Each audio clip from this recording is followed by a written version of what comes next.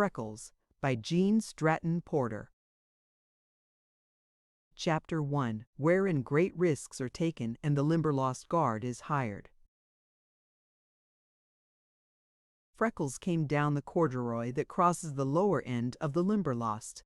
At a glance he might have been mistaken for a tramp, but he was truly seeking work. He was intensely eager to belong somewhere and to be attached to almost any enterprise that would furnish him food and clothing.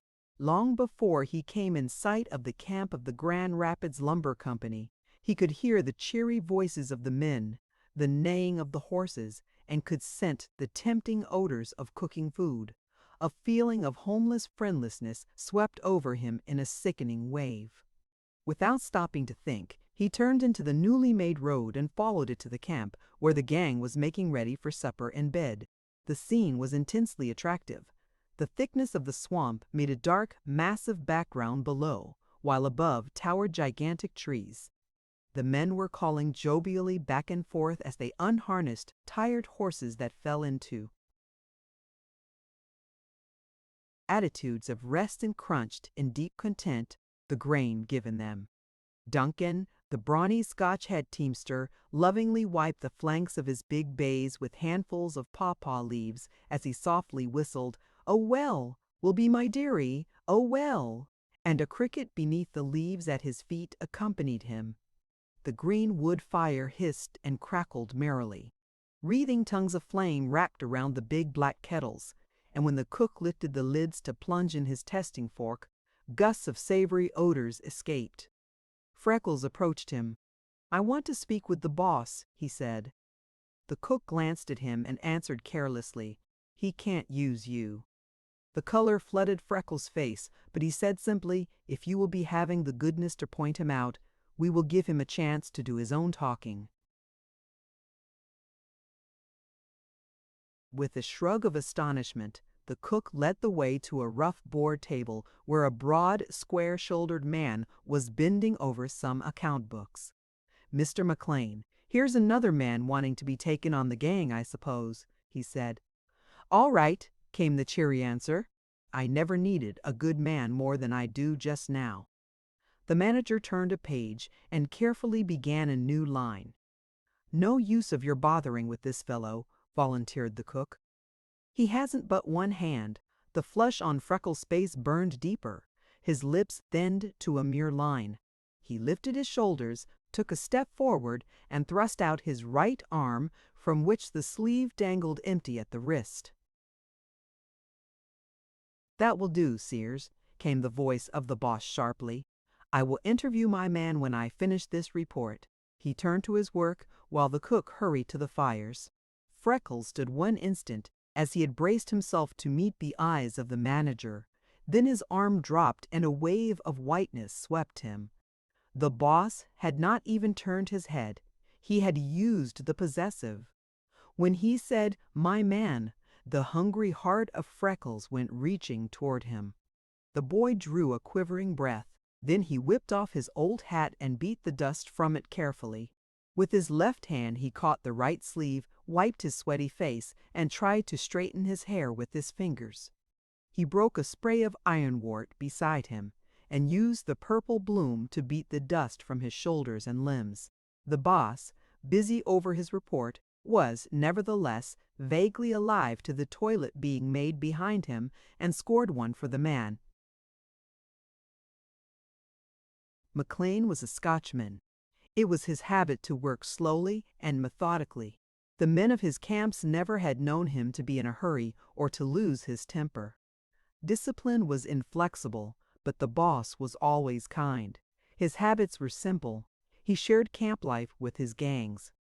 The only visible signs of wealth consisted of a big shimmering diamond stone of ice and fire that glittered and burned on one of his fingers, and the dainty, beautiful thoroughbred mare he rode between camps and across the country on business.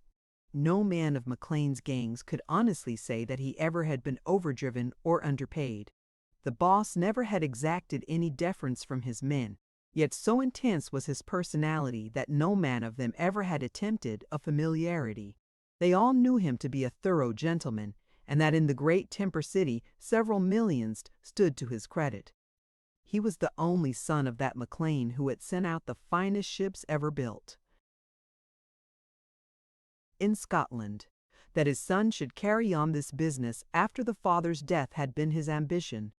He had sent the boy through the universities of Oxford and Edinburgh, and allowed him several years' travel before he should attempt his first commission for the firm. Then he was ordered to southern Canada and Michigan to purchase a consignment of tall, straight timber for masts, and south to Indiana for oak beams. The young man entered these mighty forests, parts of which lay untouched since the dawn of the morning of time. The clear, cool, pungent atmosphere was intoxicating. The intense silence, like that of a great empty cathedral, fascinated him. He gradually learned that, to the shy wood creatures that darted across his path or peeped inquiringly from leafy ambush, he was brother. He found himself approaching with a feeling of reverence those majestic trees that had stood through ages of sun, wind, and snow. Soon it became difficult to fell them. When he had filled his order and returned home, he was amazed to learn that in the swamps and forests he had lost his heart, and it was forever calling him. When he inherited his father's property, he promptly disposed of it and, with his mother, founded a home and a splendid residence in the outskirts of Grand Rapids. With 3 partners, he organized the lumber company. His work was to purchase, fell, and ship the timber to the mills. Marshall managed the milling process and passed the lumber to the factory. From the lumber, Barthol made beautiful and useful furniture, which Updegrove scattered all over the world from a big wholesale house. Of the thousands who saw their faces reflected on the polished surfaces of that furniture and found comfort in its use, few there were to whom it suggested mighty forests and trackless swamps, and the man, big of soul and body, who cut his way through them, and with the eye of experience doomed the proud trees that were now entering the homes of civilization for service. When McLean turned from his finished report, he faced a young man, yet under 20, tall, spare, heavily framed, closely freckled and red-haired, with a homely Irish face, but in the steady gray eyes, straightly meeting his searching ones of blue, there was unswerving candor and the appearance of longing not to be ignored. He was dressed in the roughest of farm clothing and seemed tired to the point of falling. "You are looking for work?" questioned McLean. "Yes," answered Freckles. "I am very sorry," said the boss with genuine sympathy in his every tone, "but there is only one man I want at present. A hearty, big fellow with a stout heart and a strong body. I hoped that you would do, but I am afraid you are too young and scarcely strong enough." Freckles stood, hat in hand, watching McLean. "And what was it you thought I might be doing?" he asked. The boss could scarcely repress a start. Somewhere before accident and poverty, there had been an ancestor who used cultivated English, even with an accent. The boy spoke in a mellow Irish voice, sweet and pure. It was scarcely definite enough to be called a brogue. Yet there was a trick in the turning of the sentence, the wrong sound of a letter here and there, that was almost irresistible to McLean, and presaged a misuse of infinitives and possessives with which he was very familiar and which touched him nearly. He was of foreign birth, and despite years of alienation and times of strong feeling he committed inherited sins of accent and construction. "It's no child's job," answered McLean. "I am the field manager of a big lumber company. We have just leased 2,000 acres of the Limberlost, many of. These trees are of great value. We can't leave our camp 6 miles south for almost a year yet, so we have blazed a trail and strung barbed wires securely around this lease. Before we return to our work, I must put this property in the hands of a reliable, brave, strong man who will guard it every hour of the day and sleep with one eye open at night. I shall require the entire length of the trail to be walked at least twice each day to make sure that our lines are up and that no one has been trespassing." Freckles was leaning forward, absorbing every word with such intense eagerness that he was beguiling the boss into explanations he had never intended making, But why wouldn't that be the finest job in the world for me? He pleaded. I am never sick. I could walk the trail twice, 3 times every day, and I'd be watching sharp all the while. It's because you are scarcely more than a boy, and this will be a trying job for a work-hardened man, answered McLean. You see, in the first place, you would be afraid. In stretching our lines, we killed 6 rattlesnakes, almost as long as your body and as thick as your arm. It's the price of your life to start through the marsh grass surrounding the swamp unless you are covered with heavy leather above your knees. You should be able to swim in case high water undermines the temporary bridge we have built where Sleepy Snake Creek enters the swamp. The fall and winter changes of weather are abrupt and severe, while I would want strict watch kept every day. You would always be alone, and I don't guarantee what is in the Limberlost. It is lying here as it has lain since the beginning of time, and it is alive with forms and voices. I don't pretend to say what all of them come from, but from a few slinking shapes I've seen and hair-raising yells I've heard, I'd rather not confront their owners myself. And I am neither weak nor fearful. Worst of all, any man who will enter the swamp to mark and steal timber is desperate. One of my employees at the South Camp, John Carter, compelled me to discharge him for a number of serious reasons. He came here, entered the swamp alone, and succeeded in locating and marking a number of valuable trees that he was endeavoring to sell to a rival company when we secured the lease. He has sworn to have these trees if he has to die or to kill others to get them, and he is a man that the strongest would not care to meet. But if he came to steal trees, wouldn't he bring teams and men enough that all anyone could do would be to watch and be after you? Queried the boy. Yes, replied McLean. Then why couldn't I be watching just as closely and coming as fast as an older, stronger man? Asked Freckles. Why, by George, you could, exclaimed McLean. I don't know as the size of a man would be half so important as his grit and faithfulness, come to think of it. Sit on that log there, and we will talk it over. What is your name? Freckles shook his head at the proffer of a seat, and folding his arms, stood straight as the trees around him. He grew a shade whiter, but his eyes never faltered. Freckles, he said.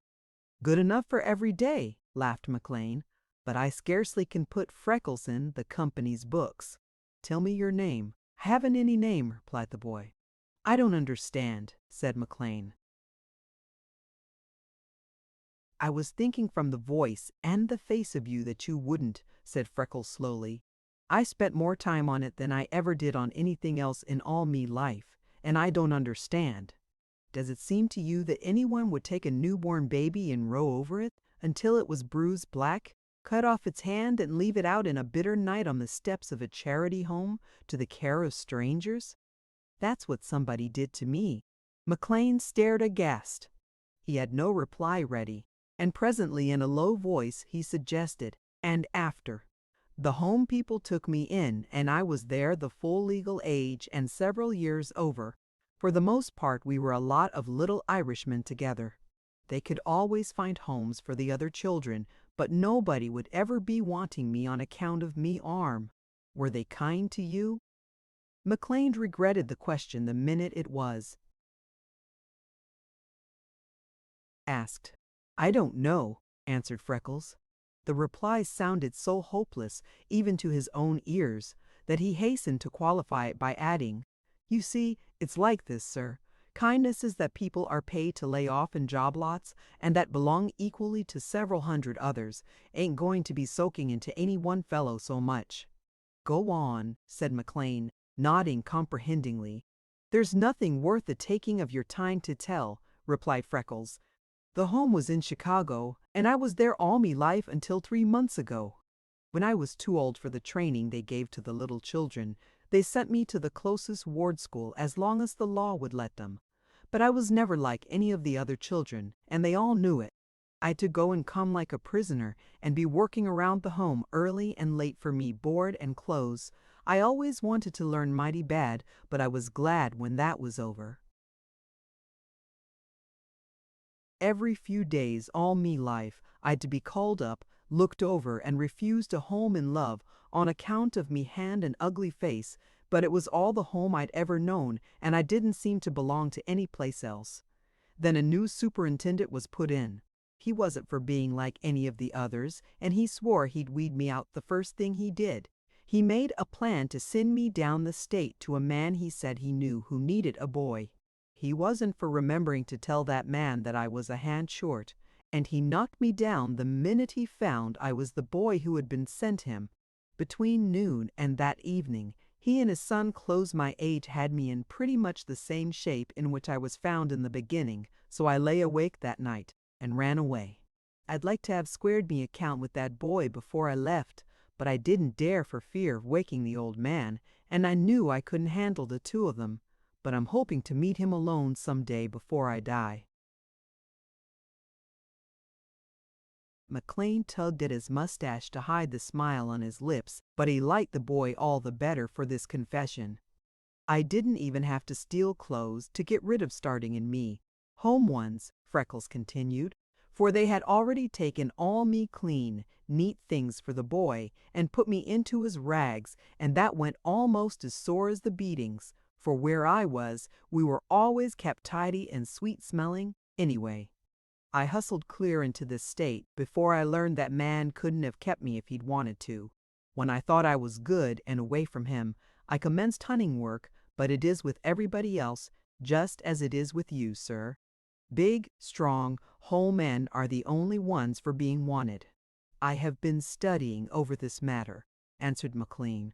I am not so sure but that a man no older than you and similar in every way could do this work very well, if he were not a coward and had it in him to be trustworthy and industrious. Freckles came forward a step. If you will give me a job where I can earn me food, clothes, and a place to sleep, he said, if I can have a boss to work for like other men and a place I feel I've a right to, I will do precisely what you tell me or die trying. He spoke so convincingly that McLean believed, although in his heart he knew that to employ a stranger would be wretched business for a man with the interests he had involved. Very well, the boss found himself answering. I will enter you on my payrolls. We'll have supper, and then I will provide you with clean clothing, wading boots, the wire-mending apparatus, and a revolver. The first thing in the morning, I will take you the length of the trail myself and explain fully what I want done. All I ask of you is to come to me at once at the South Camp and tell me as a man if you find this job too hard for you. It will not surprise me. It is work that few men would perform faithfully. What name shall I put down? Freckles' gaze never left McLean's face, and the boss saw the swift spasm of pain that swept his lonely, sensitive features. I haven't any name, he said stubbornly. No more than once somebody clapped on to me when they put me on the home books, with not the thought or care they'd name a house cat. I've seen how they enter those poor little abandoned devils often enough to know. What they called me is no more my name than it is yours. I don't know what mine is, and I never will. But I am going to be your man and do your work, and I'll be glad to answer to any name you choose to call me. Won't you please be giving me a name, Mr. McLean? The boss wheeled abruptly and began stacking his books. What he was thinking was probably what any other gentleman would have thought in the circumstances. With his eyes still downcast, and in a voice harsh with huskiness, he spoke. I will tell you what we will do, my lad, he said. My father was my ideal man, and I loved him better than any other I have ever known. He went out 5 years ago, but that he would have been proud to leave you his name I firmly believe. If I give to you the name of my nearest kin and the man I loved best, will that do? Freckles' rigid attitude relaxed suddenly, his head dropped, and big tears splashed on the soiled calico shirt. McLean was not surprised at the silence, for he found that talking came none too easily just then. All right, he said. I will write it on the roll, James Ross McLean. Thank you mightily, said Freckles. That makes me feel almost as if I dilate. belonged already. "You do," said McLean, "until someone armed with every right comes to claim you. You are mine. Now, come and take a bath, have some supper, and go to bed." As Freckles followed into the lights and sounds of the camp, his heart and soul were singing for joy. Chapter 2, wherein Freckles proves his mettle and finds friends. Next morning found Freckles in clean, whole clothing, fed and rested. Then McLean outfitted him and gave him careful instruction in the use of his weapon. The boss showed him around the timberline and engaged him a place to board with the family of his head teamster, Duncan, whom he had brought from Scotland with him and who lived in a small clearing he was working out between the swamp and the corduroy. When the gang was started for the South Camp, Freckles was left to guard a fortune in the Limberlost. That he was under guard himself, those first weeks he never knew. Each hour was torture to the boy. The restricted life of a great city orphanage was the other extreme of the world compared with the Limberlost. He was afraid for his life every minute. The heat was intense. The heavy wading boots rubbed his feet until they bled. He was sore and stiff from his long tramp and outdoor exposure.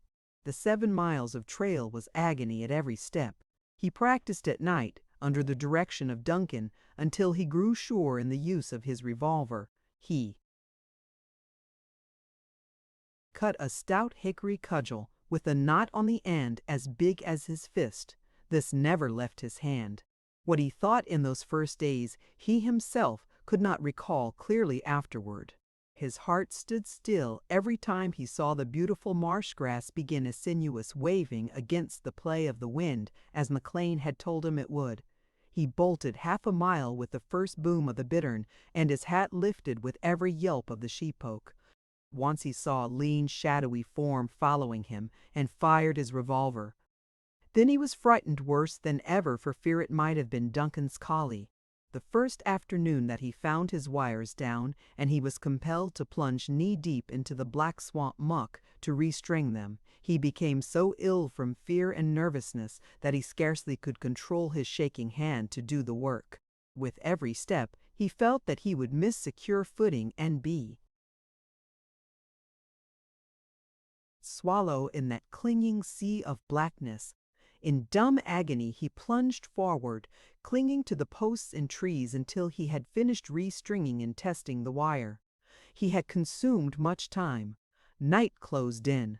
The Limberlost stirred gently, then shook herself, growled, and awoke around him. There seemed to be a great owl hooting from every hollow tree, and the little ones screeching from every knothole. The bellowing of big bullfrogs was not sufficiently deafening to shut out the wailing of whip-poor-wills that seemed to come from every bush. Nighthawks swept past him with their shivering cry, and bats struck his face. A prowling wildcat missed its catch and screamed with rage. A straying fox bayed incessantly for its mate. The hair on the back of Freckles' neck arose as bristles, and his knees wavered beneath him. He could not see whether the dreaded snakes were on the trail, or, in the pandemonium, hear the rattle for which McLean had cautioned him to listen. He stood motionless in an agony of fear. His breath whistled between his teeth. The perspiration ran down his face and body in little streams. Something big, black, and heavy came crashing through the swamp close to him, and with a yell of utter panic, Freckles ran how far he did not know, but at last he gained control over himself and retraced his steps. His jaws set stiffly and the sweat dried on his body. When he reached the place from which he had started to run, he turned and with measured steps made his way down the line. After a time he realized that he was only walking, so he faced that sea of horrors again. When he came toward the corduroy, the cudgel fell to test the wire at each step. Sounds that curdled his blood seemed to encompass him, and shapes of terror to draw closer and closer. Fear had so gained the mastery that he did not dare look behind him, and just when he felt that he would fall dead before he ever reached the clearing, came Duncan's rolling call, "Freckles! Freckles!" A shuddering sob burst in the boy's dry throat. but he only told Duncan that finding the wire down had caused the delay. The next morning he started on time. Day after day, with his heart pounding, he ducked, dodged, ran when he could, and fought when he was brought to bay. If he ever had an idea of giving up, no one knew it, for he clung to his job without the shadow of wavering. All these things, insofar as he guessed them, Duncan, who had been set to watch the first weeks of Freckles' work, carried to the boss at the South Camp, but the innermost, exquisite torture of the thing, the big Scotchman never guessed, and McLean, with his finer perceptions, came only a little closer. After a few weeks, when Freckles learned that he was still living, that he had a home, and the very first money he ever had possessed was safe in his pockets, he began to grow proud. He yet sidestepped, dodged, and hurried to avoid being late again, but he was gradually developing the fearlessness that men ever acquire of dangers to which they are hourly accustomed. His heart seemed to be leaping when his first rattler disputed the trail with him, but he mustered courage to attack it with his club. After its head had been crushed, he mastered an Irishman's inborn repugnance for snakes sufficiently to cut off its rattles to show Duncan. With this victory, his greatest fear of them was gone. Then he began to realize that with the abundance of food in the swamp, flesh hunters would not come on the trail and attack him, and he had his revolver for defense if they did. He soon learned to laugh at the big, floppy birds that made horrible noises. One day, watching behind a tree, he saw a crane solemnly performing a few measures of a belated nuptial song and dance with his mate. Realizing that it was intended in tenderness, no matter how it appeared, the lonely, starved heart of the boy sympathized with them. Before the first month passed, he was fairly easy about his job. By the next, he rather liked it. Nature can be trusted to work her own miracle in the heart of any man whose daily task keeps him alone among her sights, sounds, and silences. When day after day the only thing that relieved his utter loneliness was the companionship of the birds and beasts of the swamp, it was the most natural thing in the world that Freckles should turn to them for friendship. He began by instinctively protecting the weak and helpless.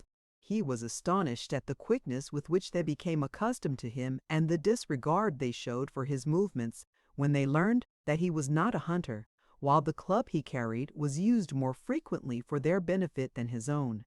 He scarcely could believe what he saw.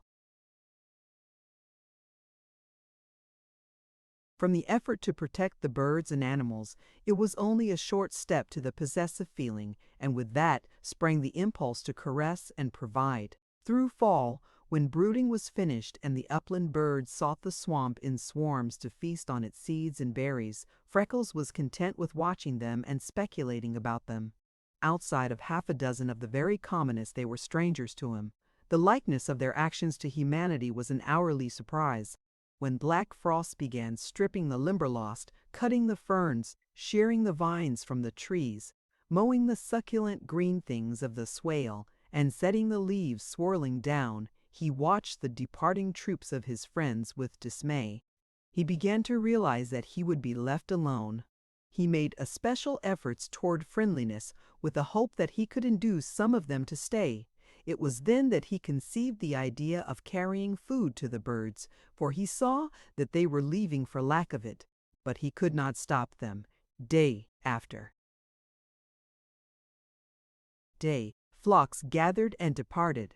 By the time the first snow whitened his trail around the Limberlost, there were left only the little black and white juncos, the sapsuckers, yellow hammers, a few patriarchs among the flaming cardinals, the blue jays, the crows, and the quail. Then Freckles began his wizard work. He cleared a space of swale, and twice a day he spread a bird's banquet. By the middle of December, the strong winds of winter had beaten most of the sea from the grass and bushes. The snow fell, covering the swamp, and food was very scarce and difficult to find. The birds scarcely waited until Freckles' back was turned to attack his provisions. In a few weeks they flew toward the clearing to meet him, During the bitter weather of January, they came halfway to the cabin every morning and fluttered around him as doves all the way to the feeding ground. Before February, they were so accustomed to him and so hunger-driven that they would perch on his head and shoulders, and the saucy jays would try to pry into his pockets. Then Freckles added to wheat and crumbs every scrap of refuse food he could find at the cabin. He carried to his pets the parings of apples, turnips, potatoes, stray cabbage leaves, and carrots, and tied to the bushes meat bones having scraps of fat and gristle. One morning, coming to his feeding ground unusually early, he found a gorgeous cardinal and a rabbit side by side sociably nibbling a cabbage leaf, and that instantly gave to him the idea of cracking nuts from the store he had gathered for Duncan's children for the squirrels in the effort to add them to his family. Soon he had them coming red, gray, and black. Then he became filled with a vast impatience that he did not know their names or habits. So the winter passed. Every week, McLean rode to the Limberlost, never on the same day or at the same hour. Always he found Freckles at his work, faithful and brave, no matter how severe the weather. The boy's earnings constituted his first money, and when the boss explained to him that he could leave them safe at a bank and carry away a scrap of paper that represented the amount, he went straight on every payday and made his deposit, heaping out barely what was necessary for his board and clothing. What he wanted to do with his money he did not know, but it gave to him a sense of freedom and power to feel that it was there, it was his, and he could have it when he chose. In imitation of McLean, he bought a small pocket account book in which he carefully set down every dollar he earned and every penny he spent. As his expenses were small and the boss paid him generously, it was astonishing how his little hoard grew. That winter held the first hours of real happiness in Freckles' life.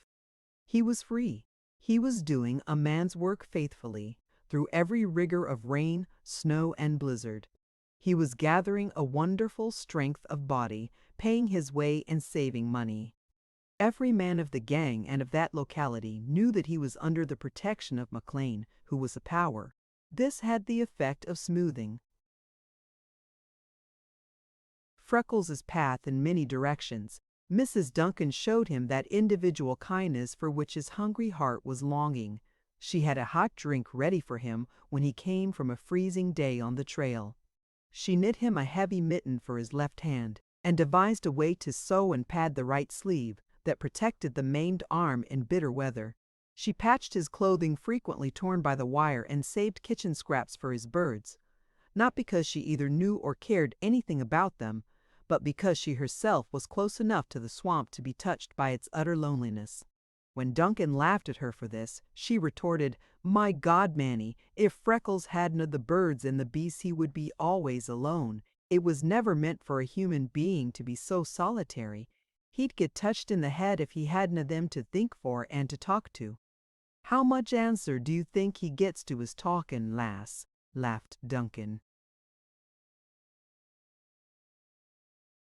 "He gets the answer that keeps the eye bright, the heart happy, and the feet walking faithful, the rough path he's set them in," answered Mrs. Duncan earnestly. Duncan walked away appearing very thoughtful. The next morning he gave an ear from the corn he was shelling for his chickens to Freckles, and told him to carry it to his wild chickens in the Limberlost. Freckles laughed delightedly. "Me chickens," he said. "Why didn't I ever think of that before? Of course they are. They are just little brightly colored cocks and hens. But wild is no good. What would you say to me, wild chickens being a good deal tamer than yours here in your yard?" "Hoot, lad!" cried Duncan. "Make yours light on your head and eat out of your hands and pockets," challenged Freckles. "Go and tell your fairy tales to the wee people. They're juiced brash on believin' things," said Duncan. "Ye canna invent any story too big to stop them from callin' for a bigger." "I dare you to come see," retorted Freckles. "Take ye," said Duncan. "If ye make just ane bird licht on your hide, or eat fry your hand, You're free to help yourself to my corn crib and wheat bin the rest of the winter." Freckles sprang in air and howled in glee. "Oh, Duncan, you're too aisy," he cried. "When will you come?" "I'll come next Sabbath," said Duncan, "and I'll believe the birds of the Limberlost are tame as barnyard fowl when I see it, and no sooner." After that, Freckles always spoke of the birds as his chickens, and the Duncans followed his example. The very next Sabbath, Duncan, with his wife and children, followed Freckles to the swamp. They saw a sight so wonderful it will keep them talking all the remainder of their lives and make them unfailing friends of all the birds. Freckles' chickens were awaiting him at the edge of the clearing. They cut the frosty air around his head into curves and circles of crimson, blue, and black. They chased each other from Freckles and swept so closely themselves that they brushed him with their outspread wings. At their feeding ground, Freckles set down his old pail of scraps and swept the snow from a small level space with a broom improvised of twigs. As soon as his back was turned, the birds clustered over the food, snatching scraps to carry too.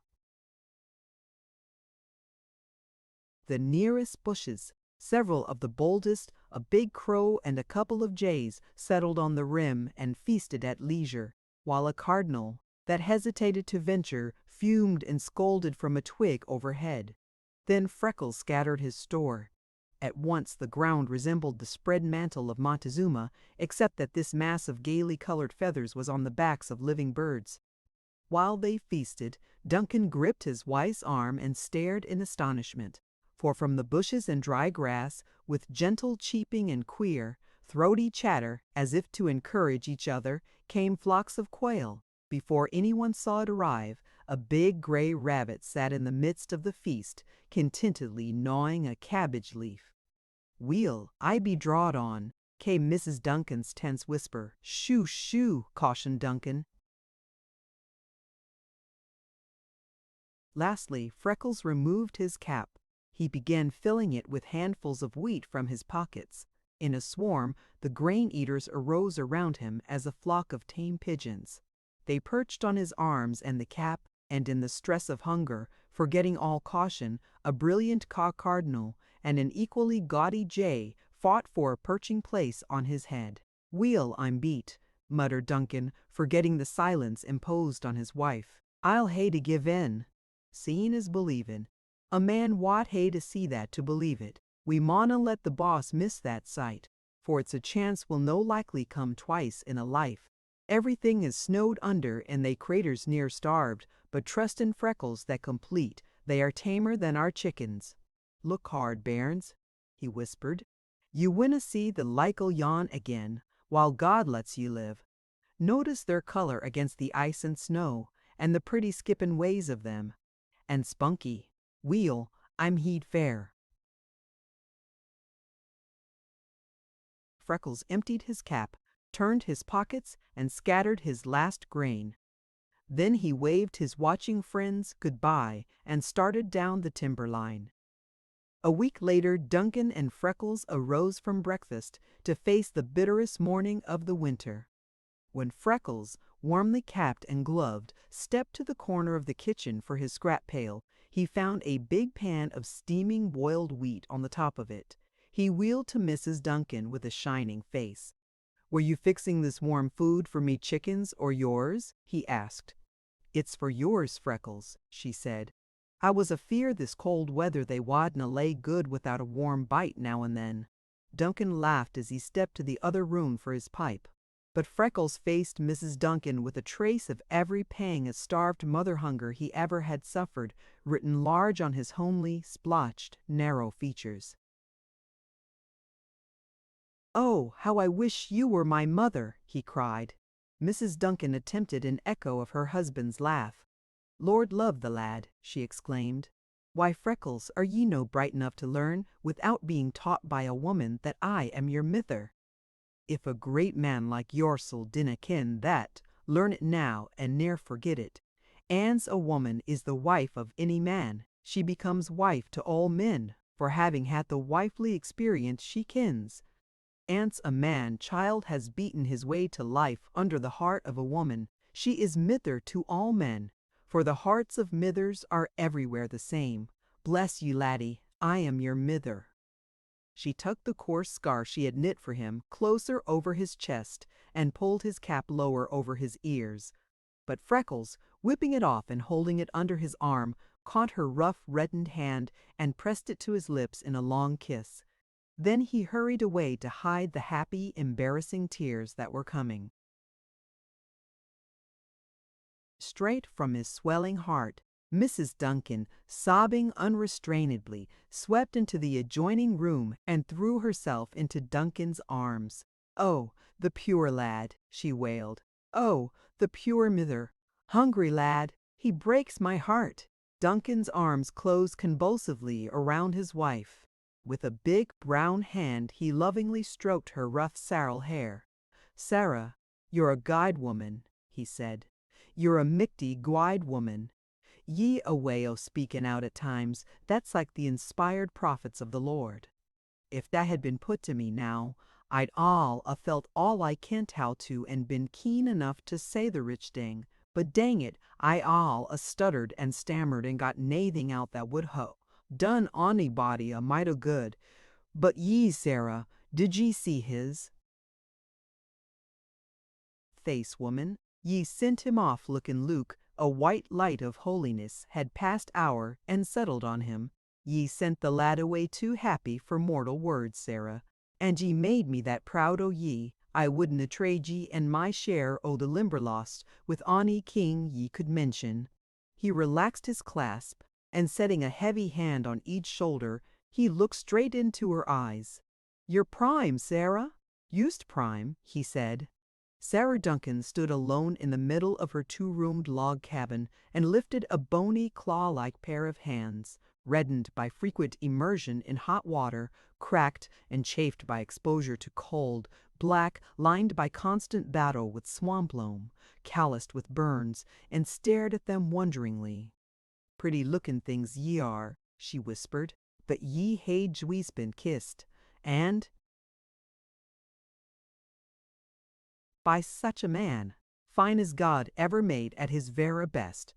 Duncan wouldna trade wi' a king, nah, nor I watna trade with a queen wi' a palace, and velvet gowns, and or diamonds big as hazelnuts, and or the duzetters a day into the bargain. You've been that honored I'm blessed if I can bear to souse ye in dishwater. Still, that kiss winna come off. Neithin can take it from me, for it's mine till I dee. Lord, if I am it proud. Kisses on these old claws, weel I be drawed on." Chapter 3, Wherein a Feather Falls and a Soul is Born. So Freckles fared through the bitter winter. He was very happy. He had hungered for freedom, love, and appreciation so long. He had been unspeakably lonely at the home, and the utter loneliness of a great desert or forest is not so difficult to endure as the loneliness of being constantly surrounded by crowds of people who do not care in the least whether one is living or dead. All through the winter Freckles' entire energy was given to keeping up his lines and his chickens from freezing or starving. When the first breath of spring touched the Limberlost and the snow receded before it, when the catkins began to bloom, when there came a hint of green to the trees, bushes, and swale, when the rushes lifted their heads and the pulse of the newly resurrected season beat strongly in the heart of nature, something new stirred in the breast of the boy. Nature always levies her tribute. Now she laid a powerful hand on the soul of Freckles, to which the boy's whole being responded, though he had not the least idea what was troubling him. Duncan accepted his wife's theory that it was a touch of spring fever, but Freckles knew better. He never had been so well. Clean, hot, and steady, the blood pulsed in his veins. He was always hungry, and his most difficult work tired him not at all. For long months, without a single intermission, he had tramped those 7 miles of trail twice each day, through every conceivable state of weather. With the heavy club he gave his wires a sure test, and between sections, first in play, Afterward, to keep his circulation going, he had acquired the skill of an expert drum major. In his work, there was exercise for every muscle of his body each hour of the day, at night a bath, wholesome food and sound sleep in a room that never knew fire. He had gained flesh and color and developed a greater strength and endurance than anyone ever could have guessed. Nor did the Limberlost contain last year's terrors. He had been with her in her hour of desolation when, stripped bare and deserted, she had stood shivering, as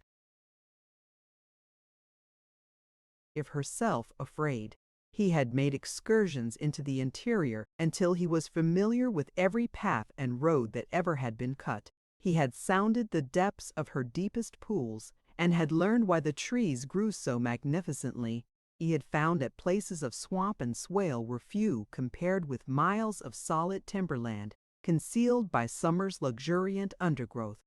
The sounds that at first had struck cold fear into his soul, he now knew had left on wing and silent foot at the approach of winter, as flock after flock of the birds returned, and he recognized the old echoes reawakening. He found to his surprise that he had been lonely for them and was hailing their return with great joy. All his fears were forgotten. Instead, he was possessed of an overpowering desire to know what they were, to learn where they had been, and whether they would make friends with him as the winter birds had done, and if they did, would they be as fickle? For with the running sap, creeping worm, and winging bug, most of Freckles' chickens had deserted him, entered the swamp, and feasted to such a state of plethora on its store that they cared little for his supply, so that in the strenuous days of mating and nest building, the boy was deserted. He chafed at the birds' ingratitude, but he found speedy consolation in watching and befriending the newcomers. He surely would have been proud and highly pleased if he had known that many of the former inhabitants of the interior swamp now grouped their nests beside the timberline solely for the sake of his protection and company. The yearly resurrection of the Limberlost is a mighty revival. Freckles stood back and watched with awe and envy the gradual reclothing and repopulation of the swamp. Keen-eyed and alert through danger and loneliness, he noted every stage of development, from the first piping frog and unsheathing bud to full leafage and the return of the last migrant. The knowledge of his complete loneliness and utter insignificance was hourly thrust upon him. He brooded and fretted until he was in a fever, yet he never guessed the cause. He was filled with a vast impatience, a longing that he scarcely could endure. It was June by the zodiac, June by the Limberlost, and by every delight of a newly resurrected season, it should have been June in the hearts of all men. Yet Freckles scowled darkly as he came down the trail, and the running top that tested the sagging wire and telegraphed word of his coming to his furred and feathered friends of the swamp this morning carried the story of his discontent a mile ahead of him. Freckles' special pet, a dainty yellow-coated, black-sleeved cock goldfinch, had remained on the wire for several days past the bravest of all, and Freckles, absorbed with the cunning and beauty of the tiny fellow, never guessed that he was being duped. For the goldfinch was skipping, flirting, and swinging for the express purpose of so holding his attention that he would not look up and see a small cradle of thistledown and wool perilously near his head. In the beginning of brooding, the spunky little homesteader had clung heroically to the wire when he was almost paralyzed with fright. When day after day passed and brought only softly whistled repetitions of his call, a handful of crumbs on the top of a locust-lined post, and gently worded coaxings, he grew in confidence. Of late he had sung and swung during the passing of Freckles, who, not dreaming of the nest and the solemn-eyed little hen so close above, thought himself unusually gifted in his power to attract the birds. This morning the goldfinch scarcely could believe his ears, and clung to the wire until an unusually vicious rap sent him spinning a foot in air, and his peat seat came with a squall of utter panic. The wires were ringing with a story the birds could not translate, and Freckles was quite as ignorant of the trouble as they. A peculiar movement beneath a small walnut tree caught his attention. He stopped to investigate. There was an unusually large Luna cocoon, and the moth was bursting the upper end in its struggles to reach light and air. Freckles stood and stared. "There's something in there trying to get out," he muttered. "Wonder if I could help it? Guess I best not be trying. If I hadn't happened along, there wouldn't have been anyone to do anything, and maybe I'd only be hurting it. Oh, Skagany, it's just being born." Freckles gasped with surprise. The moth cleared the opening and with many wobblings and contortions climbed up the tree. He stared speechless with amazement as the moth crept around a limb and clung to the underside. There was a big, pursy body, almost as large as his thumb, and of the very snowiest white that Freckles ever had seen. There was a band of delicate lavender across forehead, and its feet were of the same color. There were antlers, like tiny straw-colored ferns, on its head, and from its shoulders hung the crumpled wet wings. As Freckles gazed, tense with astonishment, he saw that these were expanding, drooping, taking on color, and small, oval markings were beginning to show. The minutes passed. Freckles' steady gaze never wavered. Without realizing it, he was trembling with eagerness and anxiety as he saw what was taking place. "It's going to fly," he breathed in hushed wonder. The morning sun fell on the moth and dried its velvet down, while the warm air made it fluffy. The rapidly growing wings began to show the most delicate green, with lavender foreribs, transparent eye-shaped markings, edged with lines of red, tan, and black, and long, crisp trailers. Freckles was whispering to himself for fear of disturbing the moth. It began a systematic exercise of raising and lowering its exquisite wings to dry them, and to indisquisite wings to dry them. Establish circulation. The boy realized that soon it would be able to spread them and sail away. His long-coming soul sent up its first shivering cry.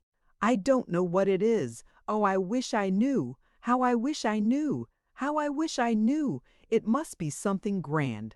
It can't be a butterfly. It's a way too big.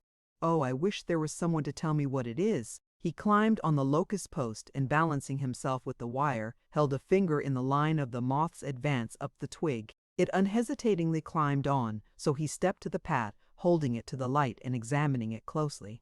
Then he held it in the shade and turned it, gloating over its markings and beautiful coloring.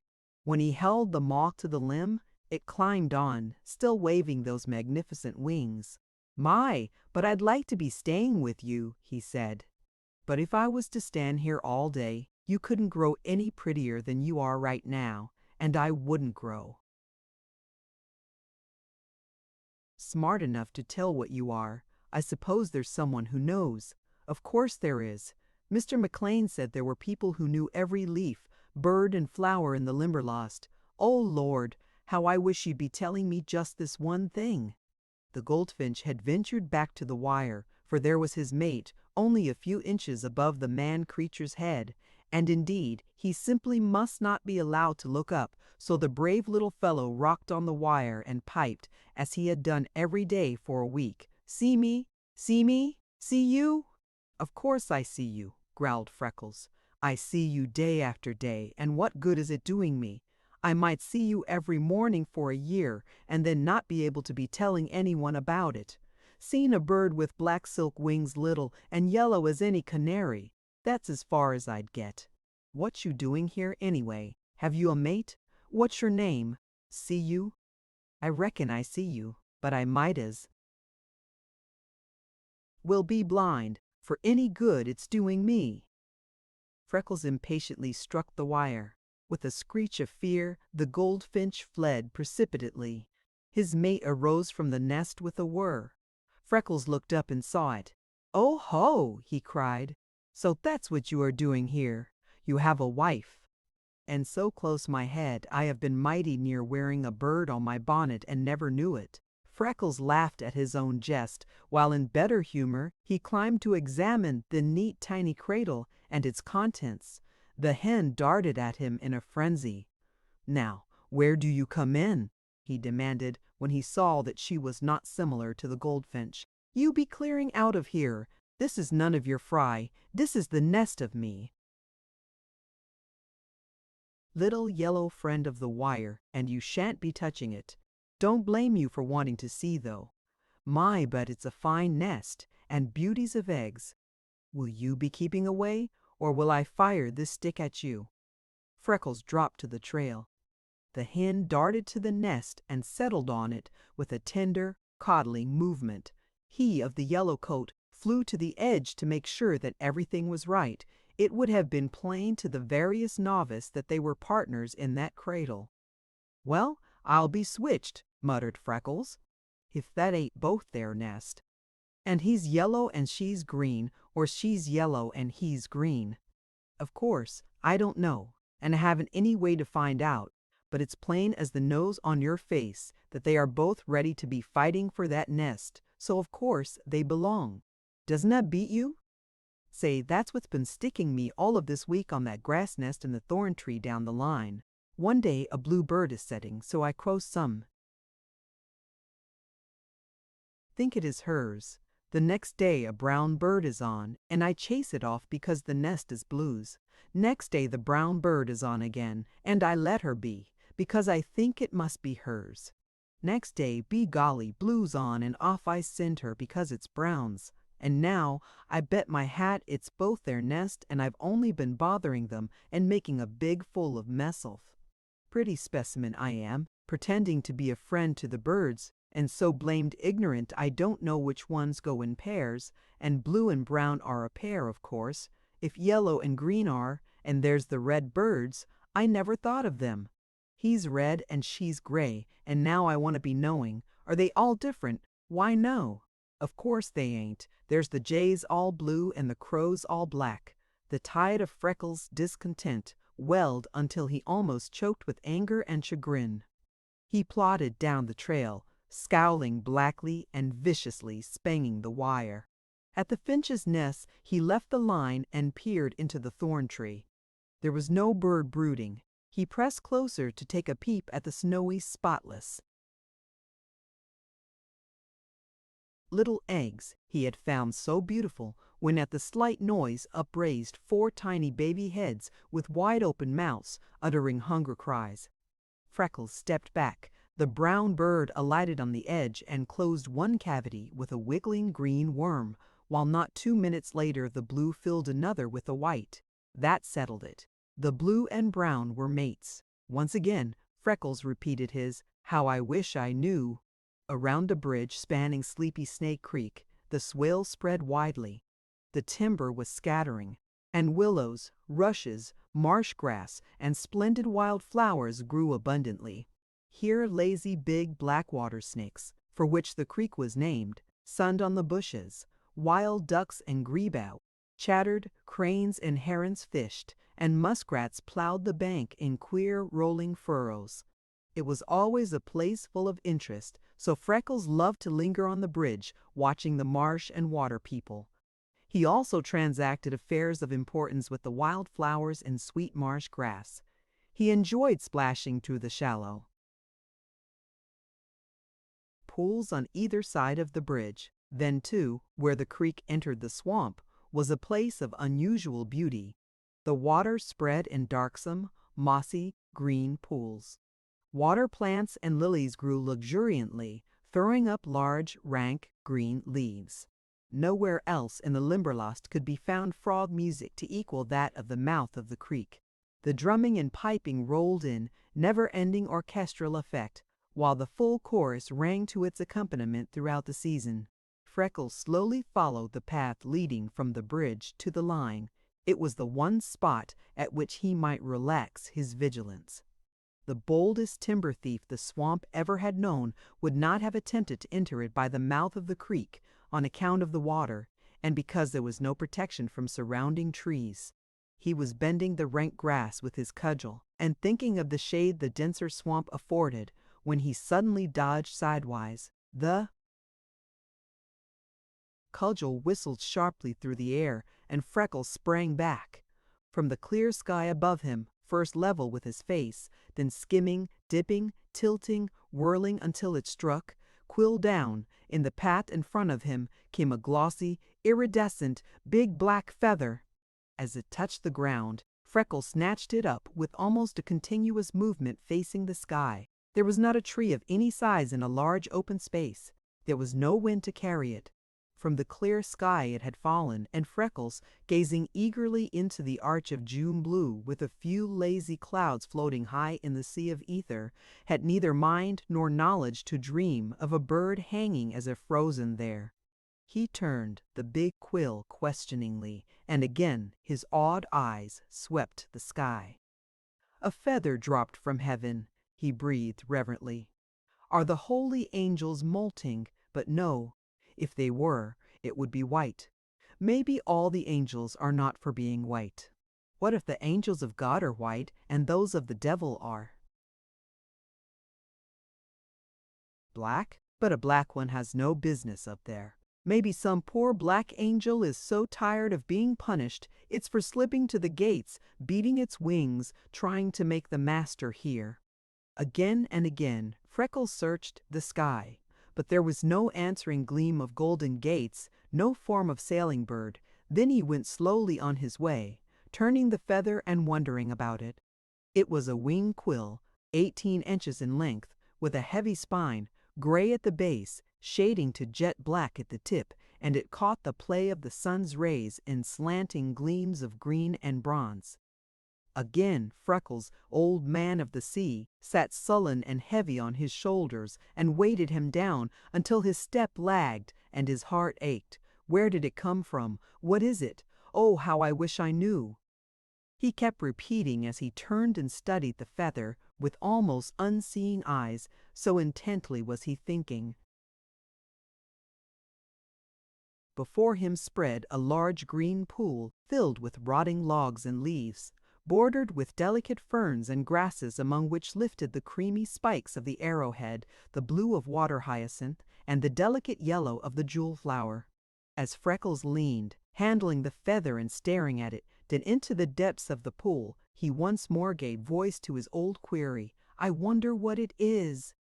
Straight across from him, couched in the mosses of a soggy old log, a big green bullfrog, with palpitant throat and batting eyes, lifted his head and bellowed in answer. "Find out! Find out!" What's that?" stammered Freckles, almost too much bewildered to speak. "I know you are only a bullfrog, but, be jabbers, that sounded mightily like speech. Wouldn't you please to be saying it over?" The bullfrog cuddled contentedly in the ooze. Then suddenly he lifted his voice, and as an imperative drumbeat, rolled it again. "Fanned out! Fanned out! Fanned out! Fanned out!"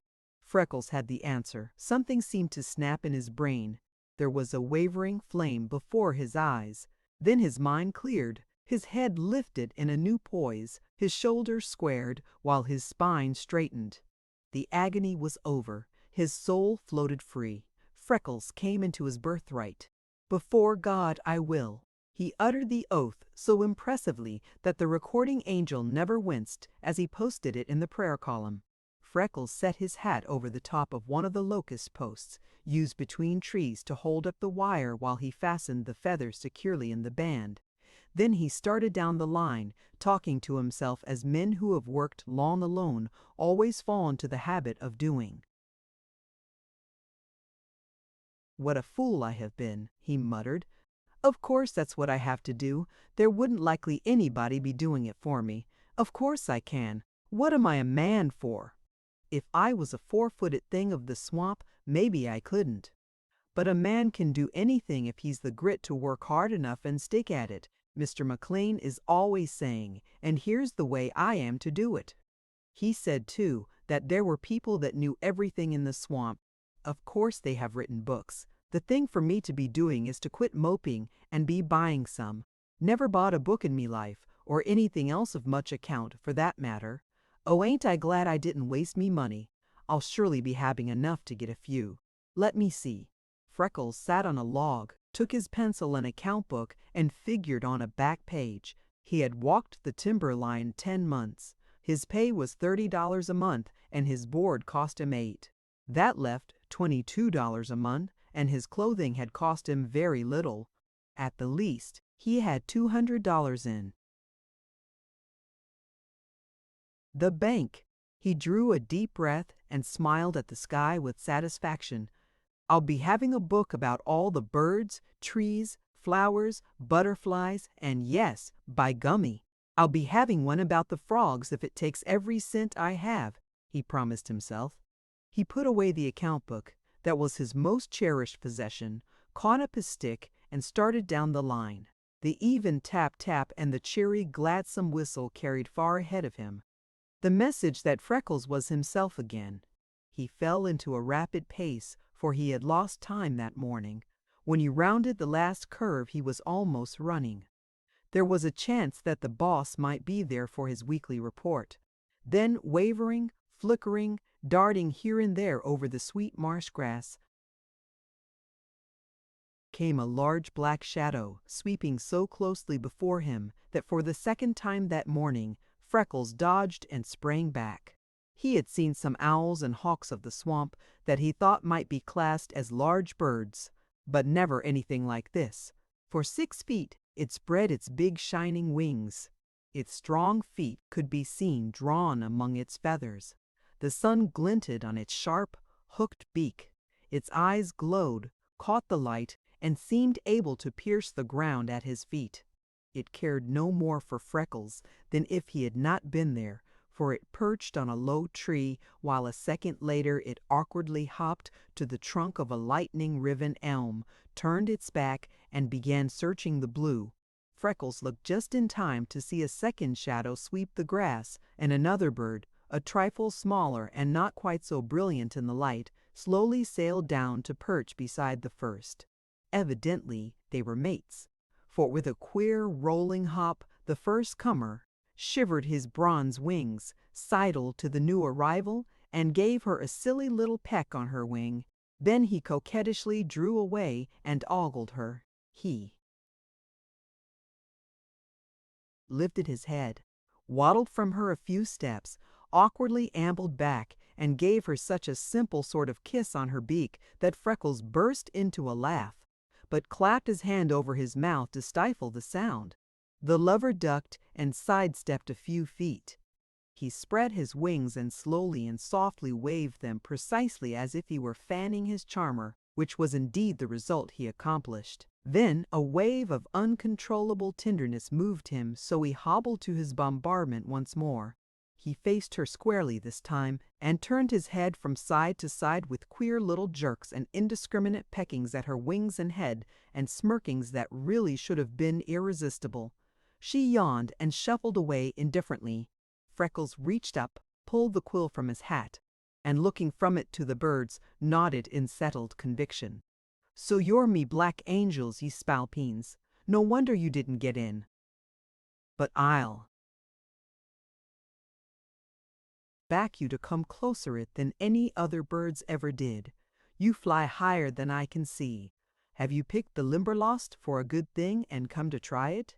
Well, you can be me chickens if you want to, but I'm blessed if you ain't cool for new ones. Why don't you take this stick for a gun and go skinning a mile?" Freckles broke into an unrestrained laugh, for the bird lover was keen about his courting, while evidently his mate was diffident. When he approached too boisterously, she relieved him of a goodly tuft of feathers and sent him backward in a series of squirmy little jumps that gave the boy an idea of what had happened up sky to send the falling feather across his pathway. "Score 1 for the lady." "I'll be umpiring this," volunteered Freckles, with a ravishing swagger, half-lifted wings, and deep guttural hissing. The lover approached again. He suddenly lifted his body, but she coolly rocked forward on the limb, glided gracefully beneath him, and slowly sailed into the Limberlost. He recovered himself and gazed after her in astonishment.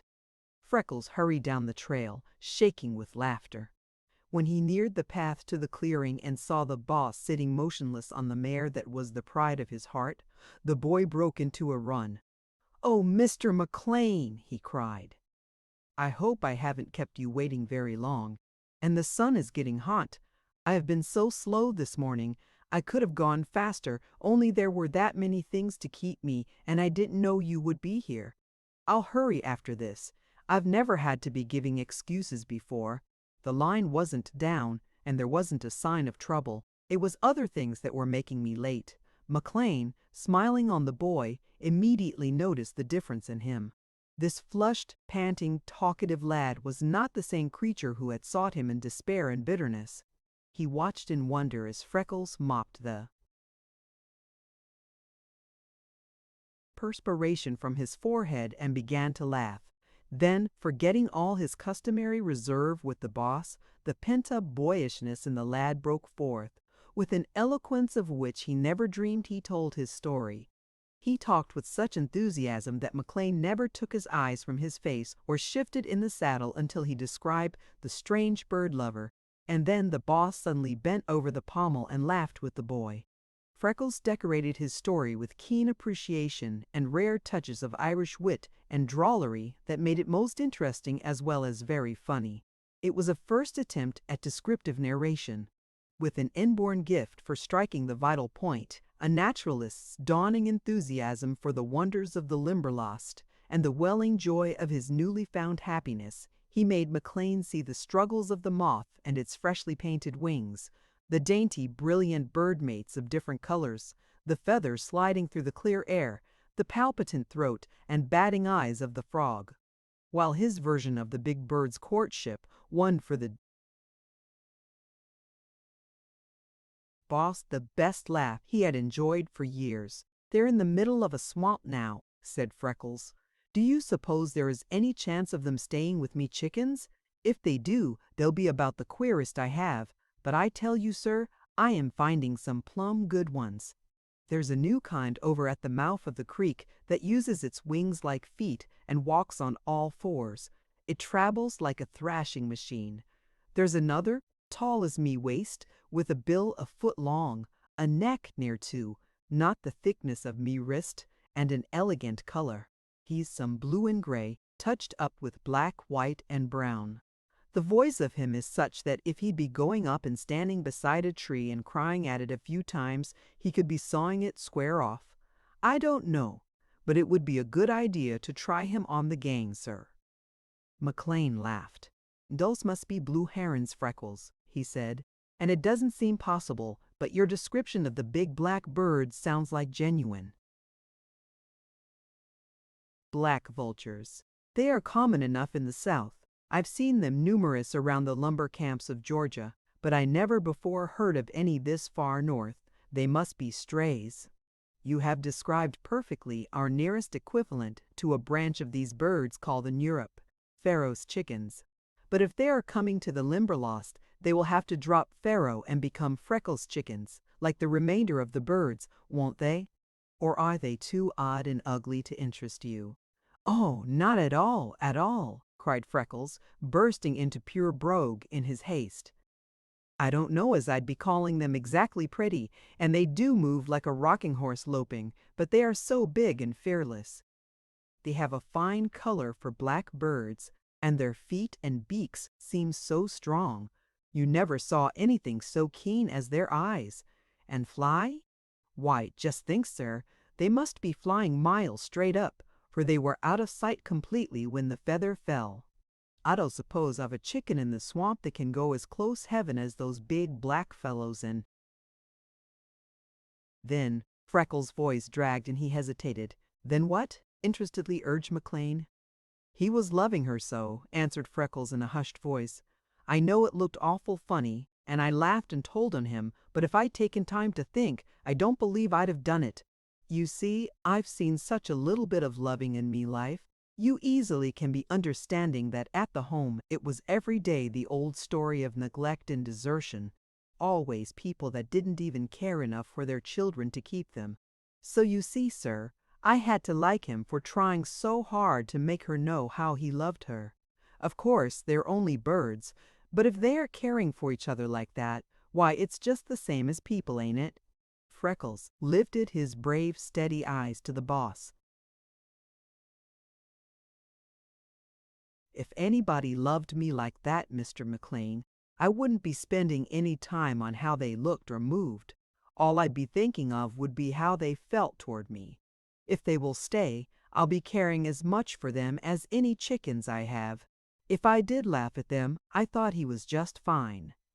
The face of McLean was a study, but the honest eyes of the boy were so compelling that he found himself answering, "You are right, Freckles. He's a gentleman, isn't he? And the only real chicken you have, of course he'll remain. The Limberlost will be paradise for his family. And now, Freckles, what has been the trouble all spring? You have done your work as faithfully as anyone could ask, but I can't help seeing that there is something wrong. Are you tired of your job?" "I love it," answered Freckles. "It will almost break me heart when the gang comes and begins tearing up the swamp and scaring away me chickens." "Then what is the trouble?" insisted McLean. "I think, sir, it's been books," answered Freckles.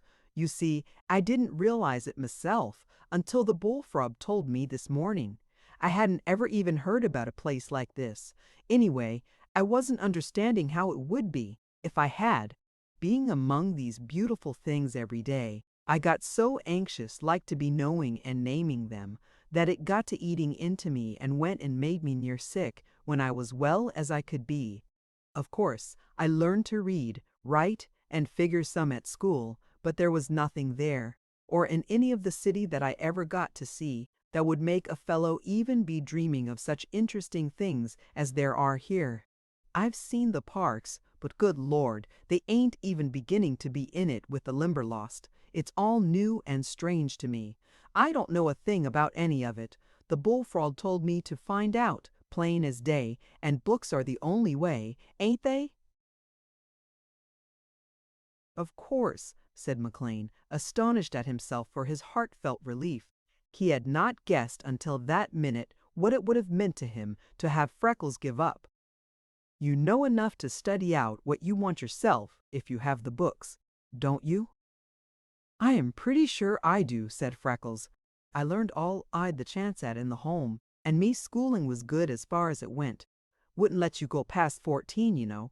I always did me sums perfect and loved me history books. I had them almost by heart. I never could get me grammar to suit them.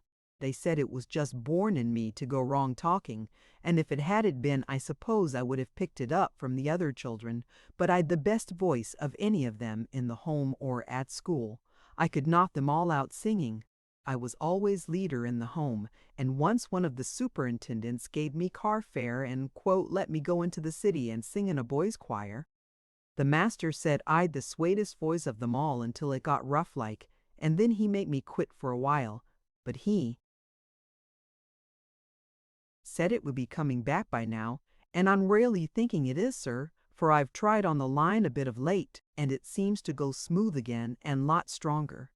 That and me chickens have been all the company I've been having, and it will be all I want if I can have some books and learn the real names of things, where they come from, and why they do such interesting things.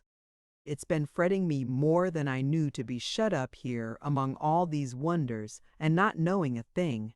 I wanted to ask you what some books would cost me, and if you'd be having the goodness to get me the right ones. I think I have enough money." Freckles offered his account book, and the boss studied it gravely. "You needn't touch your account, Freckles," he said. $10 from this month's pay will provide you everything you need to start on. I will write a friend in Grand Rapids today to select you the very best and send them at once." Freckles' eyes were shining. "Never owned a book in me life," he said. "Even me school books were never mine.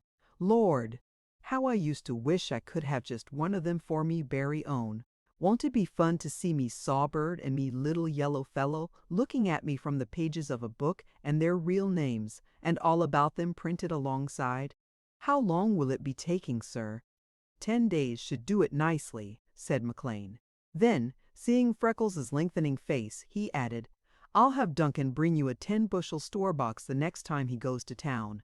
He can haul it to the west entrance and set it up wherever you want it. You can put in your spare time filling it with the specimens you find until the books come, and then you can study out what you have. I suspect you could collect specimens that I could send to naturalists in the city and sell for you. Things like that winged creature this morning. I don't know much in that line, but it must have been a moth, and it might have been rare. I've seen them by the thousand in museums, and in all nature I don't remember rarer coloring than their wings. I'll order you a butterfly net and box and show you how scientists pin specimens. Possibly you can make a fine collection of these swamp beauties. It will be all right for you to take a pair of different moths and butterflies, but I don't want to hear of your killing any birds. They are protected by heavy fines. McLean rode away, leaving Freckles staring aghast. Then he saw the point and smiled. Standing on the trail, he twirled the feather and thought over the morning. "Well, if life ain't getting to be worth living," he said wonderingly. "Biggest streak of luck I ever had. 'Bout time something was coming my way, but I would never thought anybody could strike such magnificent prospects through only a falling feather." Chapter 4, wherein Freckles faces trouble, bravely and opens the way for new experiences. On Duncan's return from his next trip to town, there was a big store box loaded on the back of his wagon. He drove to the west entrance of the swamp, set the box on a stump that Freckles had selected in a beautiful sheltered place, and made it secure on its foundations with a tree at its back. "It seems most a pity to nail into that tree," said Duncan. "I hunna the time to examine into the grain of it, but it looks as if it might be a rare ane. Anyhow, the nailin' winna hurt it deep, and havin' the case by it will make it safer if it is a guide ano." "Isn't it an oak?" asked Freckles. "Aye," said Duncan. "It looks like it might be an of they fine-grained white annies that mak such grand furniture." When the body of the case was secure, Duncan made a door from the lid and fastened it with hinges. He drove a staple, screwed on a latch, and gave Freckles a small padlock so that he might fasten in his treasures safely. He made a shelf at the top for his books, and last of all, covered the case with oilcloth. It was the first time in Freckles' life that anyone ever had done that much for his pleasure, and it warmed his heart with pure joy. If the interior of the box already had been covered with the rarest treasures of the Limberlost, he could have been no happier. When the big teamster stood back to look at his work, he laughingly quoted, "Neat, but no, gaudy," as McLean says. "All we're needing now is a coat of paint to make a cupboard that would turn Sarah green with envy. You'll find that safe and dry, lad, and that's all that's needed." "Mr. Duncan," said Freckles, "I don't know why you are being so mighty good to me, but if you have any jobs at the cabin that I could do for you or Mrs. Duncan, hours off the line, it would make me mighty happy." Duncan laughed. "Ye needna feel ye are obliged to me, lad. You mauna think I could take a half day off in the best hauling season and go to town for boxes to rig up and spend of my little forefixtures." "I knew Mr. McLean sent you," said Freckles, his eyes wide and bright with happiness. "It's so good of him. How I wish I could do something that would please him as much." "Why, Freckles," said Duncan as he knelt and began collecting his tools, "I canna see that it will hurt ye to be told that ye are doing every day a thing that pleases the boss as much as anything ye could do. You're being uncommon faithful, lad, and honest as old father time. McLean is trusting ye as he would his own flesh and blood." "Oh, Duncan," cried the happy boy. "Are you sure?" "Why, I know," answered Duncan. "I wadna venture to say so else. In those first days he cautioned me not to tell ye, but now he wadna care. Da ken, Freckles, that some of the single trees ye are guarding are worth $1,000. Freckles caught his breath and stood speechless. "You see," said Duncan, "that's why they maun be watched so closely. They take, say for instance, a burl maple birdseye they call it in the factory, because it's full o' wee knots and twists that look like the eye of a bird. They saw it out in sheets, no muckle thicker than writin' paper. Then they make up the furniture out of cheaper wood and cover it with the maple veneer they call it. When it's all done and polished, ye never saw on anything grander. Gang into a retail shop the next time you are in town and see some. By sawing it thin that way, they get finished for thousands of dollars worth of furniture from a single tree. If you dinna watch Bayful and Black Jack gets out a few he has marked, it means the loss of more money than he ever dreamed of, lad. The other night, down at camp, some son of Balaam was suggesting that you might be selling the boss out to Jack and letting him tack the trees secretly, and nobody would ever ken till the gang gets here. A wave of scarlet flooded Freckles' face, and he blazed hotly at the insult. And the boss, continued Duncan, coolly ignoring Freckles' anger, he lays back just as cool as cowcumbers and says, "I'll give $1,000 to ony man that will show me a fresh stump when we reach the Limberlost," says he. Some of the men just snapped him oppa they'd find some.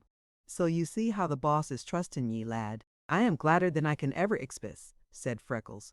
And now will I be walking double time to keep some of them from cutting a tree to get all that money.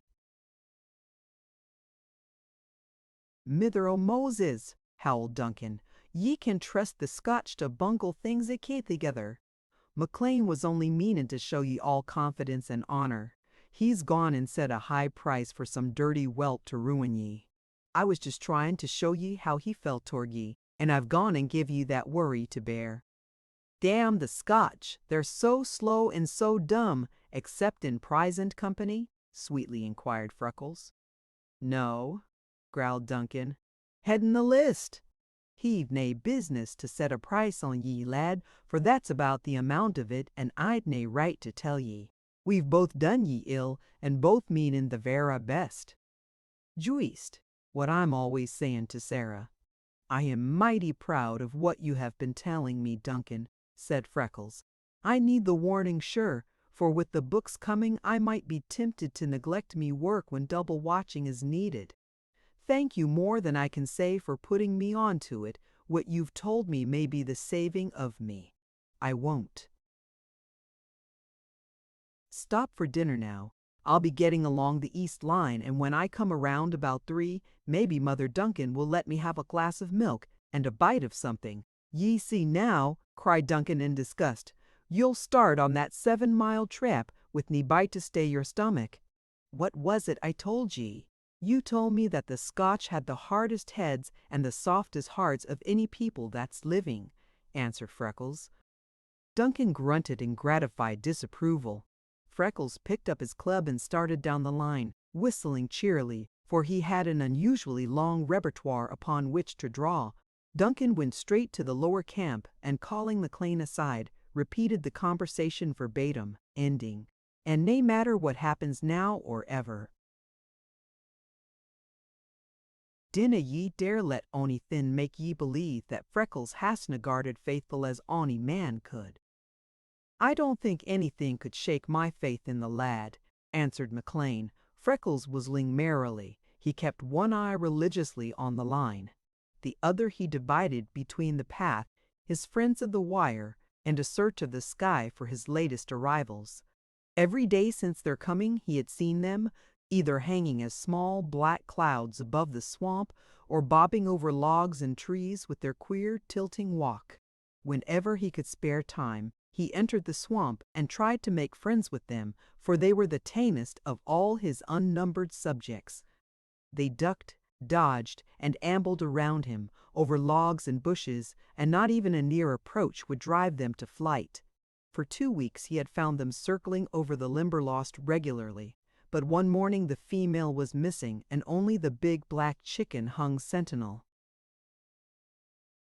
Above the swamp, his mate did not reappear in the following days, and Freckles grew very anxious. He spoke of it to Mrs. Duncan, and she quieted his fears by raising a delightful hope in their stead. "Why, Freckles, if it's the hen bird you are missing, it's 10 to 1 she's safe," she said. "She's laid, and is setting ye silly. Watch him and mark where he litched. Then follow and find the nest. Some Sabbath we'll all gang see it." Accepting this theory, Freckles began searching for the nest. Because these chickens were large as the hawks, he looked among the treetops until he almost sprained the back of his neck. He had half the crow and hawk nests in the swamp located. He searched for this nest instead of collecting subjects for his case. He found the pair the middle of one forenoon on the elm where he had watched their lovemaking.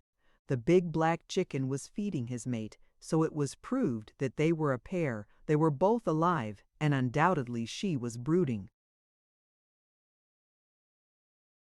After that, Freckles' nest hunting continued with renewed zeal, but as he had no idea where to look, and Duncan could offer no helpful suggestion, the nest was no nearer to being found.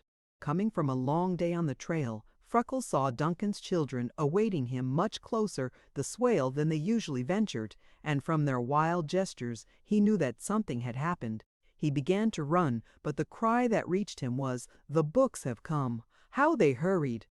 Freckles lifted the youngest to his shoulder. The second took his club and dinner pail, and when they reached Mrs. Duncan, they found her at work on a big box. She had loosened the lid, and then she laughingly sat on it. "Ye canna have a peep in here until you have washed and eaten supper," she said. "It's all ready on the table. Ance ye begin on this, you'll no be willin' to take your nose till bedtime, and I willna get my work done the nicht. We've eaten long." Ogo. It was difficult work, but Freckles smiled bravely. He made himself neat, swallowed a few bites, then came so eagerly that Mrs. Duncan yielded, although she said she very well knew all the time that his supper would be spoiled. Lifting the lid, they removed the packing and found in that box books on birds, trees, flowers, moths, and butterflies. There was also one containing Freckles' bullfrog, true to life. Besides, these were a butterfly net, a naturalist's tin specimen box, a bottle of cyanide, a box of cotton, a paper of long steel specimen pens, and a letter telling what all these things were and how to use them. At the discovery of each new treasure, Freckles shouted, "Will you be looking at this now?" Mrs. Duncan cried, "Will I be drawed on?" The eldest boy turned a somersault for every extra, while the baby, trying to follow his example, bunched over in a sidewise sprawl and cut his foot on the axe with which his mother had prized up the box lid. That sobered them. They carried the books indoors. Mrs. Duncan had a top shelf in her closet cleared for them, far above the reach of meddling little fingers. When Freckles started for the trail next morning, the shining new specimen box flashed on his back. The black chicken, a mere speck in the blue, caught the gleam of it. The folded net hung beside the boy's hatchet, and the bird book was in the box. He walked the line and tested each section scrupulously, watching every foot of the trail, for he was determined not to slight his work. But if ever a boy made hay slowly in a hurry, it was Freckles that morning. When at last he reached the space he had cleared and planted around his case, his heart swelled with the pride of possessing even so much that he could call his own, while his quick eyes feasted on the beauty of it. He had made a large room with the door of the case set even with one side of it. On three sides, fine big bushes of wild rose climbed to the lower branches of the trees. Part of his walls were mallow, part alder, thorn, willow, and dogwood. Below there filled in a solid mass of pale pink sheep laurel and yellow St. John's wort, while the amber threads of the dodder interlaced everywhere. At one side the swamp came close. Here cattails grew in profusion. In front of them he had planted a row of water hyacinths, without disturbing in the least the state of their azure bloom, and where the ground arose higher for his floor, a row of foxfire that soon would be open. To the left he had discovered a queer natural arrangement of the trees that grew to giant size and were set in a gradually narrowing space so that a long open vista stretched away until lost in the dim recesses of the swamp. A little trimming of underbush, rolling of dead logs, leveling of floor and carpeting with moss made it easy to understand why Freckles had named this the cathedral. Yet he never had been taught that the groves were God's first temples. On either side of the trees that constituted the first arch of this dim vista of the swamp, he planted ferns that grew waist-high thus early in the season, and so skillfully the work had been done that not a frond drooped because of the change. Opposite, he cleared a space and made a flower bed. He filled one end with every delicate, lacy vine and fern he could transplant successfully. The body of the bed was a riot of color. Here he set growing dainty blue-eyed Marys and blue-eyed grass side by side. He planted harebells, violets, blue, white, and yellow, wild geranium, cardinal flower, columbine, pink snake's mouth, buttercups, painted trilliums, and orchis.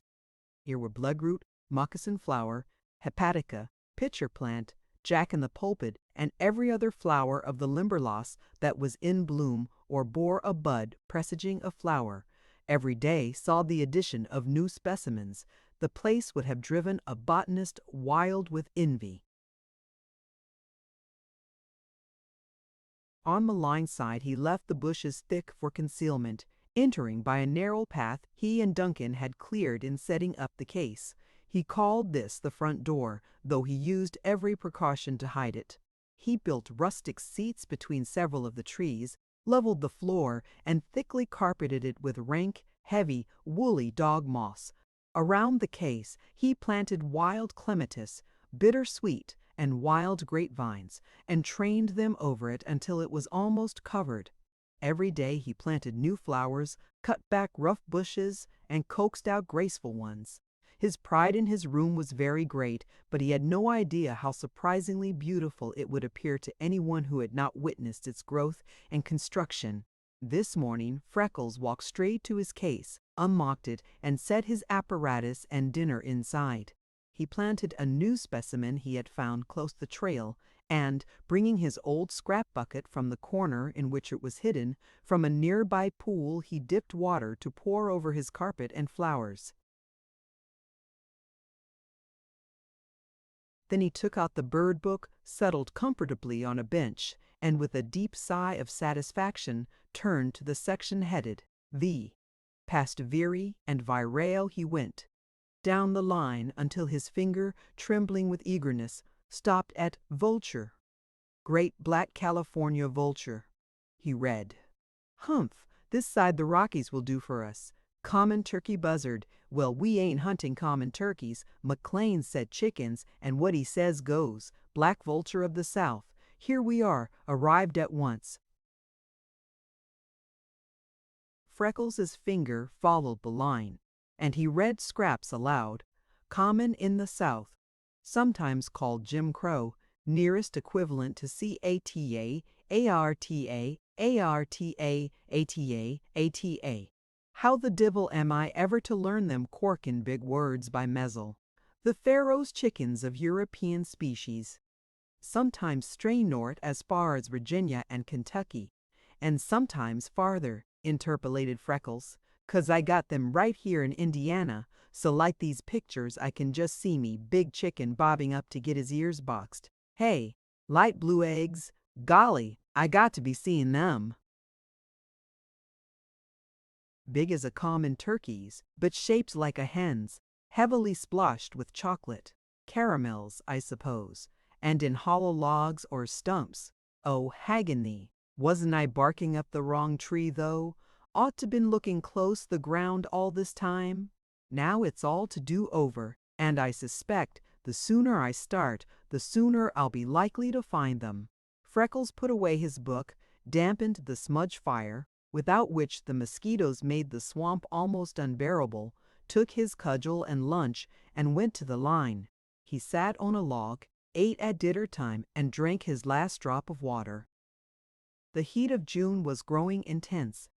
Even on the west of the swamp, where one had full benefit of the breeze from the upland, it was beginning to be unpleasant in the middle of the day. He brushed the crumbs from his knees and sat resting a while and watching the sky to see if his big chicken were hanging up there. But he came to the earth abruptly, for there were steps coming down the trail that were neither McLean's nor Duncan's, and there never had been others. Freckles' heart leaped hotly.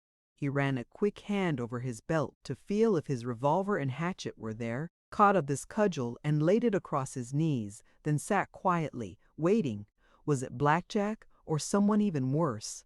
Forced to do something to brace his nerves, he puckered his stiffening lips and began whistling a tune he had led in his clear tenor every year of his life at the home Christmas exercises.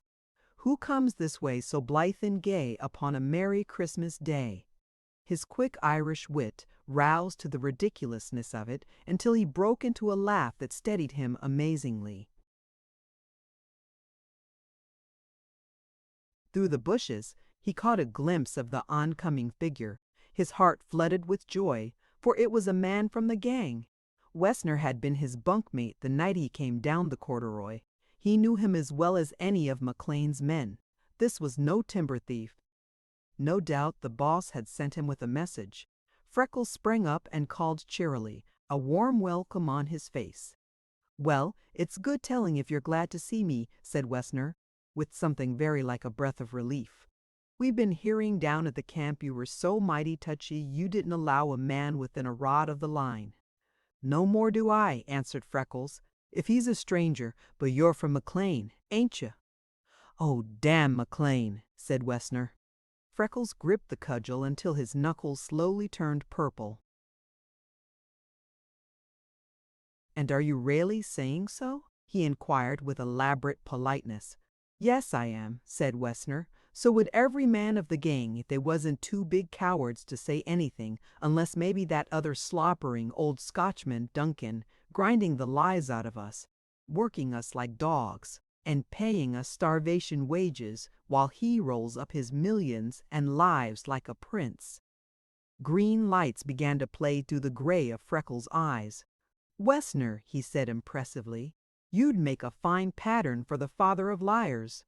Every man on that gang is strong and healthy, paid all he earns, and treated with the courtesy of a gentleman. As for the boss living like a prince, he shares fare with you every day of your lives." Wessner was not a born diplomat, but he saw he was on the wrong tack, so he tried another. "How would you like to make a good big pile of money without even lifting your hand?" he asked. "Huh," said Freckles. "Have you been up to Chicago and cornered wheat, and are you offering me a friendly tip on the investment of me fortune?" Wessner came close. "Freckles, old fellow," he said, "if you let me give you a pointer, I can put you on to making a cool 500 without stepping out of your tracks." Freckles drew back. "You needn't be afraid of speaking up," he said. "There isn't a soul in the Limberlost save the birds and the beasts, unless some of your sorts come along and's crowding the privileges of the legal tenants." "None of my friends along," said Wessner. "Nobody knew I came but Black. I mean, a friend of mine. If you want to hear sense and act with reason, he can see you later, but it ain't necessary. We can make all the plans needed. The trick's so dead small and easy." "Must be if you have the engineering of it," said Freckles. But he heard, with a sigh of relief, that they were alone. Wessner was impervious. "You just bet it is. Why, only think, Freckles, slabbing away at a measly little $30 a month, and here is a chance to clear 500 in a day. You surely won't be the fool to miss it." "And how was you proposing for me to stale it?" inquired Freckles. "Or am I just to find it laying in me path beside the line?" "That's it, Freckles," blustered the Dutchman. "You're just to find it. You needn't do a thing. You needn't know a thing. You name a morning when you will walk up the west side of the swamp and then turn round and walk back down the same side again, and the money is yours. Couldn't anything be easier than that, could it?" "Depends entirely on the man," said Freckles. The lilt of a lark hanging above the swale beside them was not sweeter than the sweetness of his voice.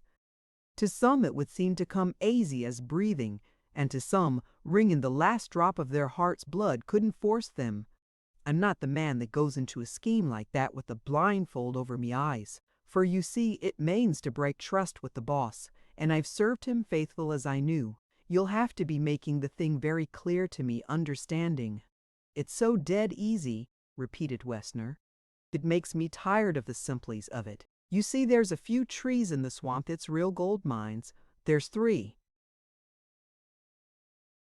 Is special. 2 are back in, but 1 square on the line. Why, your pottering old Scotch fool of a boss nailed a wire to it with his own hands. He never noticed where the bark had been peeled, or saw what it was. If you will stay on this side of the trail just 1 day, we can have it cut, loaded, and ready to drive out at night. Next morning you can find it, report, and be the busiest man in the search for us.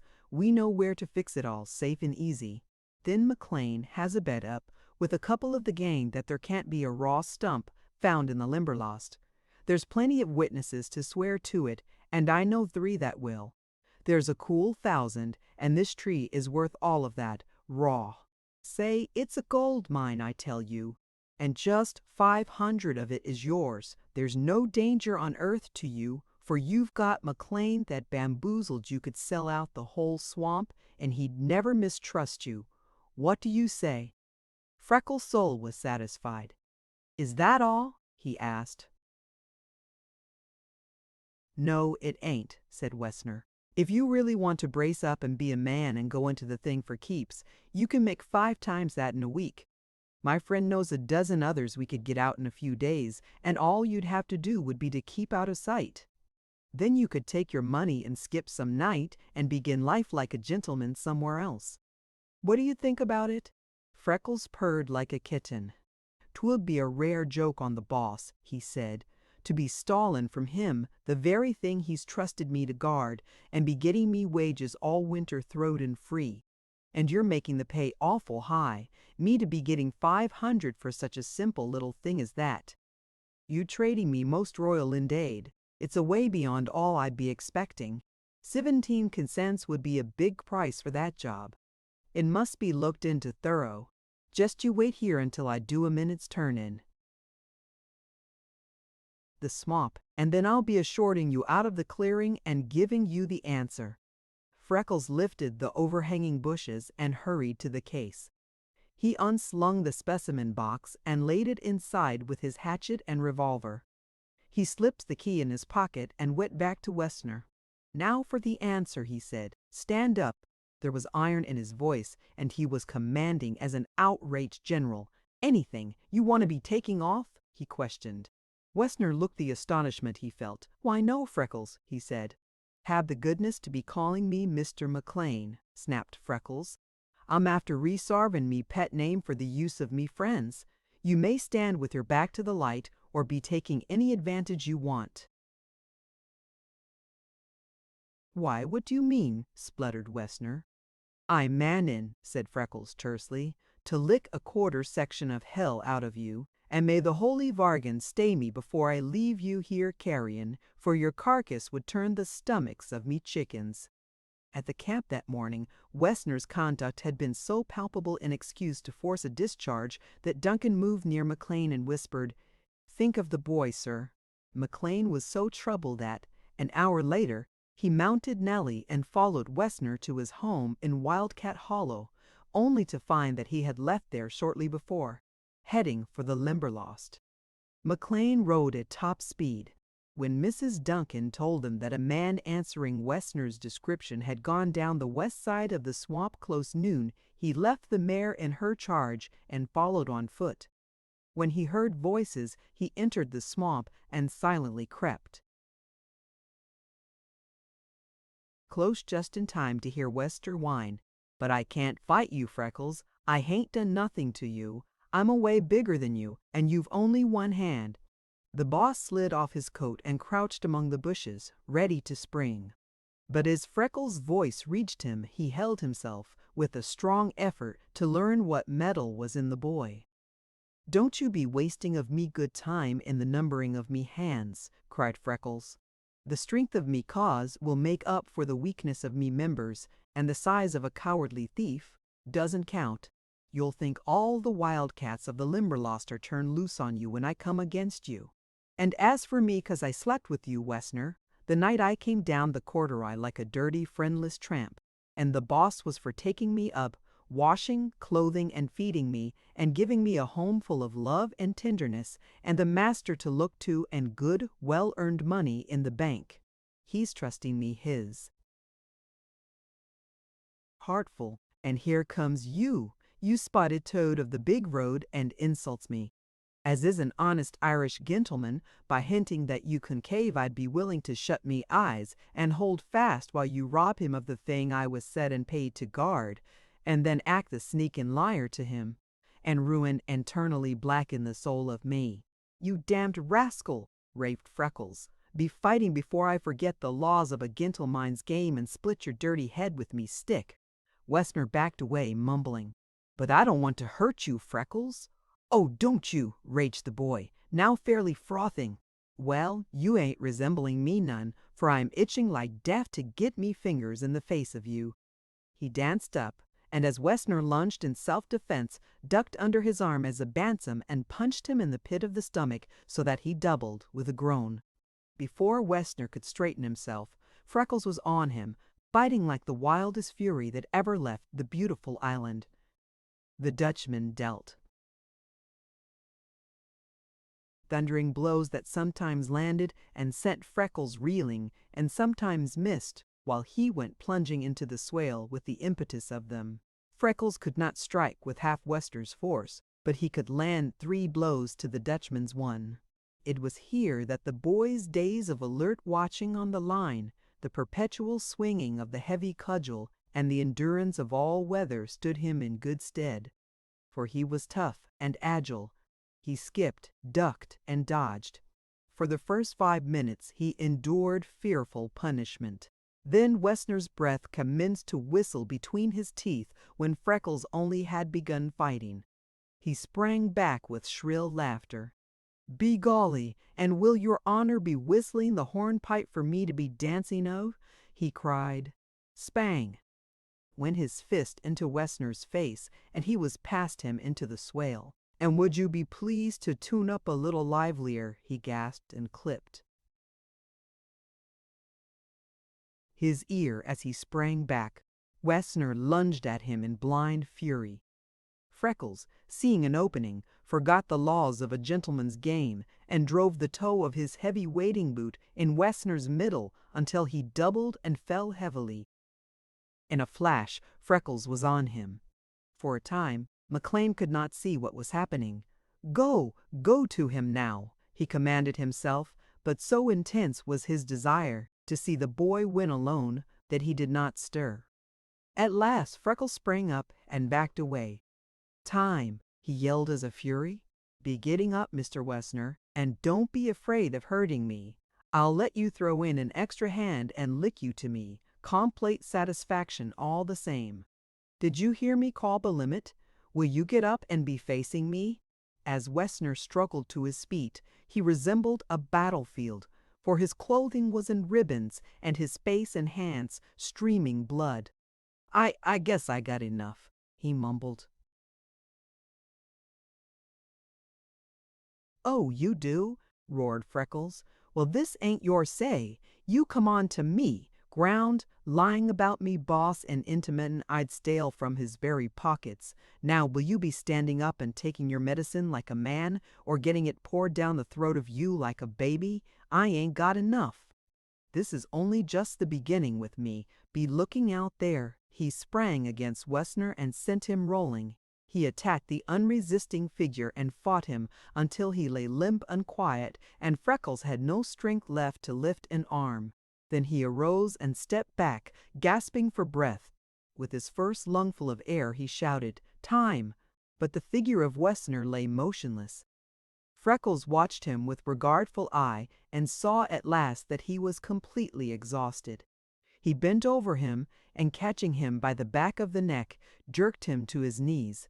Wessner lifted the face of a whipped cur, and fearing further punishment, burst into shivering sobs, while the tears washed tiny rivulets. Through the blood and muck, Freckles stepped back, glaring at Wessner, but suddenly the scowl of anger and the ugly disfiguring red faded from the boy's face. He dabbed at a cut on his temple, from which issued a tiny crimson stream, and jauntily shook back his hair. His face took on the innocent look of a cherub, and his voice rivaled that of a brooding dove, but into his eyes crept a look of diabolical mischief. He glanced vaguely around him until he saw his club, seized and twirled it as a drum major, stuck it upright in the muck, and marched on tiptoe to Wester, mechanically as a puppet worked by a string. Bending over, Freckles reached an arm around Wester's waist and helped him to his feet. "Careful now," he cautioned. "Be careful, Freddy. There's danger of you hurting me."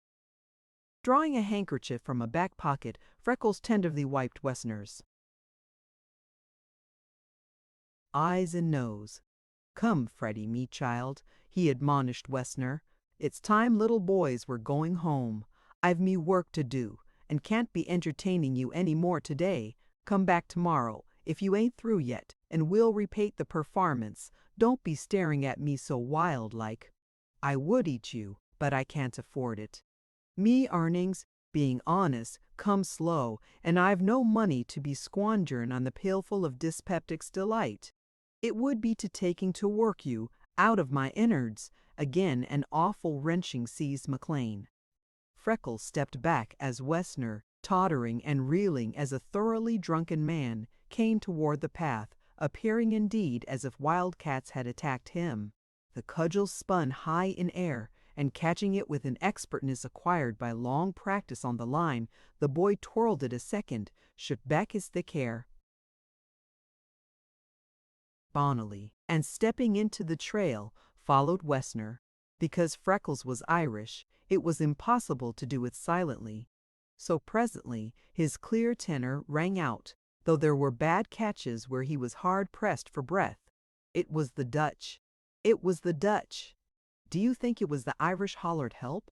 Not much. It was the Dutch. It was the Dutch." Westner turned and mumbled, "What you following me for? What are you going to do with me?"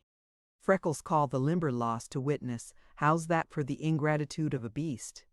And me troubling meself to show him off me territory with the honors of war." Then he changed his tone completely and added, "Belike it's this, Freddy. You see, the boss might come riding down this trail any minute, and the little mare's so wheedlesome that if she'd come on to you in your prizing state all of a sudden, she'd stop that short. She'd send Mr. McLean out over the ears of her. No disparagement intended to the sense of the mare," he added hastily. Westner belched a fearful oath, while Freckles laughed merrily. "That's a sample of the thanks a generous act's always forgetting," he continued. "Here's me neglectin' me work to eshort you out proper, and you saying such awful words, Freddy," he demanded sternly. "Do you want me to soap out your mouth? You don't seem to be realizing it, but if you was to buck into Mr. McLean in your present state, without me there to explain matters, the chance is he'd cut the liver out of you. And I shouldn't think you'd be wanting such a fine gentleman as him to see that it's white." Westner grew ghastly under his grime and broke into a staggering run. "And now will you be looking at the manners of him?" questioned Freckles plaintively. "Going without even a thank you, right in the face of all the pains I've taken to make it interesting for him." Freckles twirled the clump and stood as a soldier at attention until Wester left the clearing, but it was the last scene of that performance. When the boy turned, there was deathly illness on his face, while his legs wavered beneath his weight. He staggered to the case, and opening it, he took out a piece of cloth. He dipped it into the water, and sitting on a bench, he wiped the blood and grime from his face, while his breath sucked between his clenched teeth. He was shivering with pain and excitement in spite of himself. He unbuttoned the band of his right sleeve, and turning it back, exposed the blue-lined, calloused whiteness of his maimed arm, now vividly streaked with contusions, while in a series of circular dots the blood oozed slowly. Here Westner had succeeded in setting his teeth. When Freckles saw what it was, he forgave himself the kick in the pit of Westner's stomach and cursed fervently and deep. "Freckles, Freckles," said McLean's voice. Freckles snatched down his sleeve and arose to his feet. "Excuse me, sir," he said. You'll surely be belavin'. I thought myself alone." McLean pushed him carefully to the seat and, bending over him, opened a pocket case that he carried as irregularly as his revolver and watch, for cuts and bruises were of daily occurrence among the gang. Taking the hurt arm, he turned back the sleeve and bathed and bound the wounds. He examined Freckles' head and body and convinced himself that there was no permanent injury, although the cruelty of the punishment the boy had borne set the boss shuddering. Then he closed the case, shoved it into his pocket, and sat beside Freckles. All the indescribable beauty of the place was strong around him, but he saw only the bruised face of the suffering boy, who had hedged for the information he wanted as a diplomat, argued as a judge, fought as a sheik, and triumphed as a devil. When the pain lessened and breath relieved Freckles' pounding heart, he watched the boss covertly. How had McLean gotten there, and how long had he been there? Freckles did not dare ask. At last he arose and, going to the case, took out his revolver and the wire-mending apparatus and locked the door. Then he turned to McLean. "Have you any orders, sir?" he asked. "Yes," said McLean.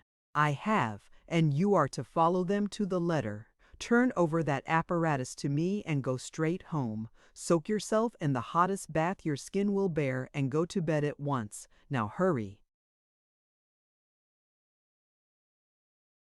"Mr. McLean," said Freckles, "it's sorry I am to be telling you, but the afternoon's walking of the line ain't done. You see, I was just forgetting to me feet to start, and I was on time, when up came a gentleman, and we got into a little heated argument. It's either settled or it's just begun, but between us, I'm that late I haven't started for the afternoon yet. I must be going at once, for there's a tree I must find before the day's over." "You plucky little idiot," growled McLean. "You can't walk the line. I doubt if you can reach Duncan's. Don't you know when you are done up, you go to bed. I'll finish your work." "Niver!" protested Freckles. "I was just a little done up for the present a minute ago. I'm all right now. Riding boots are far too low. The day's hot, and they'll walk a good 7 miles, sir." "Niver!" As he reached for the outfit, he pitched forward and his eyes closed. McLean stretched him on the moss and applied restoratives. When Freckles returned to consciousness, McLean ran to the cabin to tell Mrs. Duncan to have a hot bath ready and to bring Nellie. That worthy woman promptly filled the wash boiler, starting a roaring fire under it. She pushed the horse trough from its base and rolled it to the kitchen. By the time McLean came again, leading Nellie and holding Freckles on her back, Mrs. Duncan was ready for business. She and the boss laid Freckles in the trough and poured on hot water until he squirmed. They soaked and massaged him. Then they drew off the hot water and closed his pores with cold. Lastly, they stretched him on the floor and chafed, rubbed, and kneaded him until he cried out for mercy. As they rolled him into bed, his eyes dropped shut, but a little later they flared open. Mr. Had. "McLean," he cried, "the tree. Oh, do be looking after the tree." McLean bent over him. "Which tree, Freckles?" "I don't know exact, sir, but it's on the east line, and the wire is fastened to it." "He bragged that you nailed it yourself, sir. You'll know it by the bark having been laid open to the grain somewhere low down." $500 he offered me to be selling you out, sir." Freckles' head rolled over and his eyes dropped shut. McLean towered above the lad. His bright hair waved on the pillow.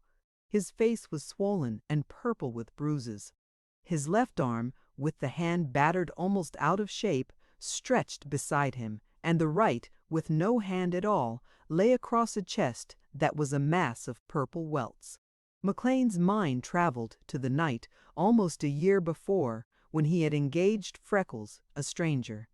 The boss bent, covering the hurt arm with one hand and laying the other with a caress on the boy's forehead. Freckles stirred at his touch and whispered as softly as the swallows under the eaves, "If you're coming this way tomorrow, be pleased to step over and we'll repeat the chorus softly." "Bless the gritty devil," muttered McLean. Then he went out and told Mrs. Duncan to keep close watch on Freckles, also to send Duncan to him at the swamp the minute he came home. Following the trail to the line and back to the scent of the fight, the boss entered Freckles' study quietly, as if his spirit, keeping there, might be roused, and gazed around with astonished eyes. How had the boy conceived it? What a picture he had wrought in living colors! He had the heart of a painter. He had the soul of a poet. The boss stepped carefully over the velvet carpet to touch the walls of crisp verdure with gentle fingers. He stood long beside the flower bed and gazed at the banked wall of bright bloom, as if he doubted its reality. Where had Freckles ever found, and how had he transplanted such ferns? As McLean turned from them, he stopped suddenly. He had reached the door of the cathedral. That which Freckles had attempted would have been patent to anyone. What had been in the heart of the shy, silent boy when he had found that long, dim stretch of forest, decorated its entrance, cleared and smoothed its aisle, and carpeted its altar? What veriest work of God was in these mighty living pillars and the arched dome of green? How similar to stained cathedral windows, with the long openings between the trees, filled with rifts of blue, rays of gold, and the shifting emerald of leaves. Where could be found mosaics to match this aisle paved with living color and glowing light? Was Freckles a devout Christian, and did he worship here? Or was he an untaught heathen, and down this vista of entrancing loveliness did Pan come piping, and dryads, nymphs, and fairies dance for him? Who can fathom the heart of a boy? McLean had been thinking of Freckles as a creature of unswerving honesty, courage, and faithfulness. Here was evidence of a heart aching for beauty, art, companionship, worship. It was writ large all over the floor, walls, and furnishing of that little Limberlost clearing. When Duncan came, McLean told him the story of the fight, and they laughed until they cried. Then they started around the line in search of the tree. Said Duncan, "Now the boy is in for sore trouble." "I hope not," answered McLean. "You never in all your life saw a cur whip so completely. He won't come back for the repetition of the chorus. We surely can find the tree. If we can't, Freckles can. I will bring enough of the gang to take it out at once. That will ensure peace for a time at least. And I am hoping that in a month more the whole gang may be moved here. It soon will be fall, and then, if he will go, I intend to send Freckles to my mother to be educated. With his quickness of mind and body, and a few years' good help, he can do anything. Why, Duncan, I'd give $100 bill if you could have been here and seen for yourself." "Yes, and I'd a done murder," muttered the big teamster. "I hope, sir, you will make good your plans for Freckles, though I'd as soon see ony born child of my ain't taken from our home. We love the lad, me and Sarah." Locating the tree was easy because it was so well identified. When the rumble of the big lumber wagons passing the cabin on the way to the swamp wakened Freckles next morning, he sprang up and was soon following them. He was so sore and stiff that every movement was torture at first, but he grew easier and shortly did not suffer so much. McLean scolded him for coming, yet in his heart triumphed over every new evidence of fineness in the boy. The tree was a giant maple, and so precious that they almost dug it out by the roots. When it was down, cut in lengths and loaded, there was yet an empty wagon. As they were gathering up their tools to go, Duncan said, "There's a big hollow tree somewhere mighty close here that I've been wanting for a watering trough for my stock. The one I have is so small. The Portland Company cut this for elm butts last year, and it's 6 feet diameter and hollow for 40 feet. It was a buster. While the men are here and there is an empty wagon, why mightn't I load it on and take it up to the barn as we pass?" McLean said he was very willing, ordered the driver to break line and load the log, detailing men to assist. He told Freckles to ride on a section of the maple with him, but now the boy asked to enter the swamp with Duncan. "I don't see why you want to go," said McLean. I have no business to let you out today at all." "It's me, chickens," whispered Freckles in distress. "You see, I was just after finding yesterday from me new book how they do be nesting in hollow trees, and there ain't any too many in the swamp. There's just a chance that they might be in that one." "Go ahead," said McLean. "That's a different story. If they happen to be there, why tell Duncan he must give up the tree until they have finished with it." Then he climbed on a wagon and was driven away. Freckles hurried into the swamp. He was a little behind, yet he could see the men. Before he overtook them, they had turned from the west road and had entered the swamp toward the east. They stopped at the trunk of a monstrous prostrate log. It had been cut 3 feet from the ground, over 3/4 of the way through, and had fallen toward the east, the body of the log still resting on the stump. The underbrush was almost impenetrable, but Duncan plunged in, and with a crowbar began tapping along the trunk to decide how far it was hollow, so that they would know where to cut. As they waited his decision, there came from the mouth of it on wings a large black bird that swept over their heads.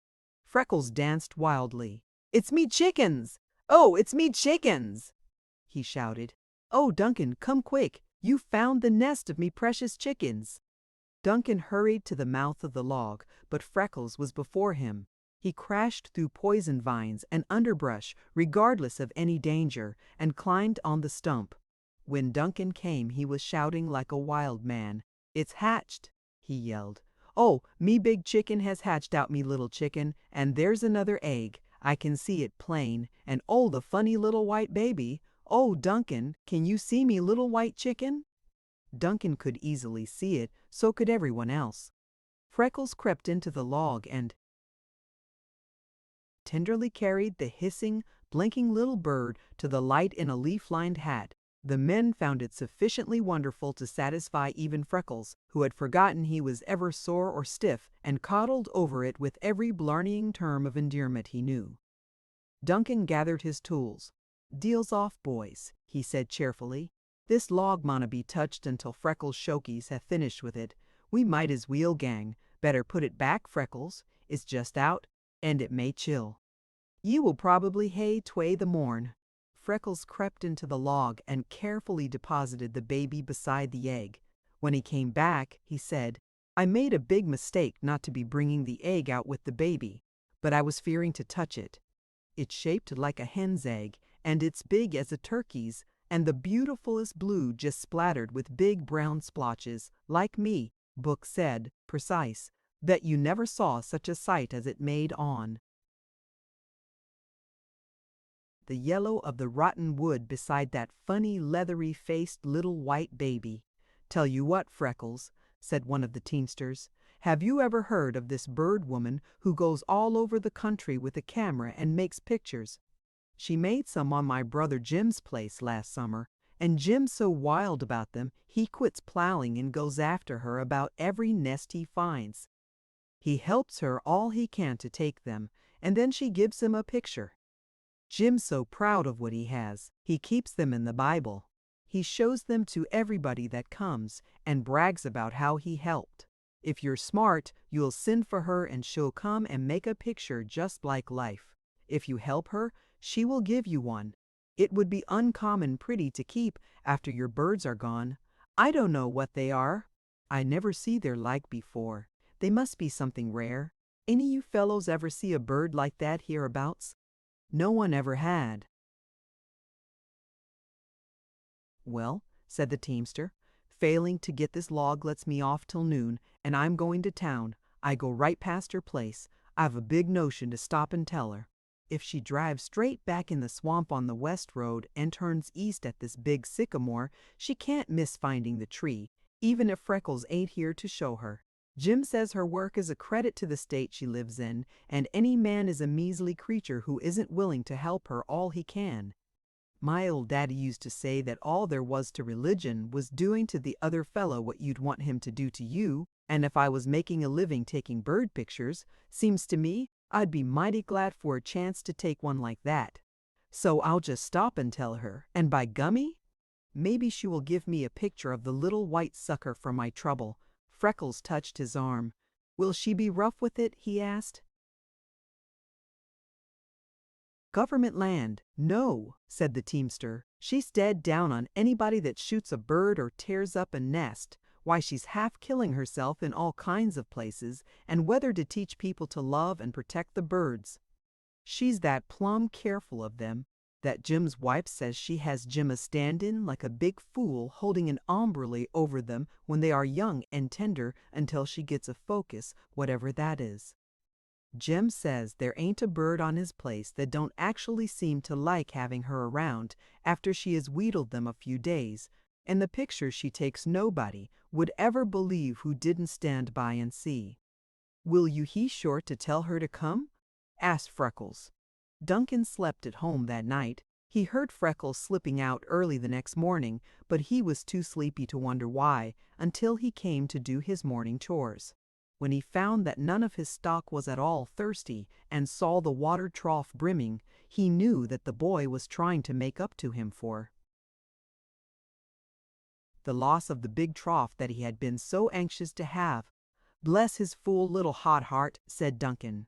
And him so sore it is tearing him to move for anything.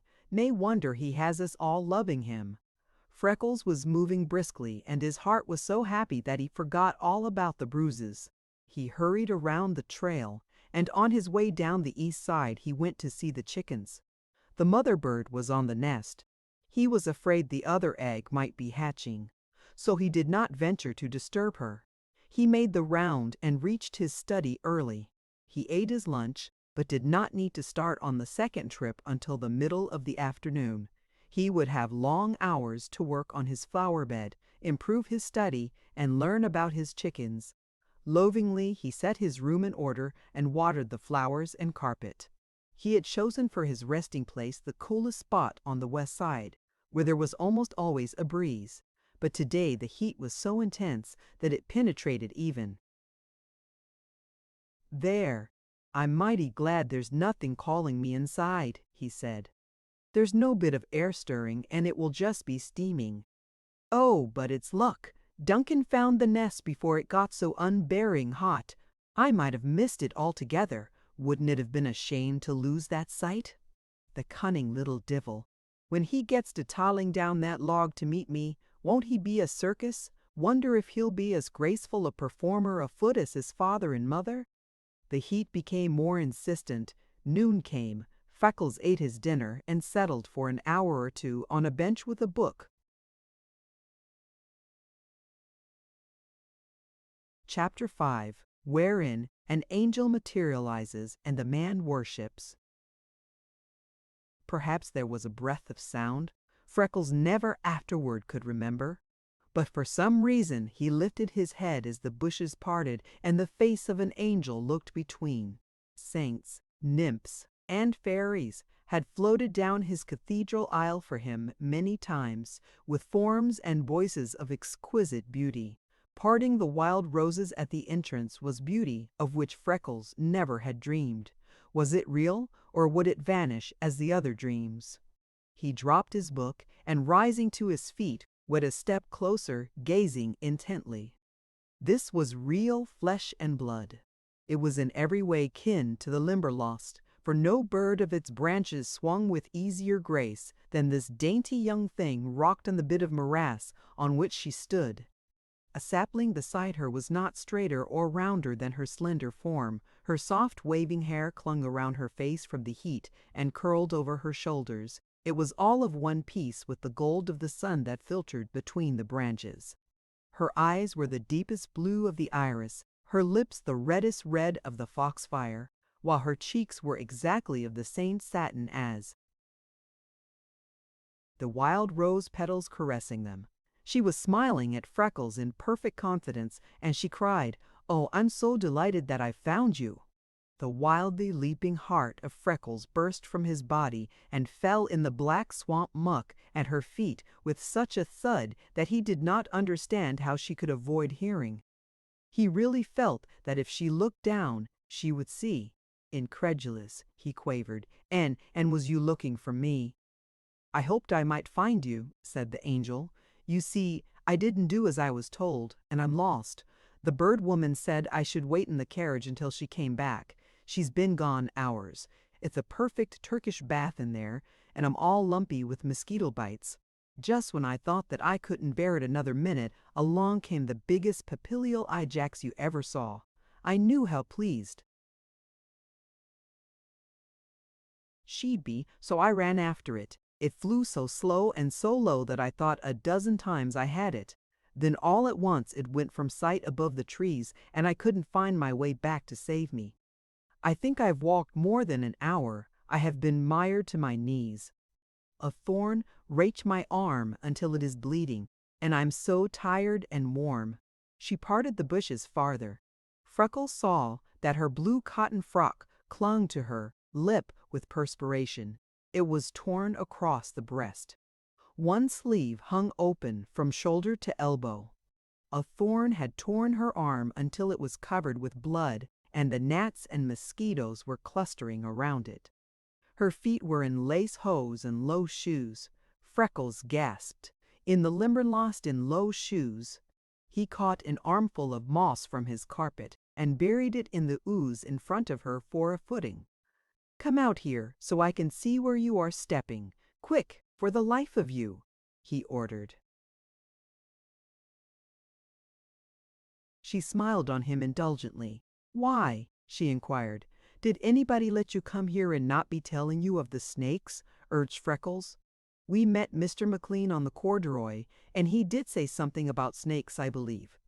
The bird woman put on leather leggings, and a nice parboiled time she must be having. Worst dose I ever endured, and I'd nothing to do but swelter. "Will you be coming out of there?" groaned Freckles.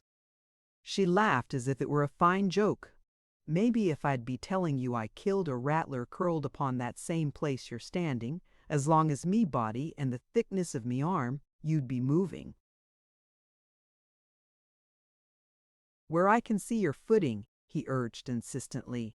"What a perfectly delightful little brogue you speak," she said. "My father is Irish, and half should be enough to entitle me to that much. Maybe if I'd be telling you," she imitated, rounding and accenting each word carefully. Freckles was beginning to feel a wildness in his head. He had derided Wessner at that same hour yesterday. Now his own eyes were filling with tears. "If you are understanding the danger," he continued desperately. "Oh, I don't think there is much." She tilted on the morass. "If you killed one snake here, it's probably all there is near. And anyway, the bird woman says a rattlesnake is a gentleman and always gives warning before he strikes. I don't hear any rattling. Do you? Would you be knowing it if you did?"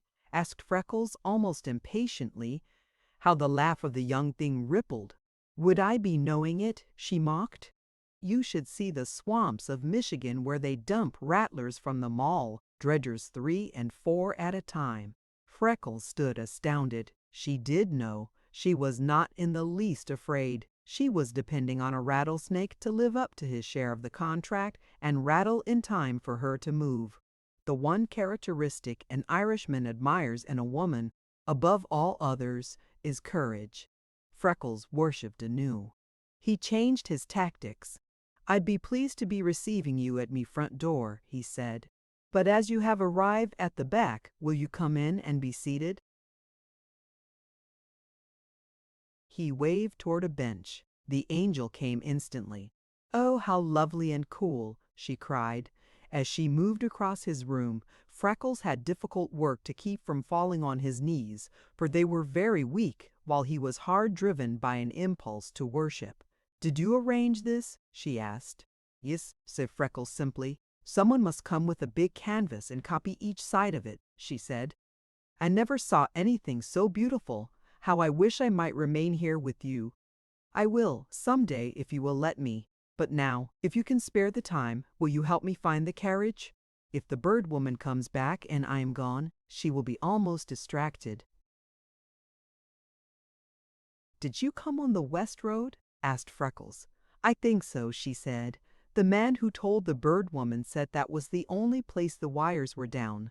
We drove away in, and it was dreadful over stumps and logs, and we mired to the hubs. I suppose you know, though.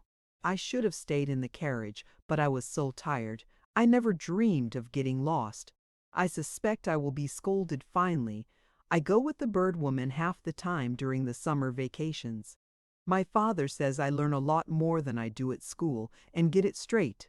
I never came within a smell of being lost before. I thought at first it was going to be horrid, but since I've found you, maybe it will be good fun after all. Freckles was amazed to hear himself excusing. It was so hot in there.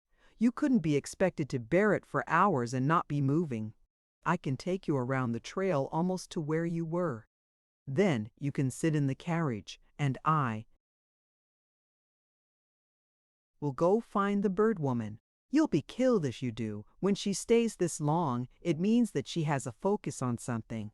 You see, when she has a focus and lies in the weeds and water for hours, and the sun bakes her, and things crawl over her, and then someone comes along and scares her bird away just as she has it coaxed up, why, she kills them.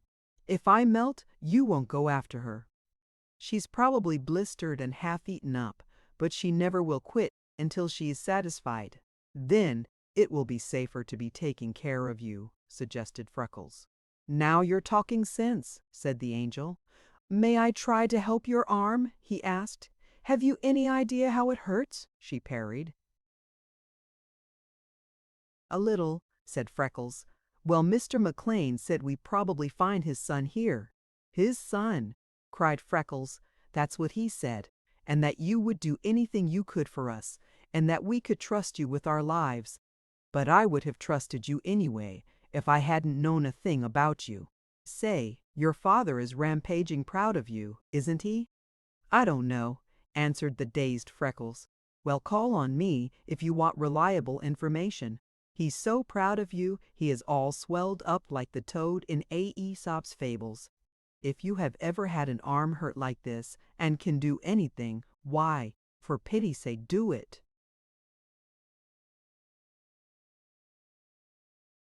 She turned back her sleeve, holding toward Freckles an arm of palest cameo, shaped so exquisitely that no sculptor could have chiseled it. Freckles unlocked his case, and taking out some cotton cloth, he tore it in strips. Then he brought a bucket of the cleanest water he could find. She yielded herself to his touch as a baby, and he bathed away the blood and bandaged the ugly, ragged wound. He finished his surgery by lapping the torn sleeve over the cloth and binding it down with a piece of twine, with the angel's help about the knots. Freckles worked with trembling fingers and a face tense with earnestness. Is it feeling any better? He asked. Oh, it's well now, cried the angel. It doesn't hurt at all any more. I'm mighty glad, said Freckles. But you had best go and be having your doctor fix it right the minute you get home. Oh, bother! A little scratch like that, jeered the angel. My blood is perfectly pure. It will heal in 3 days. It's cut cruel deep. It might be making a scar, faltered Freckles, his eyes on the ground. 'Twould be an awful pity. A doctor might know something to prevent it. Why, I never thought of that, exclaimed the angel. I noticed you didn't, said Freckles softly. I don't know much about it, but it seems as if most girls would. The angel thought intently while Freckles still knelt beside her. Suddenly she gave herself an impatient little shake, lifted her glorious eyes full to his, and the smile that swept her sweet young face was the loveliest thing that Freckles ever had seen. Don't let's bother about it, she proposed, with the faintest hint of a confiding gesture toward him. It won't make a scar. Why, it couldn't, when you have dressed it so nicely. The velvety touch of her warm arm was tingling in Freckles' fingertips. Dainty lace and fine white ribbon peeped through her torn dress. There were beautiful rings on her fingers. Every article she wore was of the finest material and in excellent taste. There was the trembling Limberlost guard in his coarse clothing, with his cotton rags and his old pail of swamp water. Freckles was sufficiently accustomed to contrasts to notice them, and sufficiently fine to be hurt by them always. He lifted his eyes with a shadowy pain in them to hers and found them of serene, unconscious purity. What she had said was straight from a kind, untainted young heart. She meant every word of it. Freckles' soul sickened. He scarcely knew whether he could muster strength to stand. "We must go and hunt for the carriage," said the angel, rising. In instant alarm for her, Freckles sprang up, grasped the cudgel, and led the way, sharply watching every step. He went as close the log as he felt that he dared, and with a little searching found the carriage. He cleared a path for the angel, and with a sigh of relief saw her enter it safely. The heat was intense. She pushed the damp hair from her temples. "This is a shame," said Freckles. "You'll never be coming here again." "Oh, yes, I shall," said the angel. "The bird woman says that these birds remain over a month in the nest, and she would like to make a picture every few days for 7 or 8 weeks perhaps." Freckles barely escaped crying aloud for joy. "Then don't you ever be torturing yourself and your horse to be coming in here again," he said. "I'll show you a way to drive almost to the nest on the east trail, and then you can come around to my room and stay while the bird woman works. It's nearly always cool there, and there's comfortable seats and water." "Oh, did you have drinking water there?" she cried. "I was never so thirsty or so hungry in my life, but I thought I wouldn't mention it." "And I had not the wit to be seeing," wailed Freckles. "I can be getting you a good drink in no time." He turned to the trail. "Please wait a minute," called the angel. "What's your name? I want to think about you while you are gone." Freckles lifted his face with the brown rift across it and smiled quizzically. "Freckles," she guessed with a peal of laughter. "And mine is—" "I'm knowing yours," interrupted Freckles. "I don't believe you do. What is it?" asked the girl. "You won't be getting angry. Not until I've had the water, at least." It was Freckles' turn to laugh. He whipped off his big, floppy straw hat, stood uncovered before her, and said in the sweetest of all the sweet tones of his voice, "There's nothing you could be but the Swamp Angel." The girl laughed happily. Once out of her sight, Freckles ran every step of the way to the cabin. Mrs. Duncan gave him a small bucket of water, cool from the well. He carried it in the crook of his right arm, and a basket filled with bread and butter, cold meat, apple pie, and pickles in his left hand. "Pickles are kind of cooling," said Mrs. Duncan. Then Freckles ran again. The angel was on her knees, reaching for the bucket as he came up. "Be drinking slow," he cautioned her. "Oh!" she cried with a long breath of satisfaction. "It's so good. You are more than kind to bring it." Freckles stood blinking in the dazzling glory of her smile until he scarcely could see to lift the basket. "Mercy!" she exclaimed. "I think I had better be naming you the angel, my guardian angel." "Yes," said Freckles. "I look the character every day, but today most emphatic." "Angels don't go by looks," laughed the girl. "Your father told us you had been scrapping, but he told us why. I'd gladly wear all your cuts and bruises if I could do anything that would make my father look as peacocky as yours did." He strutted about proper. "I never saw anyone look prouder." "Did he say he was proud of me?" marveled Freckles. "He didn't need to," answered the angel. "He was radiating pride from every pore. Now, have you brought me your dinner?" "I had my dinner 2 hours ago," answered Freckles. "Honest Injun?" bantered the angel. "Honest. I brought that on purpose for you." "Well, if you knew how hungry I am, you would know how thankful I am, to the dot," said the angel. "Then you be eating," cried the happy Freckles. The angel sat on a big camera, spread the lunch on the carriage seat, and divided it in halves. The daintiest part she could select she carefully put back into the basket. The remainder she ate. Again Freckles found her of the swamp, for though she was almost ravenous, She managed her food as gracefully as his little yellow fellow, and her every movement was easy and charming. As he watched her with famished eyes, Freckles told her of his birds, flowers, and books, and never realized what he was doing. He led the horse to a deep pool that he knew of, and the tortured creature drank greedily and lovingly rubbed him with its nose as he wiped down its wilted body with grass. Suddenly the angel cried, "There comes the bird woman." Freckles had intended leaving before she came, but now he was glad indeed to be there, for a warmer, more worn, and worse bitten creature he never had seen. She was staggering under a load of cameras and paraphernalia. Freckles ran to her aid. He took all he could carry of her load, stowed it in the back of the carriage, and helped her in. The angel gave her water, knelt and unfastened the leggings, bathed her face, and offered the lunch. Freckles brought the horse. He was not sure about the harness, but the angel knew, and soon they left the swamp. Then he showed them how to reach the chicken tree from the outside, indicated a cooler place for the horse, and told them how, the next time they came, the angel could find his room while she waited. The bird woman finished her lunch and lay back, almost too tired to speak.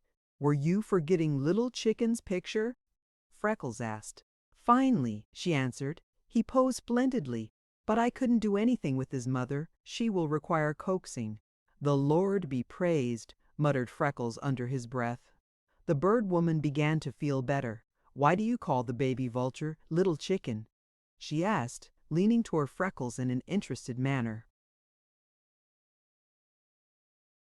"'Twas Duncan began it," said Freckles. "You see, through the fierce cold of winter the birds of the swamp were almost starving. It is mighty lonely here, and they were all the company I was having. I got to carrying scraps and grain down to them. Duncan was that generous he was giving me of his wheat and corn from his chicken's feed, and he called the birds me swamp chickens. Then when these big black fellows came, Mr. McLean said they were our nearest kind to some in the old world that they called Pharaoh's chickens, and he called mine Freckles chickens." "Good enough," cried the bird woman, her splotched purple face lighting with interest. "You must shoot something for them occasionally, and I'll bring more food when I come.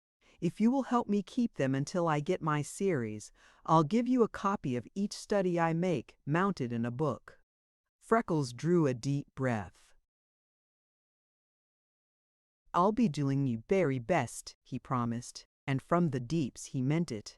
"I wonder if that other egg is going to hatch," mused the bird woman. "I am afraid not. It should have picked today. Isn't it a beauty? I never before saw either an egg or the young. They are rare this far north." "So Mr. McLean said," answered Freckles. Before they drove away, the bird woman thanked him for his kindness to the angel and to her. She gave him her hand at parting, and Freckles joyfully realized that this was going to be another person for him to love. He could not remember, after they had driven away, that they even had noticed his missing hand, and for the first time in his life he had forgotten it. When the bird woman and the angel were on the home road, she told of the little corner of paradise into which she had strayed and of her new name. The bird woman looked at the girl and guessed its appropriateness. "Did you know Mr. McLean had a son?" asked the angel. "Isn't the little accent he has in the way he twists a sentence too dear? And isn't it too old-fashioned and funny to hear him call his father Mister?" "It sounds too good to be true," said the bird woman, answering the last question first. "I am so tired of these present-day young men who patronizingly call their fathers Dad, Governor, Old Man, and Old Chap, that the boy's attitude of respect and deference appealed to me as being fine as silk. There must be something rare about that young man." She did not find it necessary to tell the angel that for several years she had known the man who so proudly proclaimed himself Freckles' father to be a bachelor and a Scotchman. The bird woman had a fine way of attending strictly to her own business. Freckles turned to the trail, but he stopped at every wild briar to study the pink satin of the petals. She was not of his world, and better than any other he knew it. But she might be his angel, and he was dreaming of naught but blind, silent worship. He finished the happiest day of his life, and that night he returned to the swamp as if drawn by invisible force. That Wessner would try for his revenge, he knew. That he would be abetted by Black Jack was almost certain, but fear had fled the happy heart of Freckles. He had kept his trust. He had won the respect of the boss. No one ever could wipe from his heart the flood of holy adoration that had welled with the coming of his angel. He would do his best and trust for strength to meet the dark day of reckoning that he knew would come sooner or later. He swung round the trail, briskly tapping a wire and singing in a voice that scarcely could have been surpassed for sweetness. At the edge of the clearing, he came into the bright moonlight, and there sat McLean on his mare. Freckles hurried to him. "Is there trouble?" he inquired anxiously. "That's what I wanted to ask you," said the boss. "I stopped at the cabin to see you a minute before I turned in, and they said you had come down here. You must not do it, Freckles. The swamp is none too healthful at any time, and at night it is rank poison." Freckles stood combing his fingers through Nellie's mane while the dainty creature was twisting her head for his caresses. He pushed back his hat and looked into McLean's face. "It's come to the sleep with one eye open, sir. I'm not looking for anything to be happening for a week or two, but it's bound to come, and soon. If I'm to keep me trust as I've promised you and myself, I've to live here mostly until the gain comes. You must be knowing that, sir." "I'm afraid it's true, Freckles," said McLean, "and I've decided to double the guard until we come. It will be only a few weeks now, and I'm so anxious for you that you must not be left alone further. If anything should happen to you, Freckles, it would spoil one of the very dearest plans of my life." Freckles heard with dismay the proposition to place a second guard. "Oh, no, no, Mr. McLean," he cried. "Not for the world! I wouldn't be having a stranger around, scaring me birds and tramping up me study and disturbing all me ways for any money. I am all the guard you need. I will be faithful. I will turn over the lease with no tree missing on me life. I will. Oh, don't be sending another man to set them saying I turned coward and asked for help. It will just kill the honor of me heart if you do it. The only thing I want is another gun. If it really comes to trouble, 6 cartridges ain't many, and you know I am slow like about reloading." McLean reached into his hip pocket and handed a shining big revolver to Freckles, who slipped it beside the one already in his belt. Then the boss sat brooding.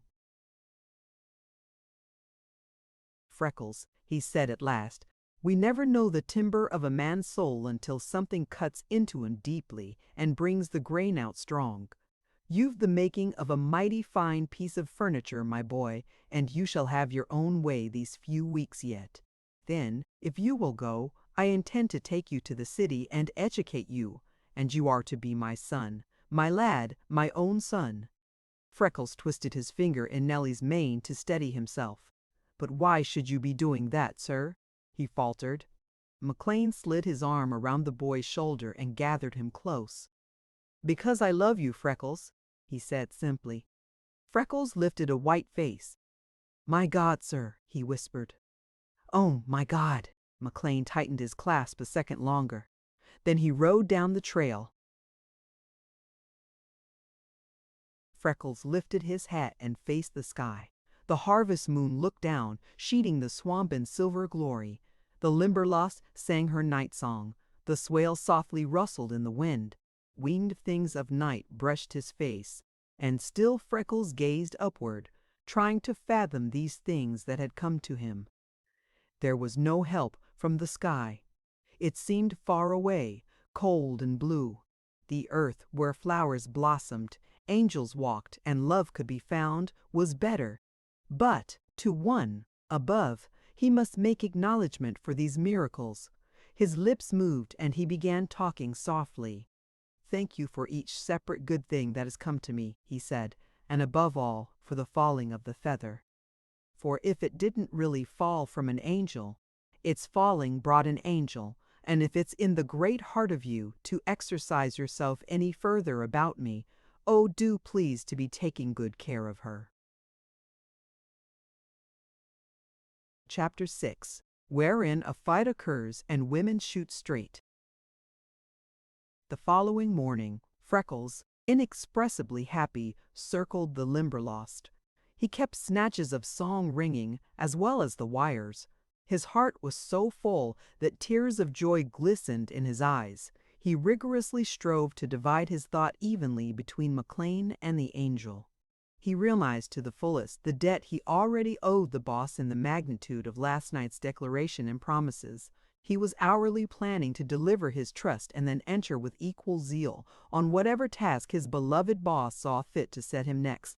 He wanted to be ready to meet every device that Wessner and Blackjack could think of to outwit him. He recognized their double leverage, for if they succeeded in felling even one tree, McLean became liable for his wager. Freckles' brow wrinkled in his effort to think deeply and strongly, but from every swaying wild rose the angel beckoned to him. When he crossed Sleepy Snake Creek and the Goldfinch, waiting as ever, challenged, "S.M." Freckles saw the dainty swaying grace of the angel instead. What is a man to do with Anne? Angel who dismembers herself and scatters over a whole swamp, thrusting a vivid reminder upon him at every turn. Freckles counted the days. This first one he could do little but test his wires, sing broken snatches, and dream. But before the week would bring her again he could do many things. He would carry all his books to the swamp, to show to her. He would complete his flower bed, arrange every detail he had planned for his room, and make of it a bower fairies might envy. He must devise a way to keep water cool. He would ask Mrs. Duncan for a double lunch and an especially nice one the day of her next coming, so that if the bird woman happened to be late, the angel might not suffer from thirst and hunger. He would tell her to bring heavy leather leggings, so that he might take her on a trip around the trail. She should make friends with all of his chickens and see their nests. On the line he talked of her incessantly. "You needn't be thinking," he said to the goldfinch, "that because I'm coming down this line alone day after day, it's always to be so. Some of these times you'll be swinging on this wire, and you'll see me coming, and you'll swing, skip, and flirt yourself around, and chip up right spunky. See me? I'll be saying, 'See him?' I'll be saying, 'See you?' Oh Lord, see her? You'll look, and there she'll stand. The sunshine won't be gold anymore, or the roses pink, or the sky blue, because she'll be the pinkest, bluest, goldest thing of all. You'll be yelling yourself hoarse with the jealousy of her. The starbird will stretch his neck out of joint, and she'll turn the heads of all the flowers. Wherever she goes, I can go back afterward and see the things she's seen. Walk the path she's walked, hear the grasses whispering over all she's said. And if there's a place too swampy for her bits of feet, Holy Mother, maybe she'd be putting the beautiful arms of her around me neck and letting me carry her over." Freckles shivered as with a chill. He sent the cudgel whirling skyward,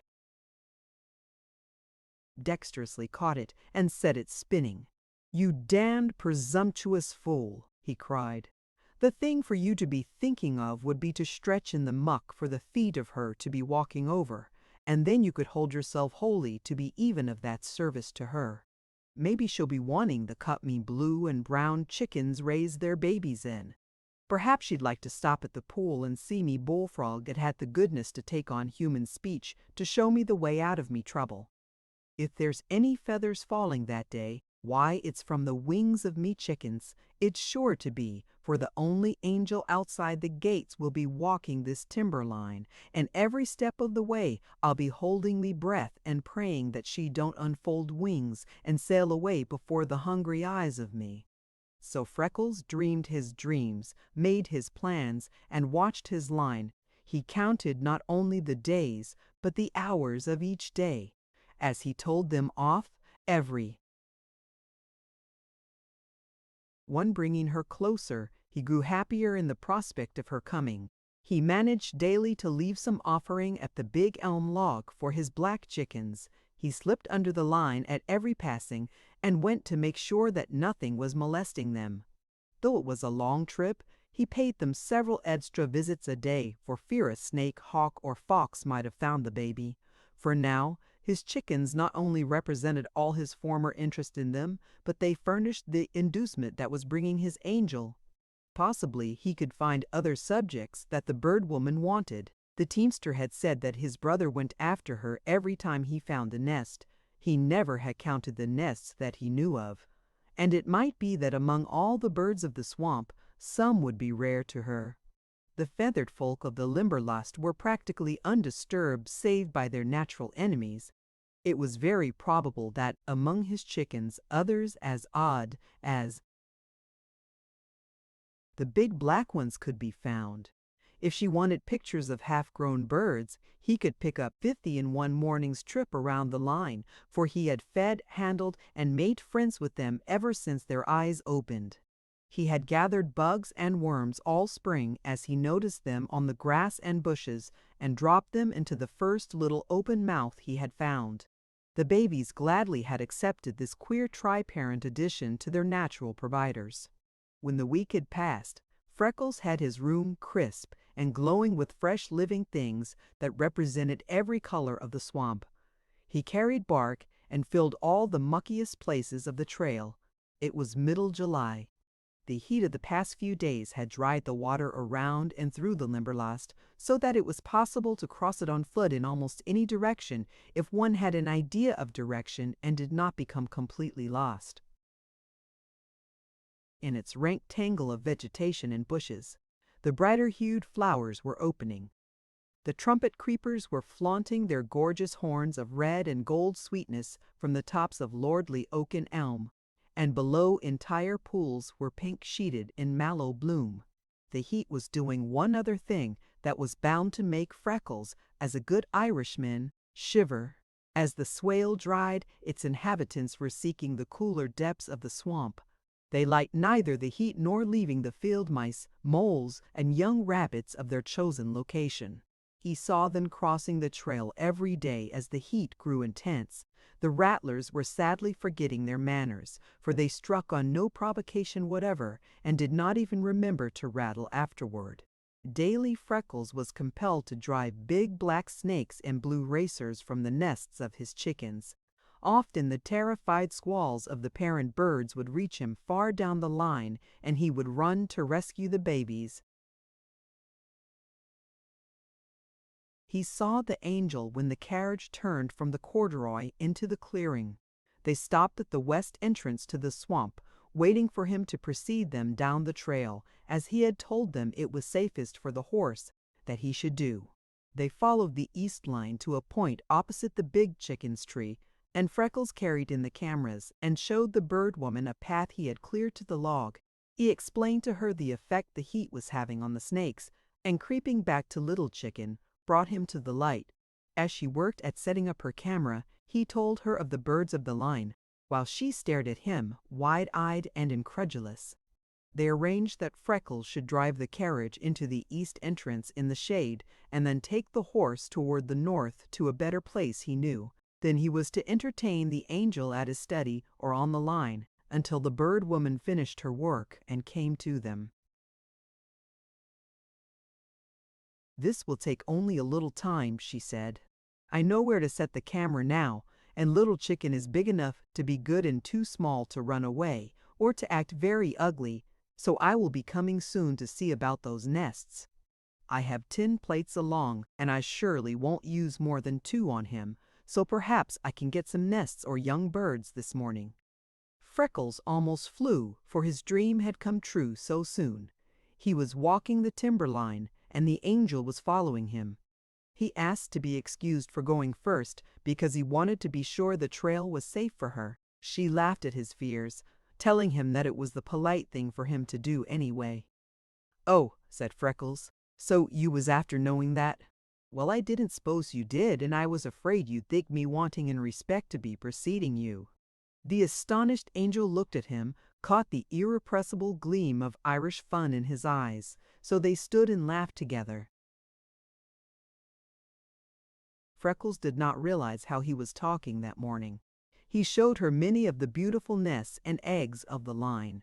She could identify a number of them, but of some she was ignorant, so they made notes of the number and color of the eggs, material and construction of nest, color, size, and shape of the birds, and went to find them in the book. At his room, when Freckles had lifted the overhanging bushes and stepped back for her to enter, his heart was all out of time and place. The study was vastly more beautiful than a week previous. The angel drew a deep breath and stood gazing first at one side, then at another, then far down the cathedral aisle. "It's just fairyland," she cried ecstatically. Then she turned and stared at Freckles as she had at his handiwork. "What are you planning to be?" she asked wonderingly. "Whatever Mr. McLean wants me to," he replied. "What do you do most?" she asked. "Watch me lines." "I don't mean work." "Oh, in me spare time I keep me room and study in me books." "Do you work on the room or the books most?" "On the room only, what it takes to keep it up, and the rest of the time on me books." The angel studied him closely.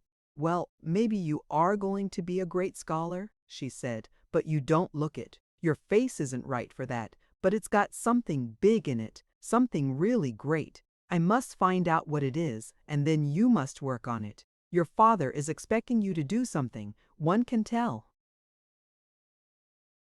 by the way he talks. You should begin right away. You've wasted too much time already." Poor Freckles hung his head. He never had wasted an hour in his life. There never had been one that was his to waste. The angel, studying him intently, read the thought in his face. "Oh, I don't mean that," she cried with the frank dismay of 16. "Of course you're not lazy. No one ever would think that from your appearance. It's this I mean. There is something fine, strong, and full of power in your face. There is something you are to do in this world, and no matter how you work at all these other things, or how successfully you do them, it is all wasted until you find the one thing that you can do best. If you hadn't a thing in the world to keep you, and could go anywhere you please and do anything you want, what would you do?" persisted the angel. "I'd go to Chicago and sing in the First Episcopal Choir," answered Freckles promptly. The angel dropped on a seat. The hat she had removed and held in her fingers rolled to her feet. "There!" she exclaimed vehemently. "You can see what I'm going to be. Nothing, absolutely nothing. You can sing." "Of course you can sing. It is written all over you." Anyone with half-wit could have seen he could sing without having to be told, she thought. It's in the slenderness of his fingers and his quick nervous touch. It is in the brightness of his hair, the fire of his eyes, the breadth of his chest, the muscles of his throat and neck, and above all, it's in every tone of his voice, for even as he speaks, it's the sweetest sound I ever heard from the throat of a mortal. "Will you do something for me?" she asked. "I'll do anything in the world you want me to," said Freckles largely, "and if I can't do what you want, I'll go to work at once and I'll try till I can." "Good! That's business," said the angel. "You go over there and stand before that hedge and sing something, just anything you think of first." Freckles faced the angel from his banked wall of brown, blue, and crimson, with its background of solid green, and lifting his face to the sky, he sang the first thing that came into his mind. It was a children's song that he had led for the little folks at the home many times, recalled to his mind by the angel's exclamation. "To fairyland we go, with a song of joy, he-oh. In dreams we'll stand upon that shore, and all the realm behold. We'll see the sights so grand that belong to fairyland. Its mysteries we will explore. Its beauties will unfold. Oh, tra-la-la, oh, ha-ha-ha, we're happy now as we can be. Our welcome song we will prolong, and greet you with our melody. Oh, fairyland, sweet fairyland, we love to sing." No song could have given the intense sweetness and rollicking quality of Freckles' voice better scope. He forgot everything but pride in his work. He was singing the chorus, and the angel was shivering in ecstasy when clip, clip, came the sharply beating feet of a swiftly ridden horse down the trail from the north. They both sprang toward the entrance. "Freckles! Freckles! Freckles!" called the voice of the bird woman. They were at the trail on the instant. "Both those revolvers loaded?" she asked. "Yes," said Freckles. "Is there a way you can cut across the swamp and reach the chicken tree in a few minutes and with little noise?" "Yes." "Then go flying," said the bird woman. "Give the angel a lift behind me, and we will ride the horse back where you left him and wait for you." I finished Little Chicken in no time and put him back. His mother came so close, I felt sure she would enter the log. The light was fine, so I set and focused the camera and covered it with branches, attached the long hose, and went away over 100 feet and hid in some bushes to wait. A short, stout man and a tall, dark one passed me so closely I almost could have reached out and touched them. They carried a big saw on their shoulders. They said they could work until near noon, and then they must lay off until you passed, and then try to load and get out at night. They went on not entirely from sight and began cutting a tree. "Mr. McLean told me the other day what would probably happen here, and if they fell that tree, he loses his wager on you. Keep to the east and north and hustle. We'll meet you at the carriage. I always am armed. Give Angel one of your revolvers and you keep the other. We will separate and creep toward them from different sides and give them a fusillade that will send them flying. You hurry, now." She lifted the reins and started briskly down the trail. The angel, hatless and with sparkling eyes, was clinging around her waist. Freckles wheeled and ran. He worked his way with much care, dodging limbs and bushes with noiseless tread, and cutting as closely where he thought the men were as he felt that he dared if he were to remain unseen. As he ran, he tried to think. It was Wessner, burning for his revenge, aided by the bully of the locality, that he was going to meet. He was accustomed to that thought, but not to the complication of having 2 women on his hands who undoubtedly would have to be taken care of in spite of the bird woman's offer to help him. His heart was jarring, as it never had before with running. He must follow the bird woman's plan and meet them at the carriage, but if they really did intend to try to help him, he must not allow it.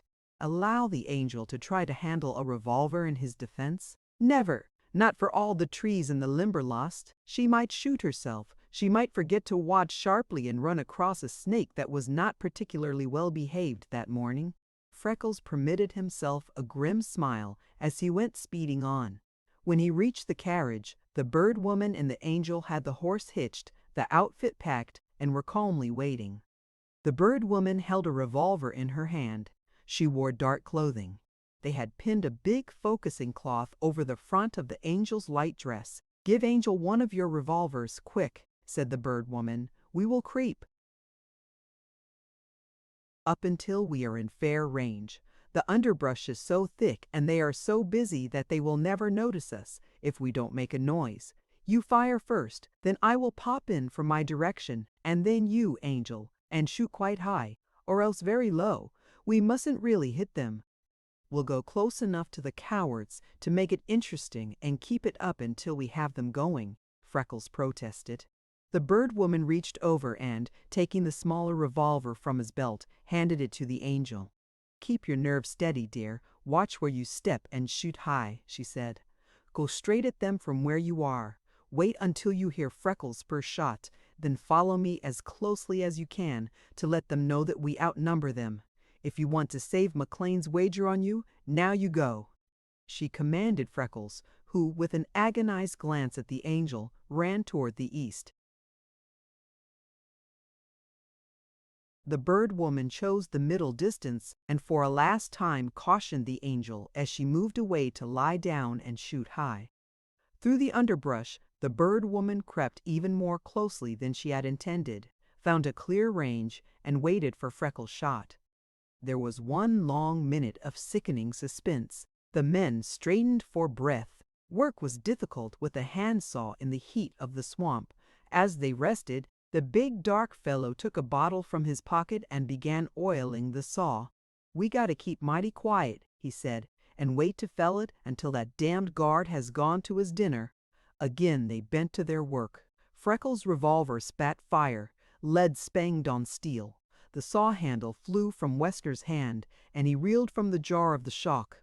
Blackjack straightened, uttering a fearful oath. The hat sailed from his head from the far northeast. The angel had not waited for the bird woman, and her shot scarcely could have been called high.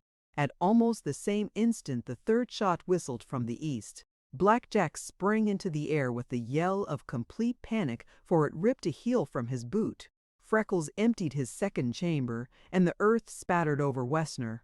Shots poured in rapidly. Without even reaching for a weapon, both men ran toward the east road in great leaping bounds, while leaden slugs sung and hissed around them in deadly earnest. Freckles was trimming his corners as closely as he dared, but if the angel did not really intend to hit, she was taking risks in a scandalous manner. When the men reached the trail, Freckles yelled at the top of his voice, "Head them off on the south, boys. Fire from the south." As he had hoped, Jack and Wessner instantly plunged into the swale. A spattering of lead followed them. They crossed the swale, running Mo with not even one backward glance, and entered the woods beyond the corduroy. Then the little party gathered at the tree. "I'd better fix this saw so they can be using it if they come back," said Freckles, taking out his hatchet and making Salty fly. "Now we must leave here without being seen," said the bird woman to the angel. "It won't do for me to make enemies of these men, for I am likely to meet them while at work any day." "You can do it by driving straight north on this road," said Freckles. "I will go ahead and cut the wires for you. The swale is almost dry. You will only be sinking a little. In a few rods you will strike a cornfield. I will take down the fence and let you into that. Follow the furrows and drive straight across it until you come to the other side. Be following the fence south until you come to a road through the woods east of it. Then take that road and follow east until you reach the pike. You will come out on your way back to town and 2 miles north of anywhere they are likely to be. Don't for your lives ever let it out that you did this," he earnestly cautioned, "for it's black enemies you would be making." Freckles clipped the wires and they drove through. The angel leaned from the carriage and held out his revolver. Freckles looked at her in surprise. Her eyes were black, while her face was a deeper rose than usual. He felt that his own was white. "Did I shoot high enough?" she asked sweetly. "I really forgot about lying down." Freckles winced. Did the child know how close she had gone? Surely she could not. Or was it possible that she had the nerve and skill to fire like that purposely? "I will send the first reliable man I meet for McLean," said the bird woman, gathering up the lines. "If I don't meet one when we reach town, we will send a messenger. If it wasn't for having the gang see me, I would go myself. But I will promise you that you will have help in a little over 2 hours. You keep well hidden. They must think some of the gang is with you now. There isn't a chance that they will be back, but don't run any risks. Remain under cover. If they should come, it probably would be for their saw." She laughed as at a fine joke.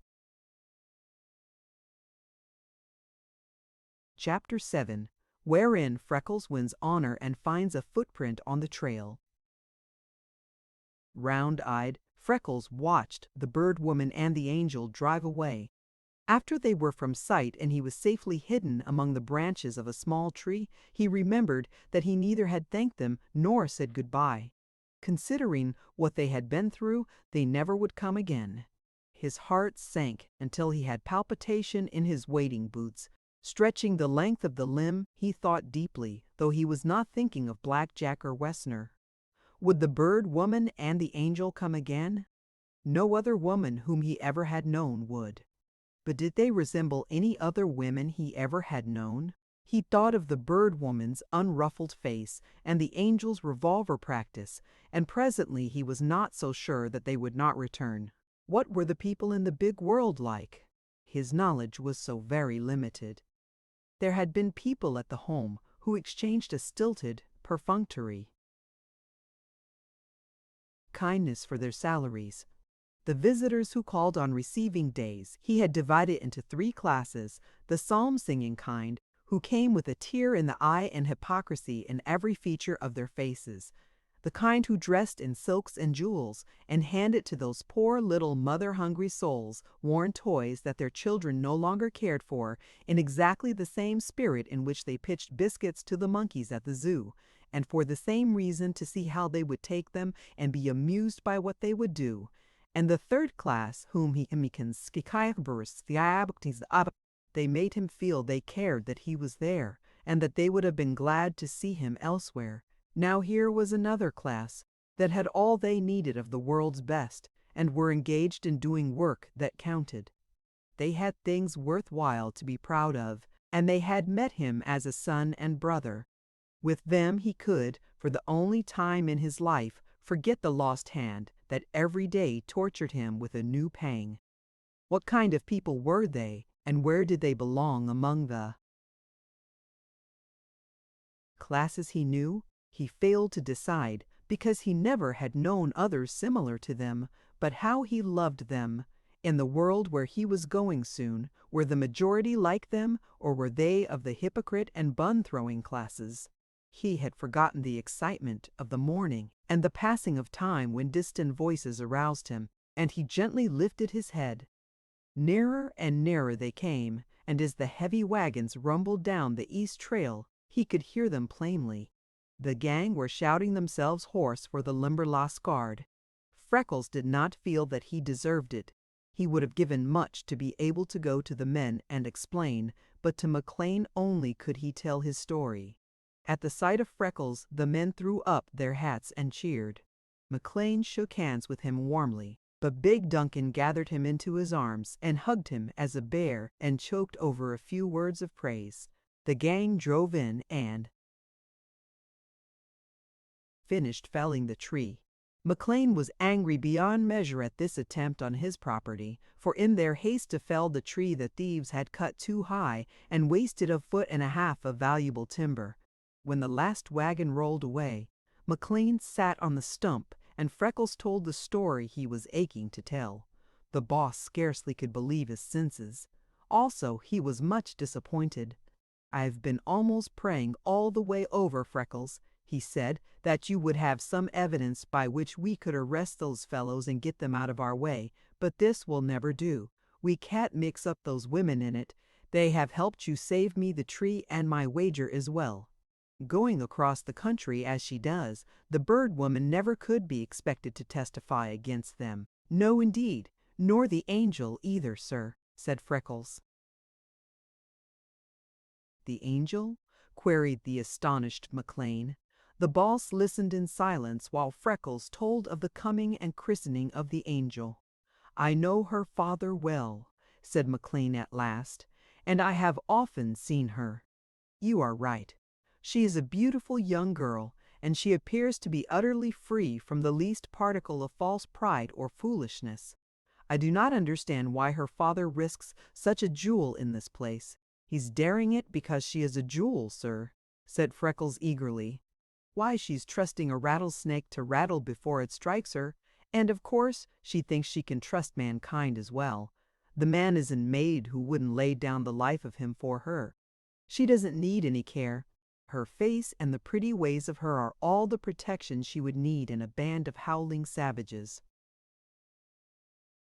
"Did you say she handled one of the revolvers?" asked McLean. "She scared all the breath out of me body," admitted Freckles. "Seems that her father has taught her to shoot. The bird woman told her distinctly to lie low and blaze away high, just to help scare them. The spunky little thing followed them right out into the West Road, spitting lead like hail and clipping all around the heads and heels of them. And I'm damned, sir, if I believe she'd cared a rap if she'd hit. I never saw much shooting, but if that wasn't the nearest to miss I ever want to see. Scared the life near out of me body with the fear that she'd drop one of them. As long as I'd no one to help me but a couple of women that didn't dare be mixed up in it. All I could do was to let them get away. Now, will they come back? Asked McLean. Of course, said Freckles. They're not going to be taking that. You could stake your life on it. They'll be coming back. At least Blackjack will. Wessner may not. Had the pluck, unless he is half drunk. Then he'd be a terror, and the next time, Freckles hesitated. What? It will be a question of who shoots first and straightest. Then the only thing for me to do is to double the guard and bring the gang here the first minute possible. As soon as I feel that we have the rarest of the stuff out below, we will come. The fact is, in many cases, until it is felled, it's difficult to tell what a tree will prove to be. It won't do to leave you here longer alone. Jack has been shooting 20 years to your 1, and it stands to reason that you are no match for him. Who of the gang would you like best to have with you? No one, sir, said Freckles emphatically. Next time is where I run. I won't try to fight them alone. I'll just be getting wind of them, and then make tracks for you.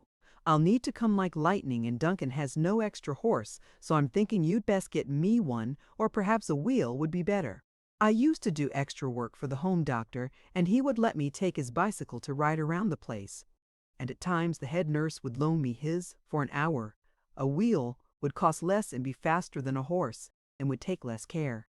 I believe, if you are going to town soon, you had best pick up any kind of an old one at some second-hand store, for if I'm ever called to use it in a hurry, there won't be the handlebars left after crossing the corduroy. Yes, said McLean. And if you didn't have a first-class wheel, you never could cross the corduroy on it at all.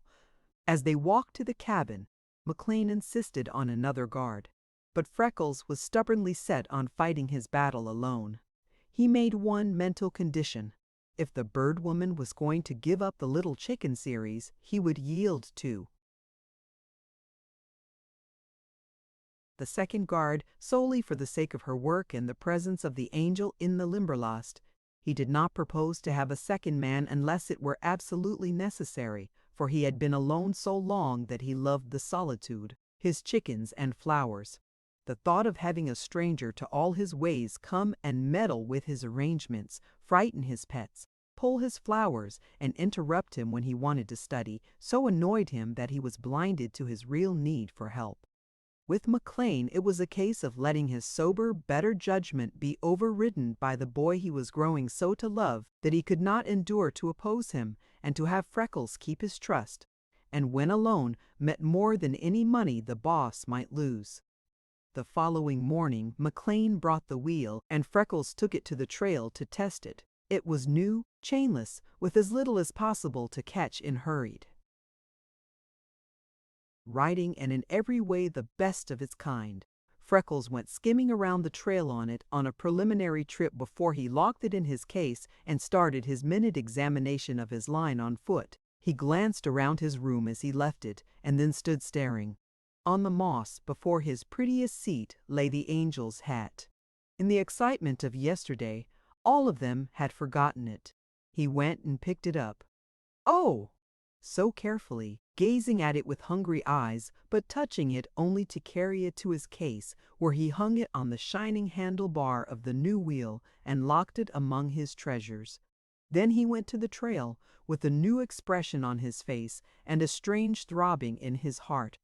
He was not in the least afraid of anything that morning. He felt he was the veriest Daniel, but all his lions seemed weak and harmless. What Black Jack's next move would be he could not imagine, but that Dare would be a move of some kind was certain. The big bully was not a man to give up his purpose, or to have the hat swept from his head with a bullet and bear it meekly. Moreover, Wessner would cling to his revenge with a Dutchman's singleness of mind. Freckles tried to think connectedly, but there were too many places on the trail where the angel's footprints were yet visible. She had stepped in one mucky spot and left a sharp impression. The afternoon sun had baked it hard, and the horse's hooves had not obliterated any part of it as they had in so many places. Freckles stood fascinated, gazing at it. He measured it lovingly with his eye. He would not have ventured a caress on her hat any more than on her person, but this was different. Surely a footprint on a trail might belong to anyone who found and wanted it. He stooped under the wires and entered the swamp. With a little searching, he found a big piece of thick bark loose on a log, and carefully peeling it, carried it out and covered the print so that the first rain would not obliterate it. When he reached his room, he tenderly laid the hat upon his bookshelf, and to wear off his awkwardness, mounted his wheel, and went spinning on trail again. It was like flying, for the path was worn smooth with his feet, and baked hard with the sun almost all the way. When he came to the bark, he veered far to one side and smiled at it in passing. Suddenly he was off the wheel, kneeling beside it. He removed his hat, carefully lifted the bark, and gazed lovingly at the imprint.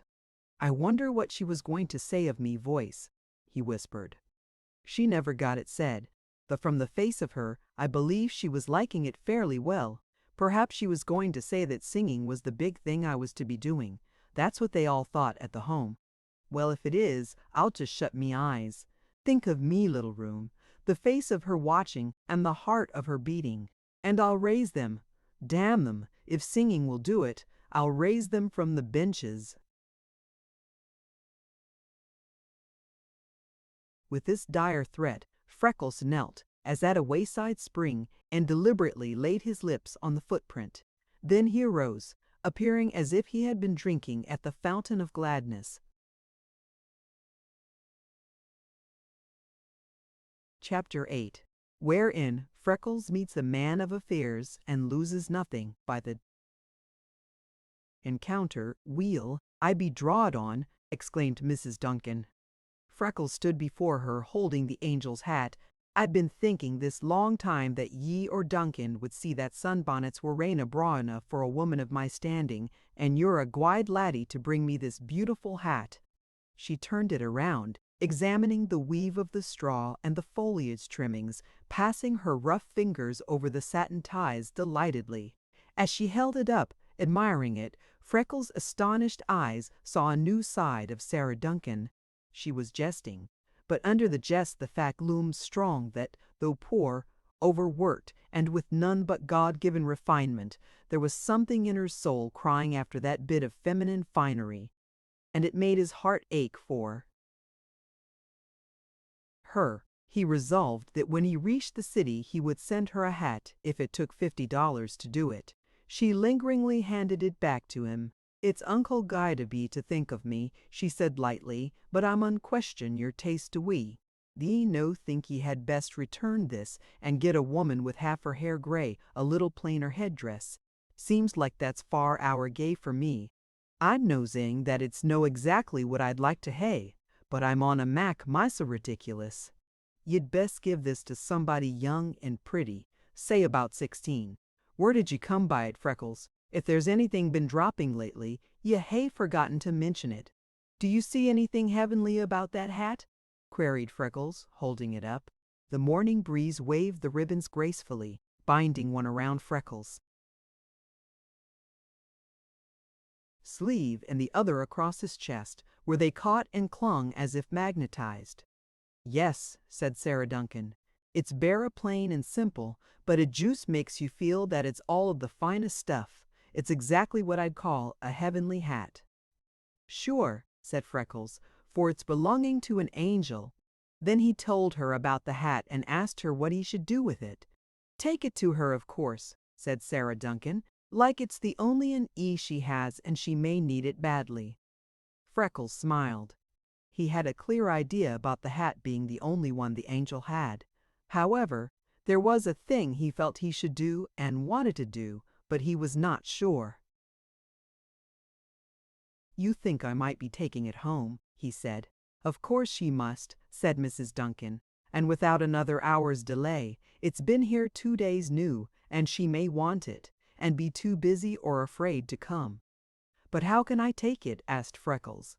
"Gang spinning on your wheel. You can do it easy in an hour." "But in that hour, what if—" "Nonsense," interrupted Sarah Duncan. "You've watched that timberline until you've grown fast to it, lad. Give me your boots and club and I'll gay walk the south end and watch dune the east and west sides until you come back." "Mrs. Duncan, you never would be doing it," cried Freckles. "Why not?" inquired she. "But you know you're mortal afraid of snakes and a lot of other things in the swamp." "I'm afraid of snakes," said Mrs. Duncan, "but likely they've gone into the swamp this hot weather. I'll juist stay on the trail and watch, and ye might hurry the least bit. The day's so bright it feels like storm. I can put the bairns on the woodpile to play until I get back. Ye gang awa and take the blessed little angel her beautiful hat." "Are you sure it will be all right?" urged Freckles. "Do you think if Mr. McLean came he would care?" "Nah," said Mrs. Duncan, "I dinna. If ye and me agree that a thing ought to be done and I watch in your place, why it's bound to be all right with McLean. Let me pin the hat in the paper and ye jump on your wheel and gang flying. Ought ye put on your Sabbath day clothes?" Freckles shook his head. He knew what he should do, but there was no use in taking time to try to explain it to Mrs. Duncan while he was so hurried. He exchanged his wading boots for shoes, gave her his club, and went spinning toward town. He knew very well where the angel lived. He had seen her home many times, and he passed it again without even raising his eyes from the street, steering straight for her father's place of business. Carrying the hat, Freckles passed a long line of clerks, and at the door of the private office asked to see the proprietor. When he had waited a moment, a tall, spare, keen-eyed man faced him, and in brisk, nervous tones asked, "How can I serve you, sir?" Freckles handed him the package and answered, "By delivering to your daughter this hat, which she was after leaving at me place the other day when she went away in a hurry. And by saying to her and the bird woman that I'm more thankful than I'll be having words to express for the brave things they was doing for me. I'm McLean's Limberlost guard, sir." "Why don't you take it yourself?" questioned the man of affairs. Freckles' clear gray eyes met those of the angel's father squarely, and he asked, "If you were in my place, would you take it to her yourself?" "No, I would not," said that gentleman quickly. "Then why ask why I did not?" came Freckles' lamb-like query. "Bless me," said the angel's father. He stared at the package, then at the lifted chin of the boy, and then at the package again and muttered, "Excuse me." Freckles bowed. "It would be favoring me greatly if you would deliver the hat and the message." "Good morning, sir," and he turned away. "1 minute," said the angel's father. "Suppose I give you permission to return this hat in person and make your own acknowledgments." Freckles stood 1 moment thinking intently, and then he lifted those eyes of unswerving truth and asked, "Why should you, sir? You are kind, indeed, to mention it, and it's thanking you I am for your good intentions, but my wanting to go or your being willing to have me ain't proving that your daughter would be wanting me or care to bother with me." The angel's father looked keenly into the face of this extraordinary young man, for he found it to his liking. "There's one other thing I meant to say," said Freckles. "Every day I see something, and at times a lot of things, that I think the bird woman would be wanting pictures of badly if she knew. You might be speaking of it to her, and if she'd want me to, I can send her word when I find things she wouldn't likely get elsewhere." "If that's the case," said the angel's father, "and you feel under obligations for her assistance the other day, you can discharge them in that way. She is spending all her time in the fields and woods searching for subjects. If you run across things, perhaps rarer than she may find, about your work, it would save her the time she spends searching for subjects, and she could work in security under your protection. By all means let her know if you find subjects you think she could use, and we will do anything we can for you if you will give her what help you can and see that she is as safe as possible." "It's hungry for human beings I am," said Freckles, "and it's like heaven to me to have them come. Of course, I'll be telling or sending her word every time me work can spare me. Anything I can do it would make me uncommon happy." But again truth had to be told, because it was Freckles who was speaking. When it comes to protecting them, I'd risk me life, to be sure, but even that mightn't do any good in some cases. There are many dangers to be reckoned with in the swamp, sir, that call for every person to look sharp. If there wasn't really thieving to guard against, why, McLean wouldn't be paying out good money for a guard. I'd love them to be coming, and I'll do all I can. But you must be told that there's danger of them running into timber thieves again any day, sir. Yes, said the angel's father, and I suppose there's danger of the earth opening up and swallowing the town any day, but I'm damned if I quit business for fear it will, and the bird woman won't either. Everyone knows her and her work, and there is no danger in the world of anyone in any way molesting her, even if he were stealing a few of McLean's gold-plated trees. She's as safe in the Limberlost as she is at home so far as timber thieves are concerned. All I am ever uneasy about are the snakes, poison vines, and insects, and those are risks she must run anywhere. You need not hesitate a minute about that. I shall be glad to tell them what you wish. Thank you very much, and good day, sir. There was no way in which Freckles could know it, but by following his best instincts and being what he conceived a gentleman should be, he surprised the man of affairs into thinking of him and seeing his face over his books many times that morning, whereas, if he had gone to the angel as he had longed to do, her father never would have given him a second thought. On the street he drew a deep breath. How had he acquitted himself? He only knew that he had lived up to his best impulse, and that is all anyone can do. He glanced over his wheel to see that it was all right, and just as he stepped to the curb to mount, he heard a voice that thrilled him through and through. Freckles!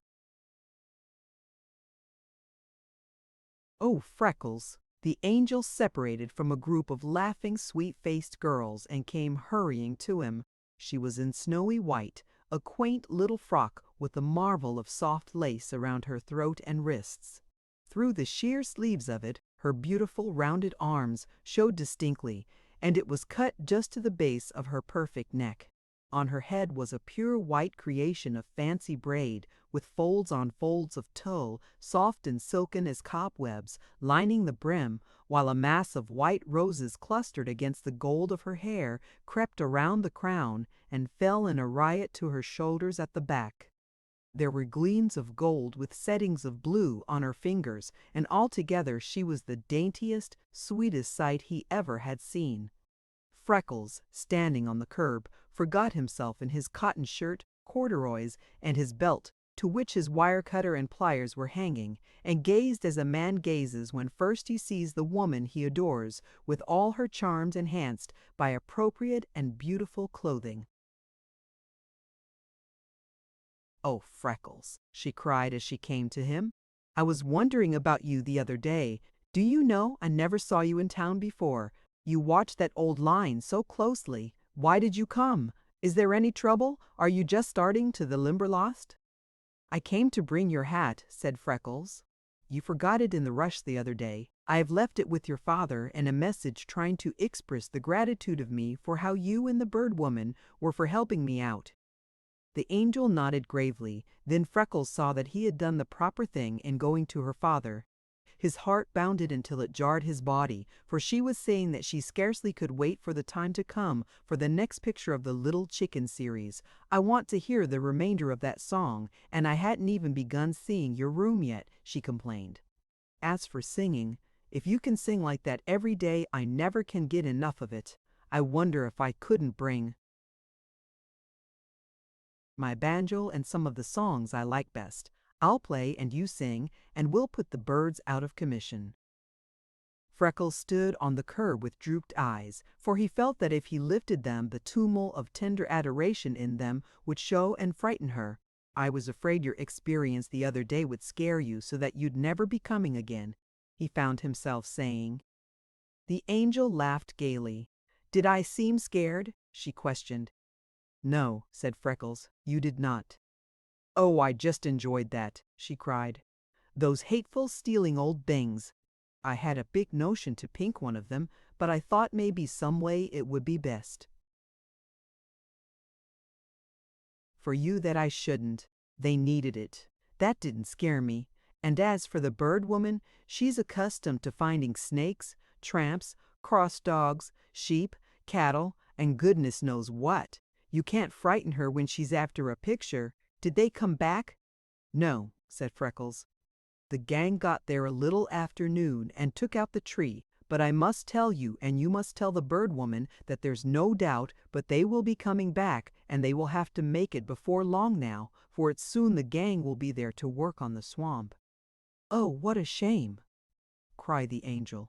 "They'll clear out roads, cut down the beautiful trees, and tear up everything. They'll drive away the birds and spoil the cathedral. When they have done their worst, then all these mills close here will follow in and take out the cheap timber. Then the landowners will dig a few ditches, build some fires, and in 2 summers more, the Limberlost will be in." Corn and potatoes. They looked at each other and groaned despairingly in unison. "You like it too," said Freckles. "Yes," said the angel, "I love it. Your room is a little piece right out of the heart of fairyland, and the cathedral is God's work, not yours. You only found it, and opened the door after He had it completed. The birds, flowers, and vines are all so lovely. The bird woman says it is really a fact that the mallows, foxfire, iris, and lilies are larger and of richer coloring there than in the remainder of the country. She says it's because of the rich loam and muck. I hate seeing the swamp torn up, and to you it will be like losing your best friend, won't it?" "Something like," said Freckles. "Still, I've the Limberlost in me heart, so that all of it will be real to me while I live, no matter what they do to it.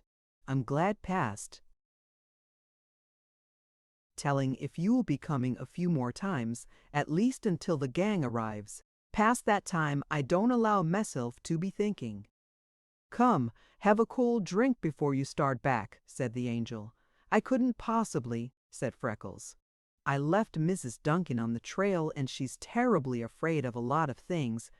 If she even sees a big snake, I don't know what she'll do. It won't take but a minute, and you can ride fast enough to make up for it. Please, I want to think of something fine for you, to make up a little for what you did for me that first day." Freckles looked in sheer wonderment into the beautiful face of the angel. Did she truly mean it? Would she walk down that street with him, crippled, homely, in mean clothing, with the tools of his occupation on him, and share with him the treat she was offering? He could not believe it even of the angel. Still, in justice to the candor of her pure, sweet face, he would not think that she would make the offer and not mean it. She really did mean just what she said. But when it came to carrying out her offer, and he saw the stares of her friends, the sneers of her enemies, if such as she could have enemies, and heard the whispered jeers of the curious, then she would see her mistake and be sorry. It would be only a manly thing for him to think this out, and save her from the results of her own blessed bigness of heart. "I rarely must be off," said Freckles earnestly, "but I'm thanking you more than you'll ever know for your kindness. I'll just be drinking bowls of icy things all me way home in the thoughts of it." Down came the angel's foot. Her eyes flashed indignantly. "There's no sense in that," she said. "How do you think you would have felt when you knew I was warm and thirsty, and you went and brought me a drink, and I wouldn't take it because goodness knows why. You can ride faster to make up for the time. I've just thought out what I want to fix for you." She stepped to his side and deliberately slipped her hand under his arm, that right arm that ended in an empty sleeve. "You are coming," she said firmly. "I won't have it." Freckles could not have told how he felt, neither could anyone else. His blood rioted and his head swam, but he kept his wits. He bent over her. "Please don't, Angel," he said softly. "You don't understand." How Freckles came to understand was a problem. "It's this," he persisted. "If your father met me on the street, in my station, and dress, with you on me arm, he'd have every right to be caning me before the people, and not a finger would I lift to stay him." The angel's eyes snapped. If you think my father cares about my doing anything that is right and kind, and that makes me happy to do why, then you completely failed in reading my father, and I'll ask him and just show you." She dropped Freckles' arm and turned toward the entrance to the building. "Why, look there!" she exclaimed. Her father stood in a big window fronting the street, a bundle of papers in his hand, interestedly watching the little scene, with eyes that comprehended quite as thoroughly as if he had heard every word. The angel caught his glance and made a despairing little gesture toward Freckles. The man of affairs answered her with a look of infinite tenderness. He nodded his head and waved the papers in the direction she had indicated, and the veriest dolt could have read the words. His lips formed, "Take him along." A sudden trembling seized Freckles. At sight of the angel's father, he had stepped back as far from her as he could, leaned the wheel against him, and snatched off his hat. The angel turned on him with triumphing eyes. She was highly strung and not accustomed to being thwarted. "Did you see that?" she demanded. "Now are you satisfied? Will you come, or must I call a policeman to bring you?" Freckles went. There was nothing else to do. Guiding his wheel, he walked down the street beside her. On every hand, she was kept busy giving and receiving the cheeriest greetings. She walked into the parlors exactly as if she owned them. A clerk came hurrying to meet her. "There's a table vacant beside a window where it is cool. I'll save it for you." And he started back. "Please not," said the angel. "I've taken this man unawares, when he's in a rush. I'm afraid if we sit down, we'll take too much time, and afterward he will blame me." She walked to the fountain, and a long row of people stared with all the varying degrees of insolence and curiosity that Freckles had felt they would. He glanced at the angel. Now would she see? "On my soul," he muttered under his breath. "They don't aven touch her." She laid down her sunshade and gloves. She walked to the end of the counter and turned the full battery of her eyes on the attendant. "Please," she said. The white-aproned individual stepped back and gave delighted assent. The angel stepped beside him, and selecting a tall, flaring glass of almost paper thinness, she stooped and rolled it in a tray of cracked ice. "I want to mix a drink for my friend," she said. "He has a long, hot ride before him, and I don't want him started off with one of those old palate-teasing sweetnesses that you mix just on purpose to drive a man back in 10 minutes. There was an appreciative laugh from the line at the counter. "I want a clear, cool, sparkling drink that has a tang of acid in it. Where's the cherry phosphate? That, not at all sweet, would be good, don't you think?" The attendant did think. He pointed out the different taps, and the angel compounded the drink, while Freckles, standing so erect he almost leaned backward, gazed at her and paid no attention to anyone else. When she had the glass brimming, she tilted a little of its contents into a second glass and tasted it. "That's entirely too sweet for a thirsty man," she said. She poured out half the mixture and, refilling the glass, tasted it a second time. She submitted that result to the attendant. "Isn't that about the thing?" she asked. He replied enthusiastically, "I'd get my wages raised 10 a month if I could learn that trick." The angel carried the brimming, frosty glass to Freckles. He removed his hat, and lifting the icy liquid even with her eyes and looking straight into them, he said in the mellowest of all the mellow tones of his voice, "I'll be drinking it to the Swamp Angel." As he had said to her that first day, she now cautioned him, "Be drinking slowly." When the screen door swung behind them, one of the men at the counter asked of the attendant, "Now what did that mean?" "Exactly what you saw," replied he rather curtly. "We're accustomed to it here. Hardly a day passes, this hot weather, but she's picking up some poor God-forsaken mortal and bringing him in. Then she comes behind the counter herself and fixes up a drink to suit the occasion. She's all sorts of fancies about what's what for all kinds of times and conditions, and you bet she can just hit the spot.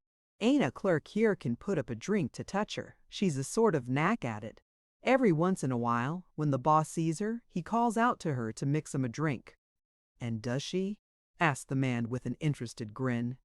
"Well, I guess, but first she goes back and sees how long it is since he's had a drink, what he drank last, how warm he is, when he ate last, then she comes here and mixes a glass of fizz with a little touch of acid and a bit of cherry, lemon, grape, pineapple, or something sour and cooling, and it hits the spot just as no spot was ever hit before. I honestly believe that the interest she takes in it is half the trick, for I watch her closely and I can't come within gunshot of her concoctions. She has a running bill here. Her father settles once a month. She gives 9/10 of it away. Hardly ever touches it herself, but when she does, she makes me mix it. She's just old persimmons. Even the scrub boy of this establishment would fight for her. It lasts the year round, for in winter it's some poor frozen cuss that she's warming up on hot coffee or chocolate." "Mighty queer specimen she had this time," volunteered another. "Irish, hand off, straight as a ramrod, and something worthwhile in his face. Notice that hat peel off and the eyes of him. There's a case of fight for her. Wonder who he is." "I think," said a third, "that he's McLean's Limberlost guard, and I suspect she's gone to the swamp with the bird woman for pictures and knows him that way. I've heard that he is a master hand with the birds, and that would just suit the bird woman to a T." On the street, the angel walked beside Freckles to the first crossing, and there she stopped. "Now, will you promise to ride fast enough to make up for the 5 minutes that took?" she asked. "I'm a little uneasy about Mrs. Duncan." Freckles turned his wheel into the street. It seemed to him he had poured that delicious icy liquid into every vein in his body instead of his stomach. It even went to his brain.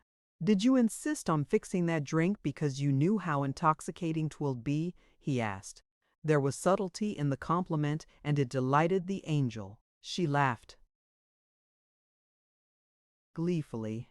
"Next time maybe you won't take so much coaxing," she teased. "I wouldn't this, if I had known your father and been understanding you better. Do you really think the bird woman will be coming again?" the angel jeered. "Wild horses couldn't drag her away," she cried. "She will have hard work to wait the week out. I shouldn't be in the least surprised to see her start any hour." Freckles could not endure the suspense. It had to come. "And you?" he questioned, but he dared not lift his eyes. "Wild horses me too," she laughed. "Couldn't keep me away either. I'd dearly love to come, and the next time I am going to bring my banjo, and I'll play, and you sing for me some of the songs I like best, won't you?" "Yes," said Freckles, because it was all he was capable of saying just then. "It's beginning to act stormy," she said. "If you hurry, you will just about make it. Now, goodbye." Chapter 9, wherein the Limberlost falls upon Mrs. Duncan and Freckles comes to the rescue. Freckles was halfway to the Limberlost when he dismounted. He could ride no farther because he could not see the road. He sat under a tree and, leaning against it, sobs shook, twisted, and rent him. If they would remind him of his position, speak condescendingly, or notice his hand, he could endure it. But this it surely would kill him. His hot, pulsing Irish blood was stirred deeply. What did they mean? Why did they do it? Were they like that to everyone? Was it pity? It could not be, for he knew that the bird woman and the angel's father must know that he was not really McLean's son, and it did not matter to them in the least. In spite of accident and poverty, they evidently expected him to do something worthwhile in the world. That must be his remedy. He must work on his education. He must get away. He must find and do the great thing of which the angel talked. For the first time, his thoughts turned anxiously toward the city and the beginning of his studies. McLean and the Duncans spoke of him as the boy, but he was a man. He must face life bravely and act a man's part. The angel was a mere child. He must not allow her to torture him past endurance with her frank comradeship that meant to him high heaven, earth's richness, and all that lay between, and nothing to her. There was an ominous growl of thunder, and amazed at himself, Freckles snatched up his wheel and raced toward the swamp. He was worried to find his boots lying at the cabin door. The children playing on the woodpile told him that Mither said they were so heavy she couldn't walk in them, and she had come back and taken them off. Thoroughly frightened, he stopped only long enough to slip them on and then sped with all his strength for the Limberlost.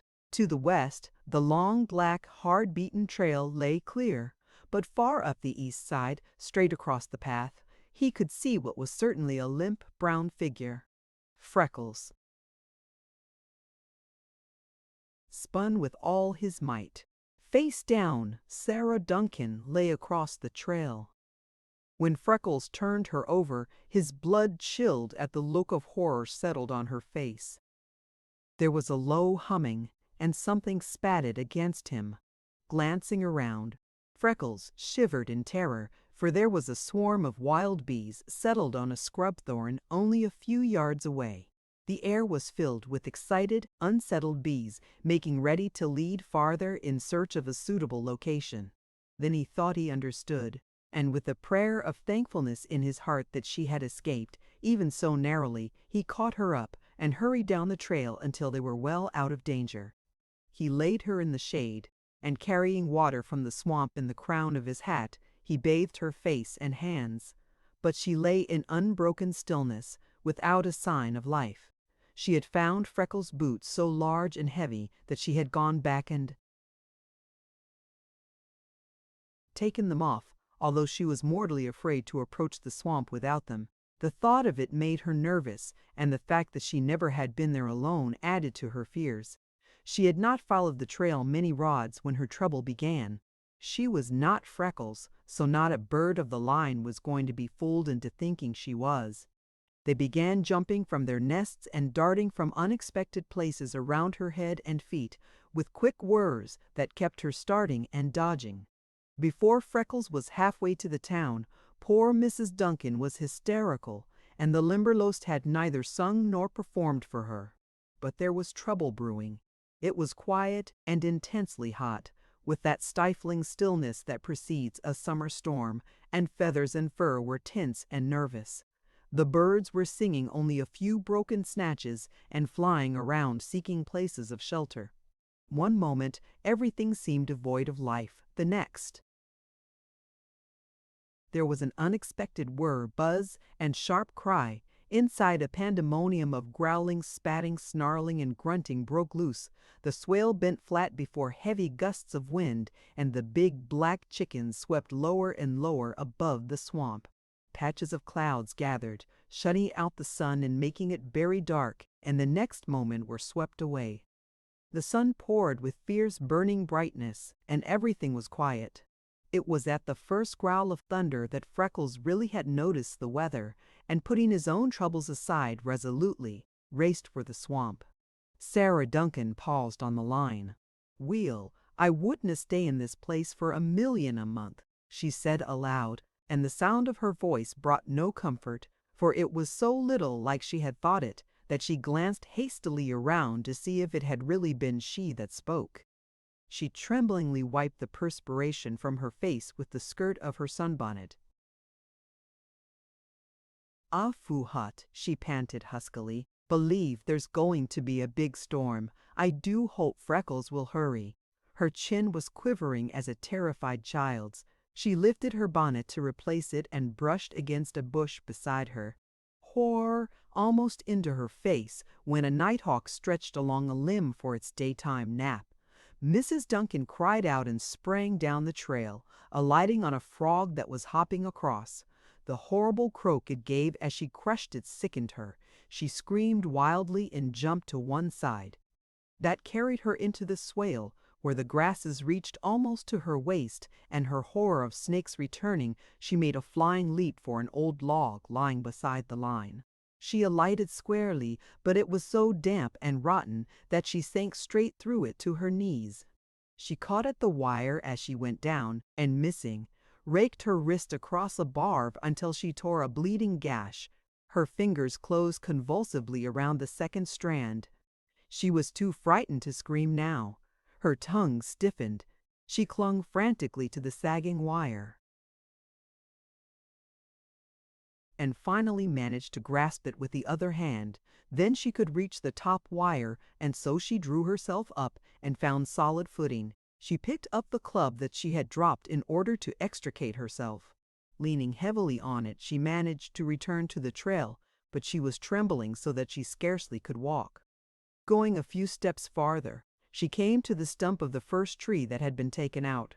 She sat bolt upright and very still, trying to collect her thoughts and reason away her terror.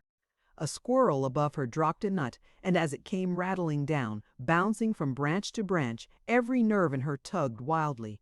When the disgusted squirrel barked loudly, she sprang to the trail. The wind arose higher. The changes from light to darkness were more abrupt, while the thunder came closer and louder at every peal. In swarms, the blackbirds arose from the swale and came flocking to the interior with a clamoring cry. Check, check. Grackles marshaled to the tribal call. Trawl-a-hee, trawl-a-hee. Red-winged blackbirds swept low, calling to belated mates, foal or me, fove more me. Big jetty crows gathered close to her, crying, as if warning her to flee before it was everlastingly too late. A heron, fishing the nearby pool for Freckles' find-out frog, fell into trouble with a muskrat and uttered a rasping note that sent Mrs. Duncan a rod down the line without realizing that she had moved. She was too shaken to run far. She stopped and looked around her fearfully. Several bees struck her and were angrily buzzing before she noticed them. Then the humming swelled on all sides. A convulsive sob shook her, and she ran into the bushes, now into the swale, anywhere to avoid the swarming bees, ducking, dodging, fighting for her very life. Presently the humming seemed to become a little fainter. She found the trail again and ran with all her might from a few of her angry pursuers. As she ran, straining every muscle, she suddenly became aware that, crossing the trail before her, was a big, round black body with brown markings on its back, like painted geometrical patterns. She tried to stop, but the louder buzzing behind warned her she dared not. Gathering her skirts higher, with hair flying around her face and her eyes almost bursting from their sockets, she ran straight toward it. The sound of her feet and the humming of the bees alarmed the rattler, so it stopped to cross the trail, lifting its head above the grasses of the swale and rattling inquiringly rattled until the bees were outdone. Straight toward it went the panic-stricken woman, running wildly and uncontrollably. She took one leap, clearing its body on the path, then flew ahead with winged feet. The snake, coiled to strike, missed Mrs. Duncan and landed among the bees instead. They settled over and around it, and realizing that it had found trouble, it sank among the grasses and went threshing toward its den in the deep willow-fringed low ground. The swale appeared as if a reaper were cutting a wide swath. The mass of enraged bees darted angrily around, searching for it, and striking the scrub thorn, began a temporary settling there to discover whether it were a suitable place. Completely exhausted, Mrs. Duncan staggered on a few steps farther, fell facing the path where Freckles found her, and lay quietly. Freckles worked over her until she drew a long, quivering breath and opened her eyes. When she saw him bending above her, she closed them tightly and, gripping him, struggled to her feet. He helped her, and with his arm around and half carrying her, they made their way to the clearing. She clung to him with all her remaining strength, but open her eyes she would not until her children came clustering around her. Then, brawny, big Scotswoman though she was, she quietly keeled over again. The children added their wailing to Freckles' panic. This time he was so close the cabin that he could carry her into the house and lay her on the bed. He sent the oldest boys scudding down the corduroy for the nearest neighbor, and between them they undressed Mrs. Duncan and discovered that she was not bitten. They bathed and bound the bleeding wrist and coaxed her back to consciousness. She lay sobbing and shuddering. The first intelligent word she said was, "Freckles, look at that jar on the kitchen table and see if my yeast is no running hour." Several days passed before she could give Duncan and Freckles any detailed account of what had happened to her. Even then, she could not do it without crying as the least of her babies. Freckles was almost heartbroken, and nursed her as well as any woman could have done, while big Duncan, with a heart full for them both, worked early and late to chink every crack of the cabin and examine every spot that possibly could harbor a snake. The effects of her mourning on the trail kept her shivering half the time. She could not rest until she sent for McLean and begged him to save Freckles from further risk in that place of horrors. The boss went to the swamp with his mind fully determined to do so. Freckles stood and laughed at him. "Why, Mr. McLean, don't you let a woman's nervous system set you worrying about me," he said. I'm not denying how she felt, because I'd been through it myself, but that's all over and gone. It's the height of me glory to fight it out with the old swamp, and all that's in it, or will be coming to it, and then to turn it over to you as I promised you. And myself I do, sir. You couldn't break the heart of me entire quicker than to be taking it from me now when I'm just on the home stretch. It won't be over 3 or 4 weeks yet, and when I've gone it almost a year. Why, what's that to me, sir? You mustn't let a woman get mixed up with business, for I've always heard about how it's bringing trouble. McLean smiled. What about that last tree? He said. Freckles blushed and grinned appreciatively. Angels and bird women don't count in the common run, sir, he affirmed shamelessly. McLean sat in the saddle and laughed. Chapter 10, wherein Freckles strives mightily and the swamp angel rewards him. The bird woman and the angel did not seem to count in the common run, for they arrived on time for the third of the series and found McLean on the line talking to Freckles. The boss was filled with enthusiasm over a Marsh article of the bird woman's that he just had read. He begged to be allowed to accompany her into the swamp and watch the method by which she secured an illustration in such a location. The bird woman explained to him that it was an easy matter with the subject she then had in hand, and as little chicken was too small to be frightened by him and big enough to be growing troublesome, she was glad for his company. They went to the chicken log together, leaving to the happy Freckles the care of the angel, who had brought her banjo and a roll of songs that she wanted to hear him sing. The bird woman told them that they might practice in Freckles' room until she finished with Little Chicken, and then she and McLean would come to the concert. It was almost 3 hours before they finished and came down the west trail for their rest and lunch. McLean walked ahead, keeping sharp watch on the trail and clearing it of fallen limbs from overhanging trees. He sent a big piece of bark flying into the swale, and then stopped short and stared at the trail. The bird woman bent forward. Together they studied that imprint of the angel's foot. At last their eyes met, the bird woman's filled with astonishment, and McLean's humid with pity.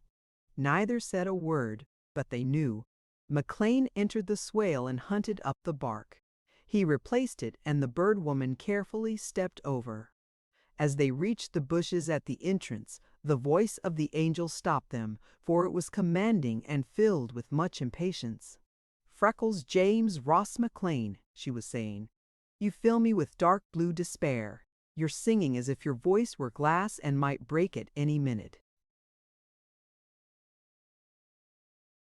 Why don't you sing as you did a week ago? Answer me that, please." Freckles smiled confusedly at the angel, who sat on one of his fancy seats, playing his accompaniment on her banjo. "You are a fraud," she said.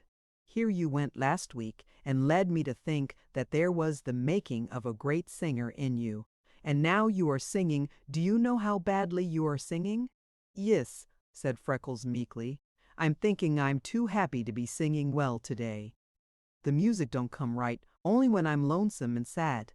The world's for being all sunshine at present, for among you and Mr. McLean and the bird woman, I'm after being that happy that I can't keep me thoughts on me notes. It's more than sorry I am to be disappointing you. Play it over, and I'll be beginning again, and this time I'll hold hard. Well, said the angel disgustedly, it seems to me that if I had all the things to be proud of that you have, I'd lift up my head and sing. And what is it I to be proud of, ma'am? Politely inquired Freckles. Why, a whole world full of things, cried the angel explosively. For one thing, you can be good and proud over the way you've kept the timber thieves out of this lease, and the trust your father has in you. You can be proud that you've never even once disappointed him or failed in what he believed you could do. You can be proud over the way everyone speaks of you with trust and honor, and about how brave of heart and strong of body you are. I heard a big man say a few days ago that the Limberlost was full of disagreeable things, positive dangers, unhealthful as it could be, and that since the memory of the first settlers, it has been a rendezvous for runaways, thieves, and murderers. This swamp is named for a man that was lost here and wandered around till he starved. That man I was. Talking with said he wouldn't take your job for $1,000 a month. In fact, he said he wouldn't have it for any money, and you've never missed a day or lost a tree. Perdowed, why, I should think you would just parade around about proper over that. And you can always be proud that you are born an Irishman. My father is Irish, and if you want to see him get up and strut, give him a teeny opening to enlarge on his race. He says that if the Irish had decent territory, they'd lead the world. He says they've always been handicapped by lack of space and a fertile soil. He says if Ireland had been as big and fertile as Indiana, why, England wouldn't ever have had the upper hand. She'd only be an appendage. Fancy England an appendage. He says Ireland has the finest orators and the keenest statesmen in Europe today, and when England wants to fight, with whom does she fill her trenches? Irishmen, of course. Ireland has the greenest grass and trees, the finest stones and lakes, and they've jaunting cars. I don't know just exactly what they are, but Ireland has all there are anyway. They've a lot of great actors and a few singers, and there never was a sweeter poet than one of theirs. You should hear my father recite Dear Harp of My Country. He does it this way. The angel arose, made an elaborate old-time bow, and holding up the banjo, recited in clipping feet and meter, with rhythmic swing and a touch of brogue that was simply irresistible. Dear harp of my country, the angel ardently clasped the banjo. In darkness I found thee. She held it to the light. The cold chain of silence had hung o'er thee long. She muted the strings with her rosy palm. Then proudly, my own Irish harp, I unbound thee. She threw up her head and swept a ringing harmony, and gave all thy chords to light, freedom, and song. She crashed into the notes of the accompaniment she had been playing for Freckles. That's what you want to be thinking of, she cried. Not darkness and lonesomeness and sadness, but light, freedom, and song. I can't begin to think offhand of all the big, splendid things an Irishman has to be proud of. But whatever they are all yours, and you are a part of them. I just despise that saddest when I sing business. You can sing. Now you go over there and do it. Ireland has had her statesmen, warriors, actors, and poets. Now you be her voice. You stand right out there before the cathedral door, and I'm going to come down the aisle playing that accompaniment, and when I stop in front of you, sing. The angel's face wore an unusual flush. Her eyes were flashing, and she was palpitating with earnestness. She parted the bushes and disappeared. Freckles, straight and tense, stood waiting. Presently, before he saw she was there, she was coming down the aisle toward him, playing compellingly, and rifts of light were touching her with golden glory. Freckles stood as if transfixed. The cathedral was majestically beautiful, from arched dome of frescoed gold, green and blue in never-ending shades and harmonies, to the mosaic aisles she trod, richly inlaid in choicest colors, and gigantic pillars that were God's handiwork fashioned and perfected through ages of sunshine and rain. But the fair young face and divinely molded form of the angel were his most perfect work of all. Never had she appeared so surpassingly beautiful.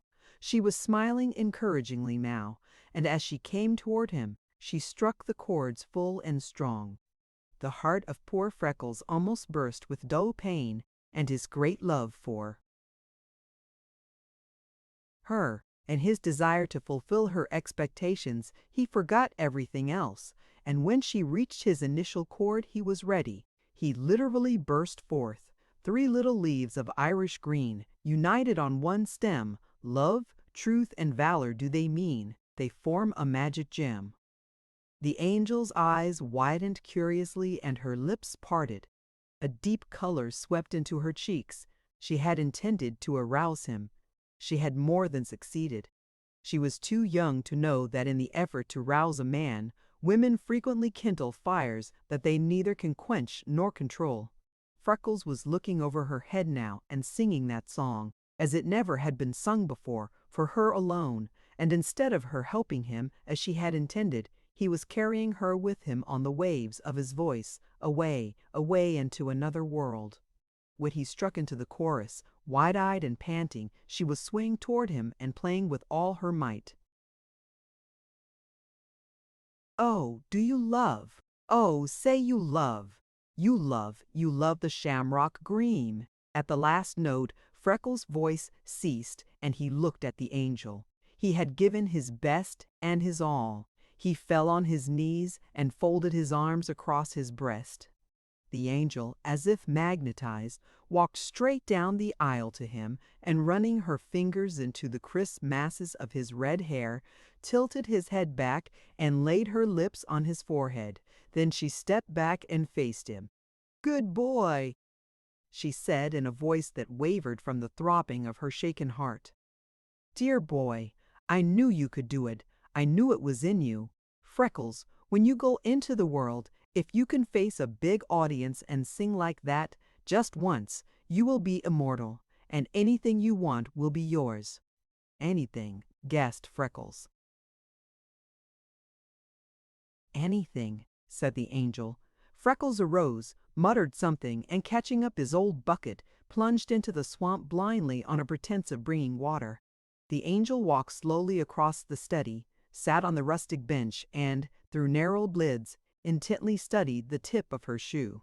On the trail, the bird woman wheeled to McLean with a dumbfounded look. "God," muttered he. At last a bird woman spoke. "Do you think the angel knew she did that?" she asked softly.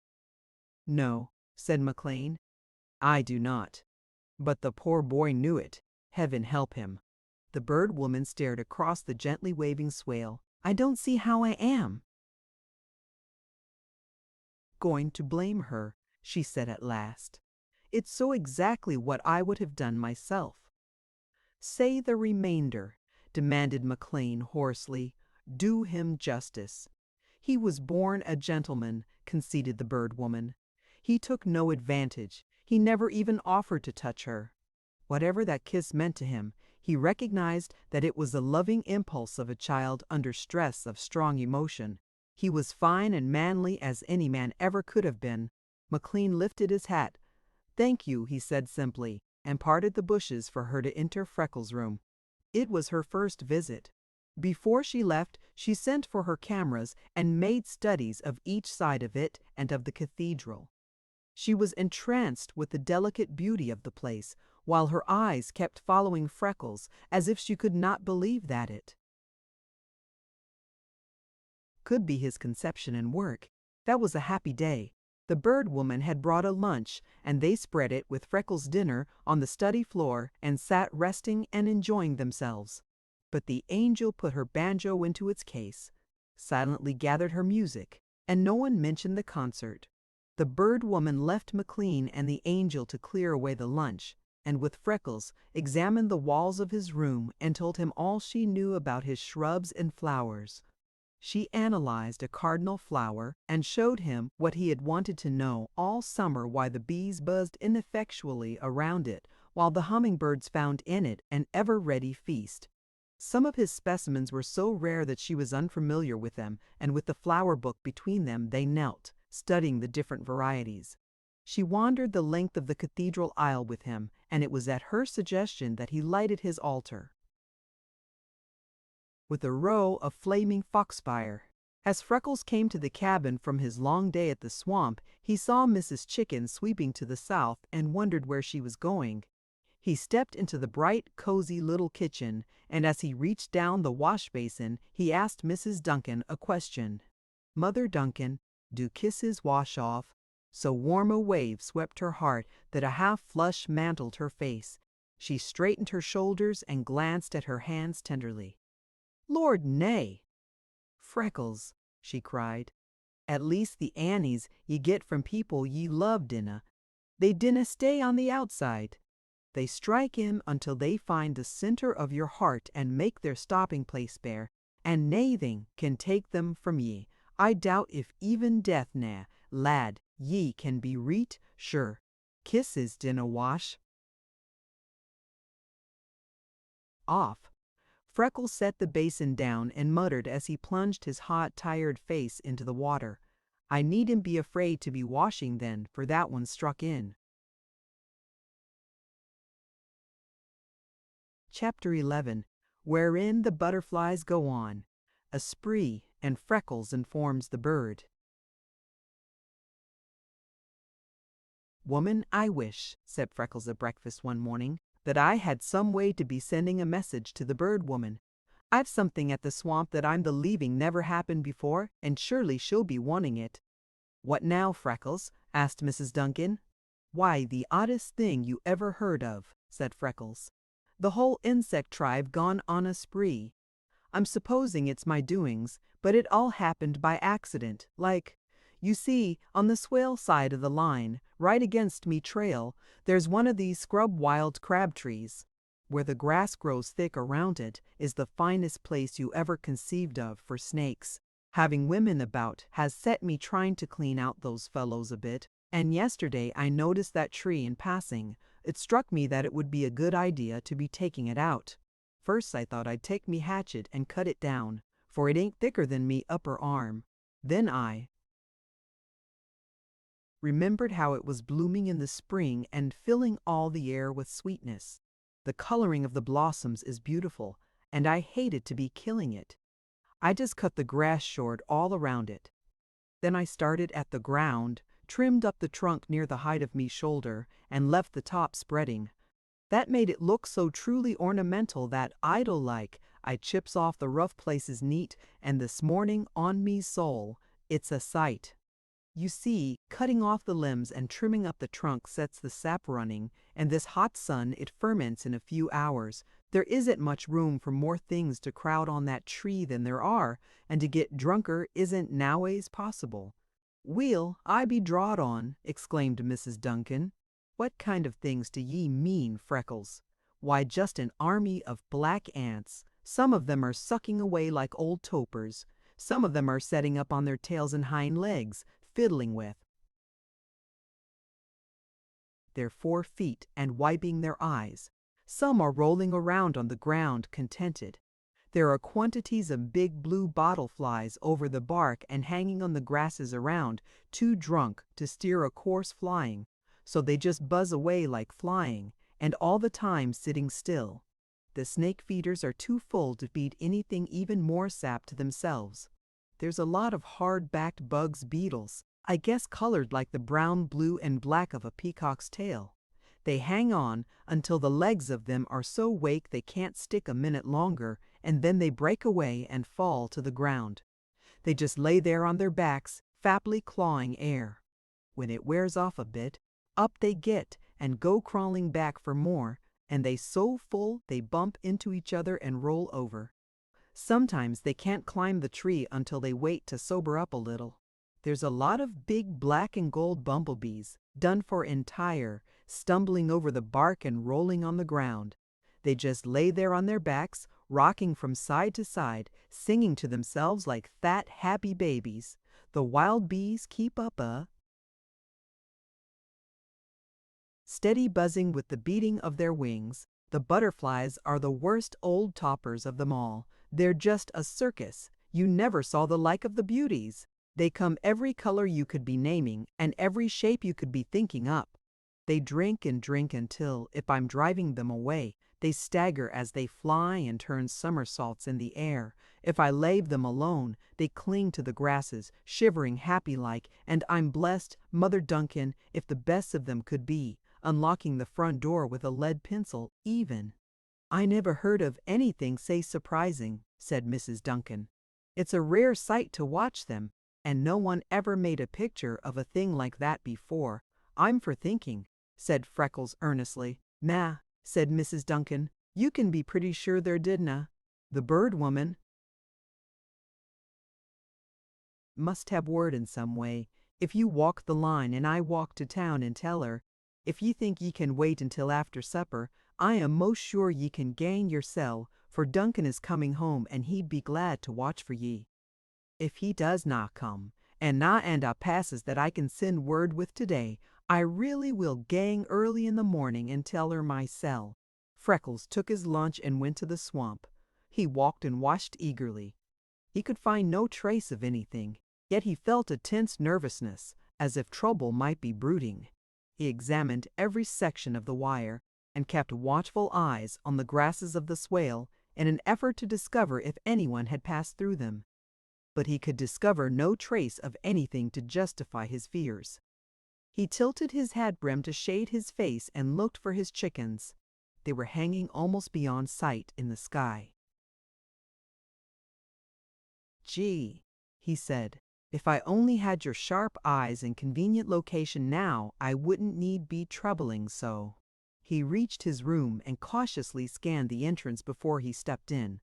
Then he pushed the bushes apart with his right arm and entered, his left hand on the butt of his favorite revolver. Instantly he knew that someone had been there. He stepped to the center of the room, closely scanning each wall and the floor. He could find no trace of a clue to confirm his belief, yet so intimate was he with the spirit of the place that he knew. How he knew he could not have told, yet he did know that someone had entered his room, sat on his benches, and walked over his floor. He was surest around the case. Nothing was disturbed, yet it seemed to Freckles that he could see where prying fingers had tried the lock. He stepped behind the case, carefully examining the ground all around it and close beside the tree to which it was nailed. He found a deep, fresh footprint in the spongy soil, a long, narrow print that was never made by the foot of Westerner. His heart tugged in his breast as he mentally measured the print, but he did not linger, for now the feeling arose that he was being watched. It seemed to him that he could feel the eyes of some intruder at his back. He knew he was examining things too closely. If anyone were watching, he did not want him to know that he felt it. He took the most open way and carried water for his flowers and moss as usual, but he put himself into no position in which he was fully exposed, and his hand was close his revolver constantly. Growing restive at last under the strain, he plunged boldly into the swamp and searched minutely all around his room, but he could not discover the least thing to give him further cause for alarm. He unlocked his case, took out his wheel, and for the remainder of the day he rode and watched as he never had before. Several times he locked the wheel and crossed the swamp on foot, zigzagging to cover all the space possible, every rod he traveled. He used the caution that sprang from knowledge of danger and the direction from which it probably would come. Several times he thought of sending for McLean, but for his life he could not make up his mind to do it with nothing more tangible than one footprint to justify him. He waited until he was sure Duncan would be at home, if he were coming for the night, before he went to supper. The first thing he saw as he crossed the swale was the big bays in the yard. There had been no one passing that day, and Duncan readily agreed to watch until Freckles rode to town. He told Duncan of the footprint and urged him to guard closely. Duncan said he might rest easy, and filling his pipe and taking a good revolver, The big man went to the Limberlost.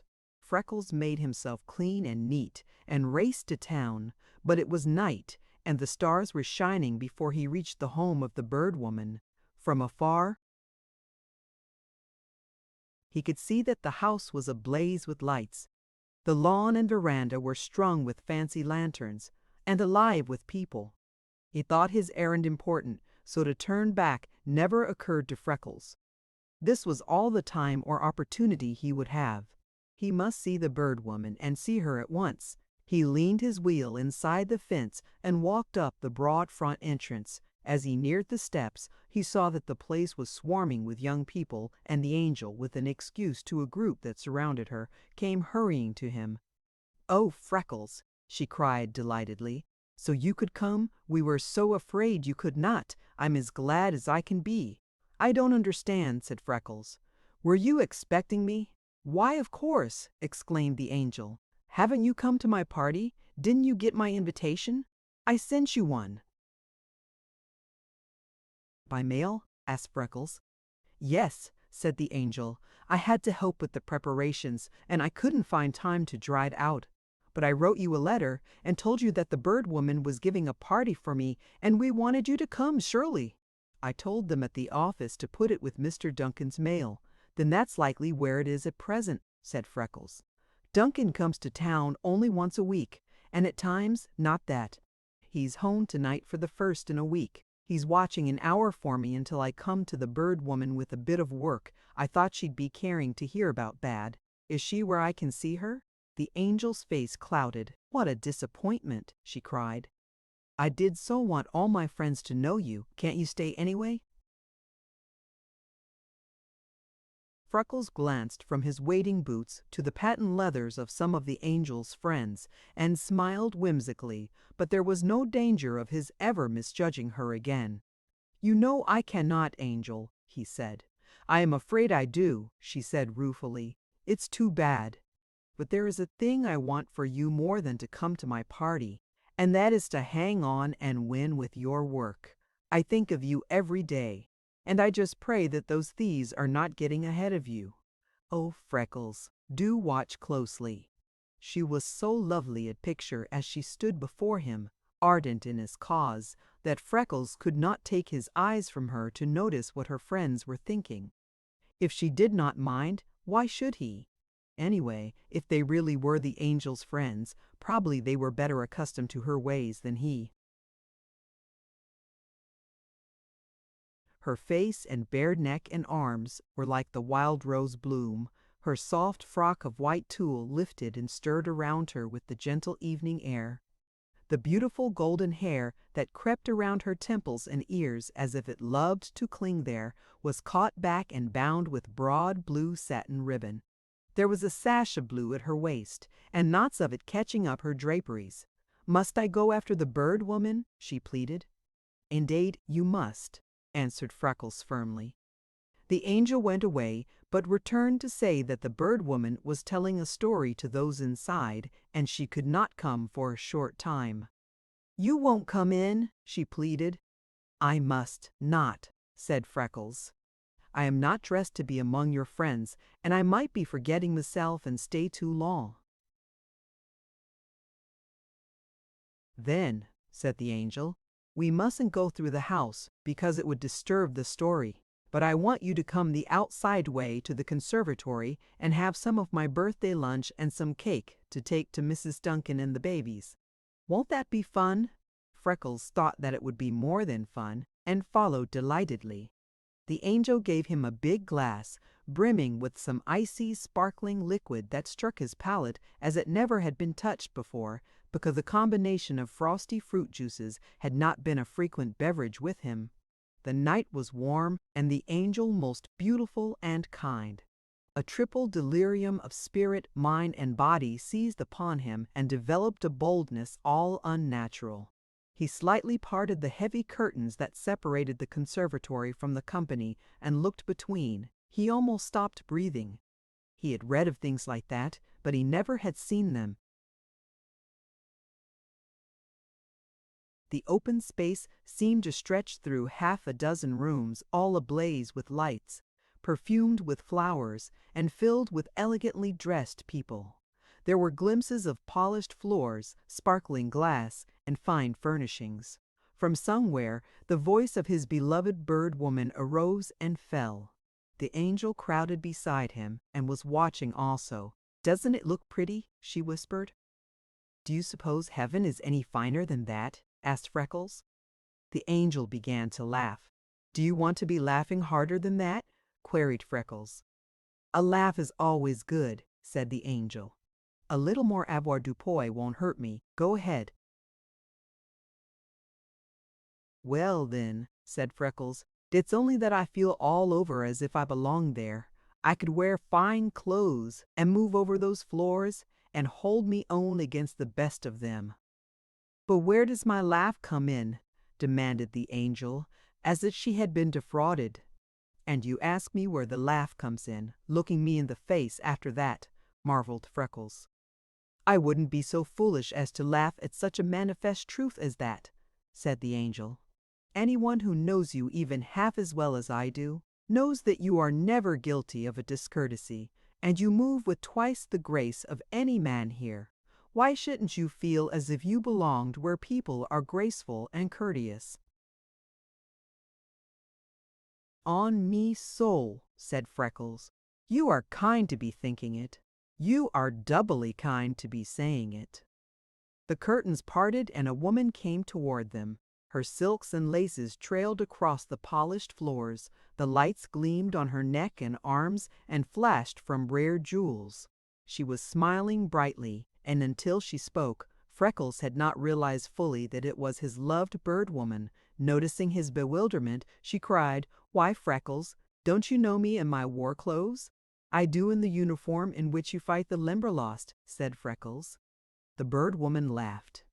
Then he told her why he had come, but she scarcely could believe him. She could not say exactly when she would go, but she would make it as soon as possible, for she was most anxious for the study. While they talked, the angel was busy packing a box of sandwiches, cake, fruit, and flowers.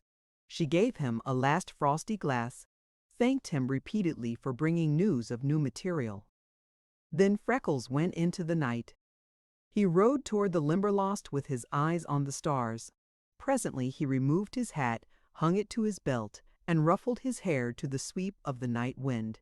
He filled the air all the way with snatches of oratorios, gospel hymns, and dialect and coon songs, in a startlingly varied program.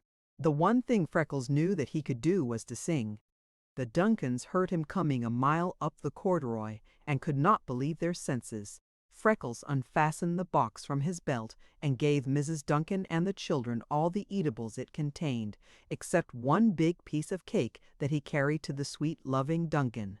He put the flowers back in the box and set it among his books. He did not say anything, but they understood it was not to be touched. "They's Freckles' flowers," said a tiny Scotsman, "but," he added cheerfully, "it's for sweeties." Freckles' face slowly flushed as he took Duncan's cake and started toward the swamp. While Duncan ate, Freckles told him something about the evening as well as he could find words to express himself, and the big man was so amazed he kept forgetting the treat in his hands. Then Freckles mounted his wheel and began a spin that terminated only when the biggest Plymouth Rock in Duncan's coop saluted a new day, and long lines of light reddened the east. As he rode he sang. While he sang he worshipped, but the God he tried to glorify was a dim and faraway mystery. The angel was warm flesh and blood. Every time he passed a little bark-covered imprint on the trail, he dismounted, removed his hat, solemnly knelt and laid his lips on the impression. Because he kept no account himself, only the laughing-faced old man of the moon knew how. Often it happened, and as from the beginning to the follies of earth that gentleman has ever been kind, with the near approach of dawn Freckles tuned his last note. Wearied almost to falling, he turned from the trail into the path leading to the cabin for a few hours' rest. Chapter 12, wherein Black Jack captures Freckles and the angel captures Jack. As Freckles left the trail, from the swale closed the south entrance, 4 large, muscular men arose and swiftly and carefully entered the swamp by the wagon road. 2 of them carried a big saw, the third, coils of rope and wire, and all of them were heavily armed. They left 1 man on guard at the entrance. The other 3 made their way through the darkness as best they could and were soon at Freckles' room. He had left the swamp on his wheel from the west trail. They counted on his returning on the wheel and circling the east line before he came there. A little below the west entrance to Freckles' room, Black Jack stepped into the swale and, binding a wire tightly around a scrub oak, carried it below the waving grasses, stretched it taut across the trail, and fastened it to a tree in the swamp. Then he obliterated all signs of his work and arranged the grass over the wire until it was so completely covered that only minute examination would reveal it. They entered Freckles' room with coarse oaths and jests. In a few moments his specimen case with its precious contents was rolled into the swamp while the saw was eating into one of the finest trees of the Limberlost. The first report from the man on watch was that Duncan had driven to the south camp. The second, that Freckles was coming. The man watching was sent to see on which side the boy turned into the path. As they had expected, he took the east. He was a little tired, and his head was rather stupid, for he had not been able to sleep as he had hoped, but he was very happy. Although he watched until his eyes ached, he could see no sign of anyone having entered the swamp. He called a cheery greeting to all his chickens. At Sleepy Snake Creek he almost fell from his wheel with surprise. The sawbird was surrounded by 4 lanky youngsters clamoring for breakfast. The father was strutting with all the importance of a drum major. "No use to expect the bird woman today," said Freckles, "but now wouldn't she be jumping for a chance at that?" As soon as Freckles was far down the east line, the watch was posted below the room on the west to report his coming. It was only a few moments before the signal came. Then the saw stopped, and the rope was brought out and uncoiled close to a sapling. Wester and Black Jack crowded to the very edge of the swamp, a little above the wire, and crouched, waiting. They heard Freckles before they saw him. He came gliding down the line swiftly, and as he rode he was singing softly, "Oh, do you love? Oh, say you love." He got no farther. The sharply driven wheels struck the tense wire and bounded back. Freckles shot over the handlebar and coasted down the trail on his chest. As he struck, Black Jack and Wessner were upon him. Wester caught off an old felt hat and clapped it over Freckles' mouth, while Black Jack twisted the boy's arms behind him, and they rushed him into his room. Almost before he realized that anything had happened, he was trussed to a tree and securely gagged. Then 3 of the men resumed work on the tree. The other followed the path Freckles had worn to Little Chicken's tree, and presently he reported that the wires were down and 2 teams with the loading apparatus coming to take out the timber. All the time the saw was slowly eating into the big tree. Wessner went to the trail and removed the wire. He picked up Freckles' wheel, that did not seem to be injured, and leaned it against the bushes so that if anyone did pass on the trail, he would not see it doubled in the swamp grass. Then he came and stood in front of Freckles and laughed in devilish hate. To his own amazement, Freckles found himself looking fear in the face and marveled that he was not afraid. 4 to 1. The tree halfway eaten through, the wagons coming up the inside road, he bound and gagged. The men with Black Jack and Wessner had belonged to McLean's gang when last he had heard of them, but who those coming with the wagons might be, he could not guess. If they secured that tree, McLean lost its value, lost his wager, and lost his faith in him. The words of the angel hammered in his ears. "Oh, Freckles, do watch closely." The saw worked steadily. When the tree was down and loaded, what would they do? Pull out and leave him there to report them? It was not to be hoped for. The place always had been lawless. It could mean but one thing. A mist swept before his eyes while his head swam. Was it only last night that he had worshipped the angel in a delirium of happiness? And now, what, Wessner?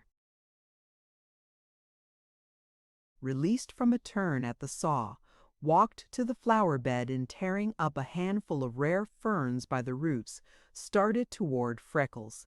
His intention was obvious. Black Jack stopped him with an oath.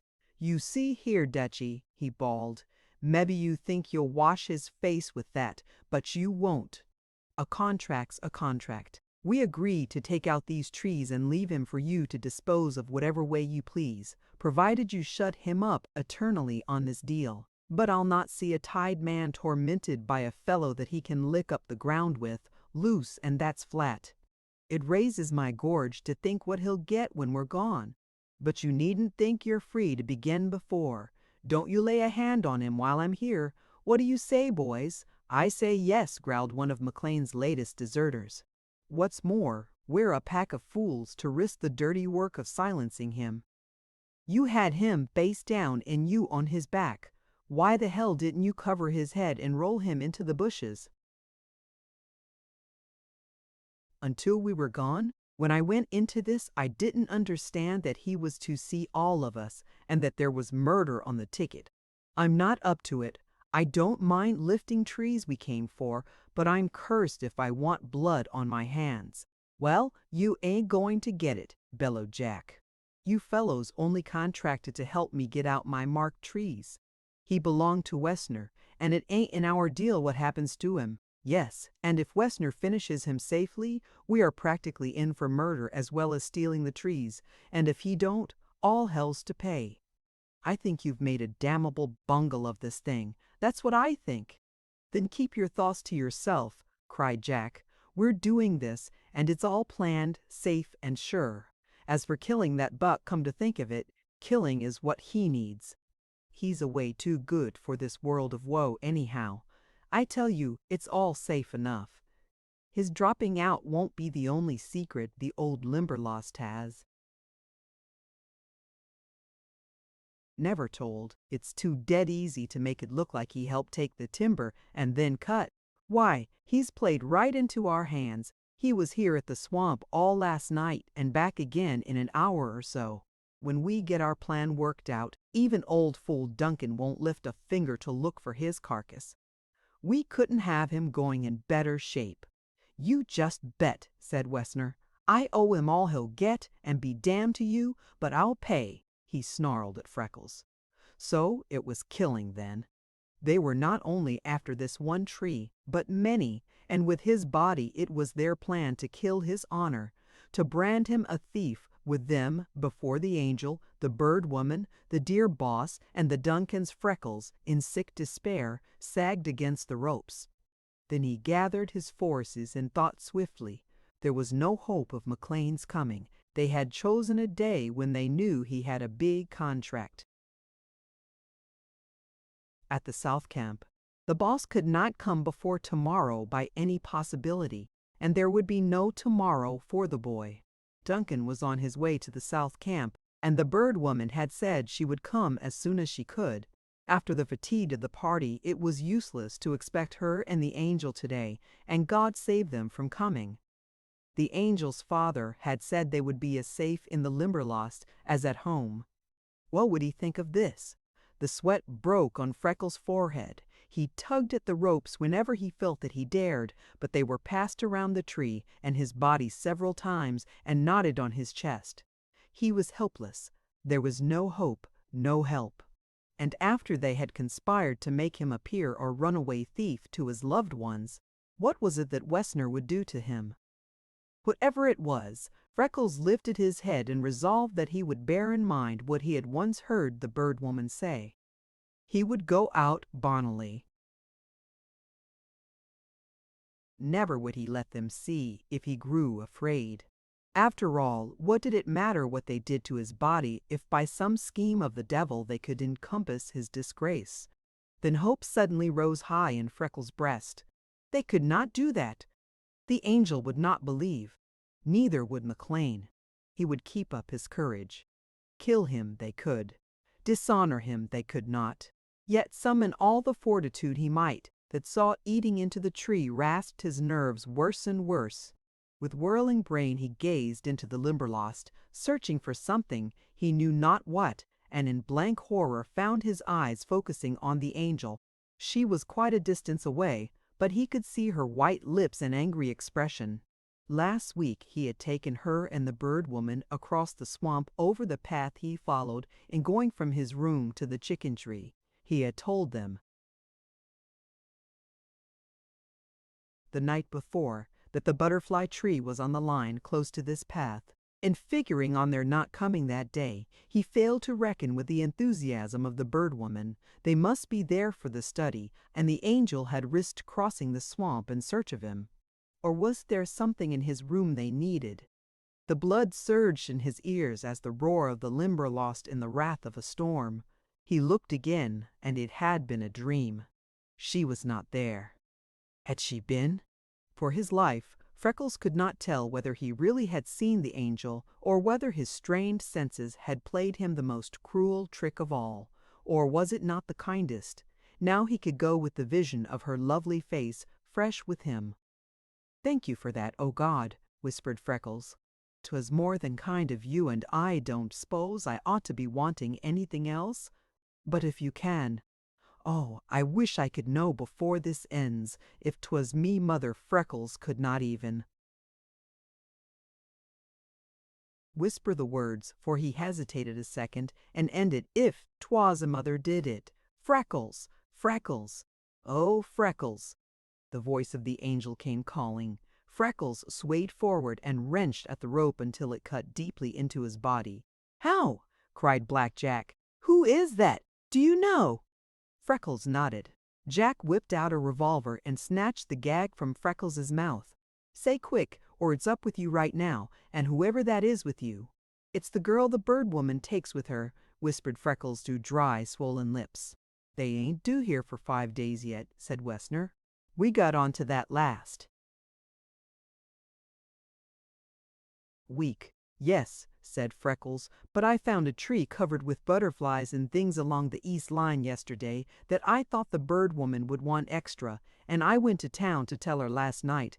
She said she'd come soon, but she didn't say when. They must be here. I take care of the girl while the bird woman works. Untie me quick until she is gone. I'll try to send her back, and then you can go on with your dirty work." "He ain't lying," volunteered Wessner.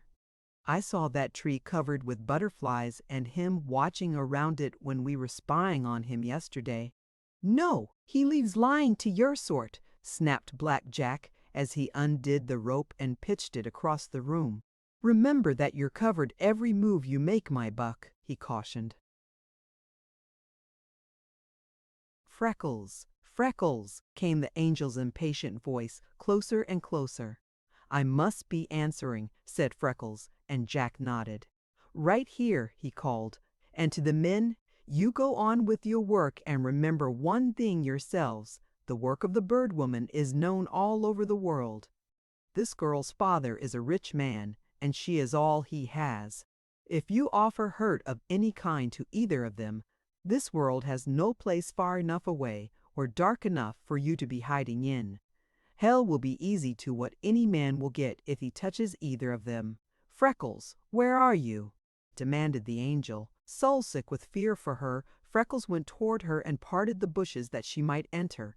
She came through without apparently giving him a glance, and the first words she said were, "Why have the gang come so soon? I didn't know you expected them for 3 weeks yet. Or is this some especial tree that Mr. McLean needs to fill in order right now?" Freckles hesitated. Would a man dare lie to save himself? No, but to save the angel, surely that was different. He opened his lips, but the angel was capable of saving herself. She walked among them, exactly as if she had been reared in a lumber camp, and never waited for an answer. "Why, your specimen case," she cried.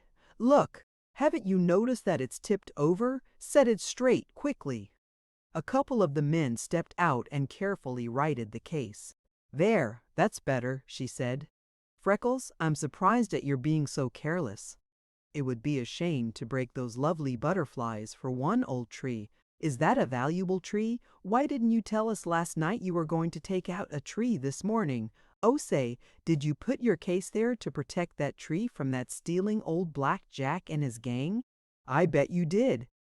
Well, if that wasn't bright, what kind of a tree is it? It's a white oak, said Freckles, like those they make dining tables and sideboards from. Yes.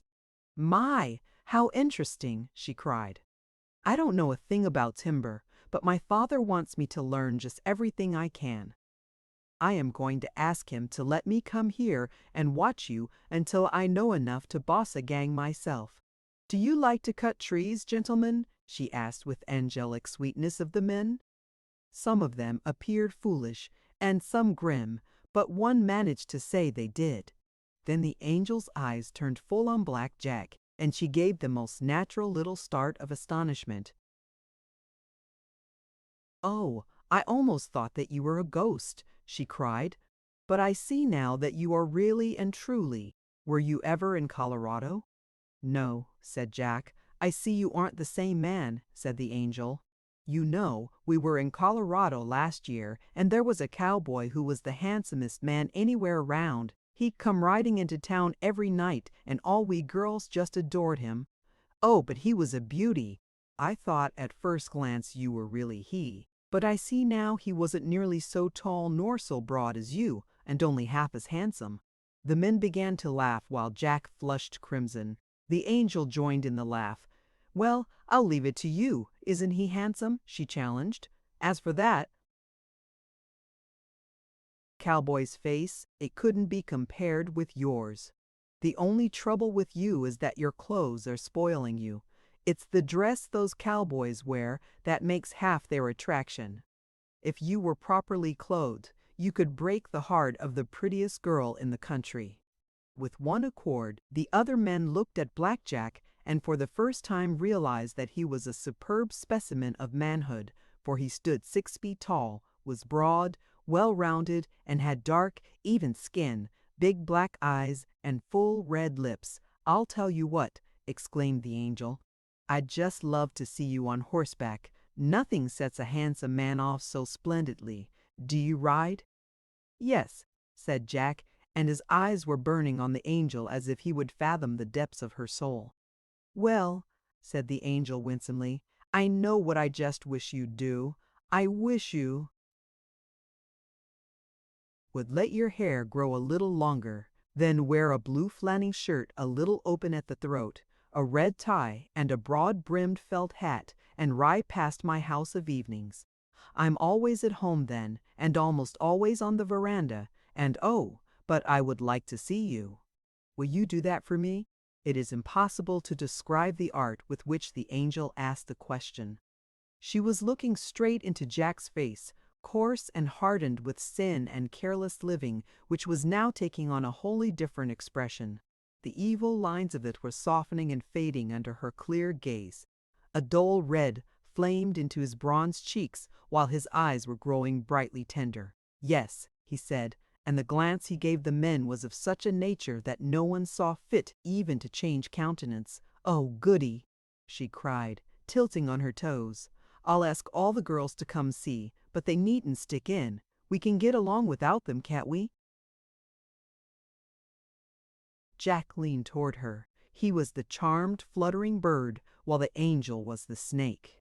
"Well, I rather guess," he cried.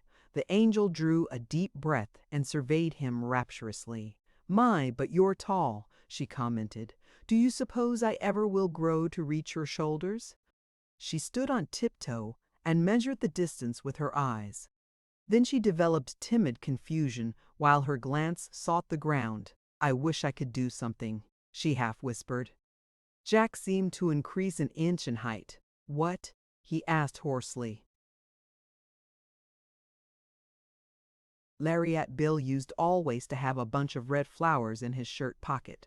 The red lit up his dark eyes and olive cheeks and made him splendid.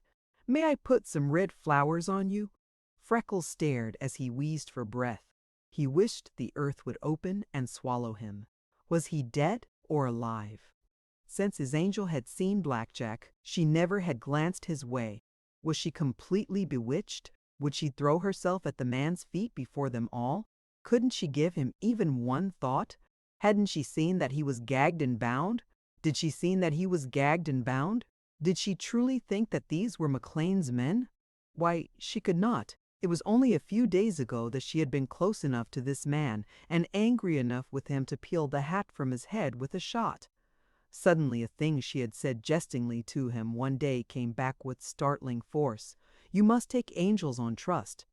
Of course you must. She was his angel. She must have seen. His life, and what was far more, her own, was in her hands. There was nothing he could do but trust her. Surely she was working out some plan. The angel knelt beside his flower bed and recklessly tore up by the roots a big bunch of foxfire. These stems are so tough and sticky, she said. I can't break them. Loan me your knife, she ordered Freckles. As she reached for the knife, her back was for 1 second toward the men.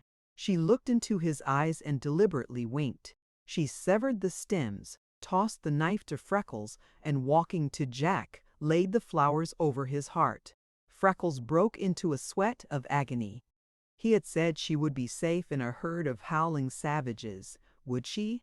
If Blackjack even made a motion toward touching her, Freckles knew that from somewhere he would muster the strength to kill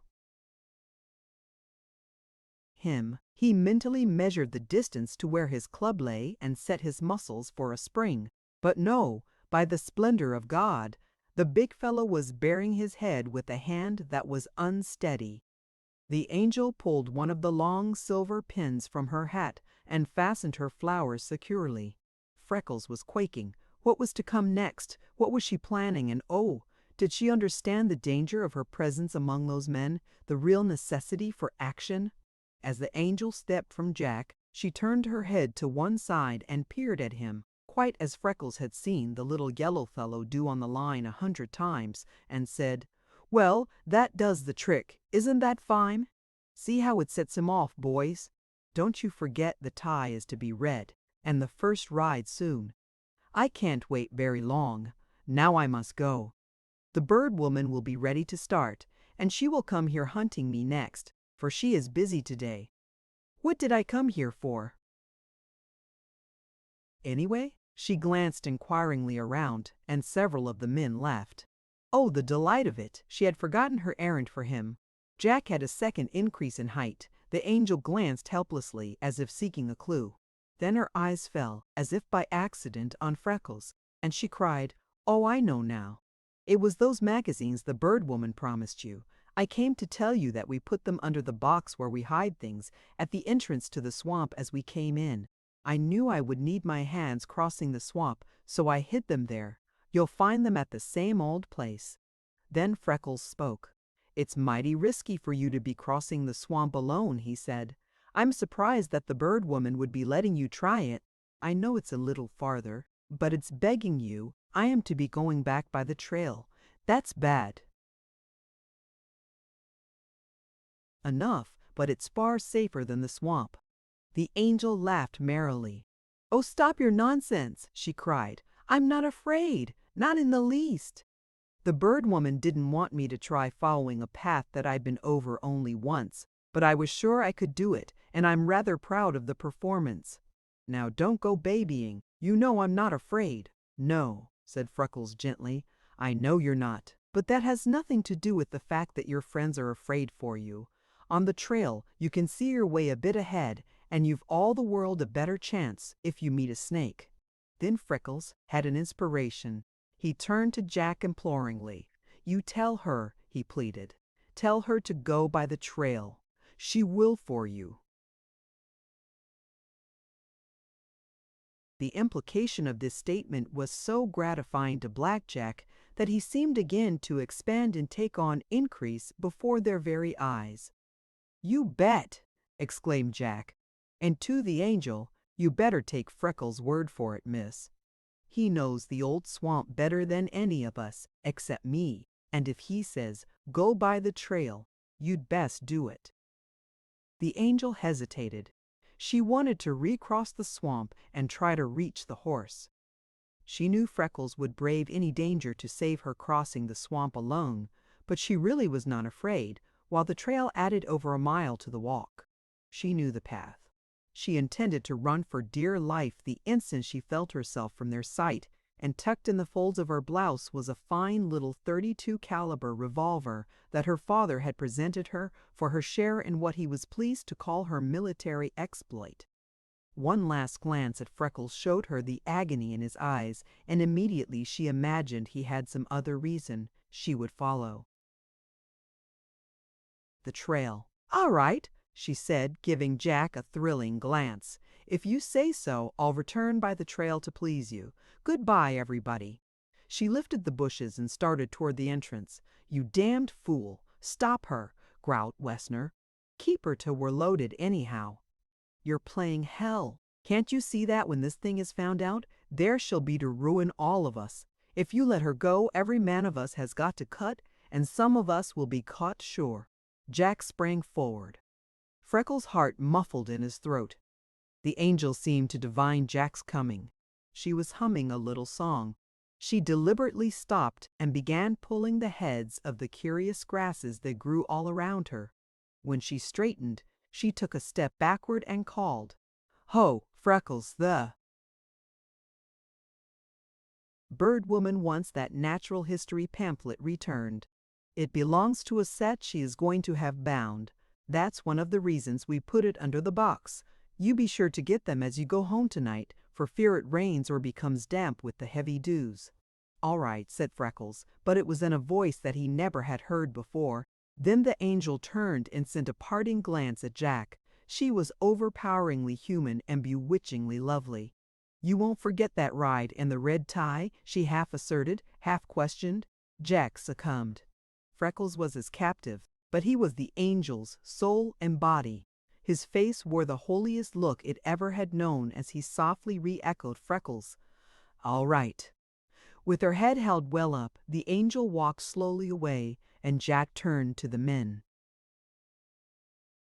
"Drop your damned staring and saw wood," he shouted. "Don't you know anything at all about how to treat a lady?"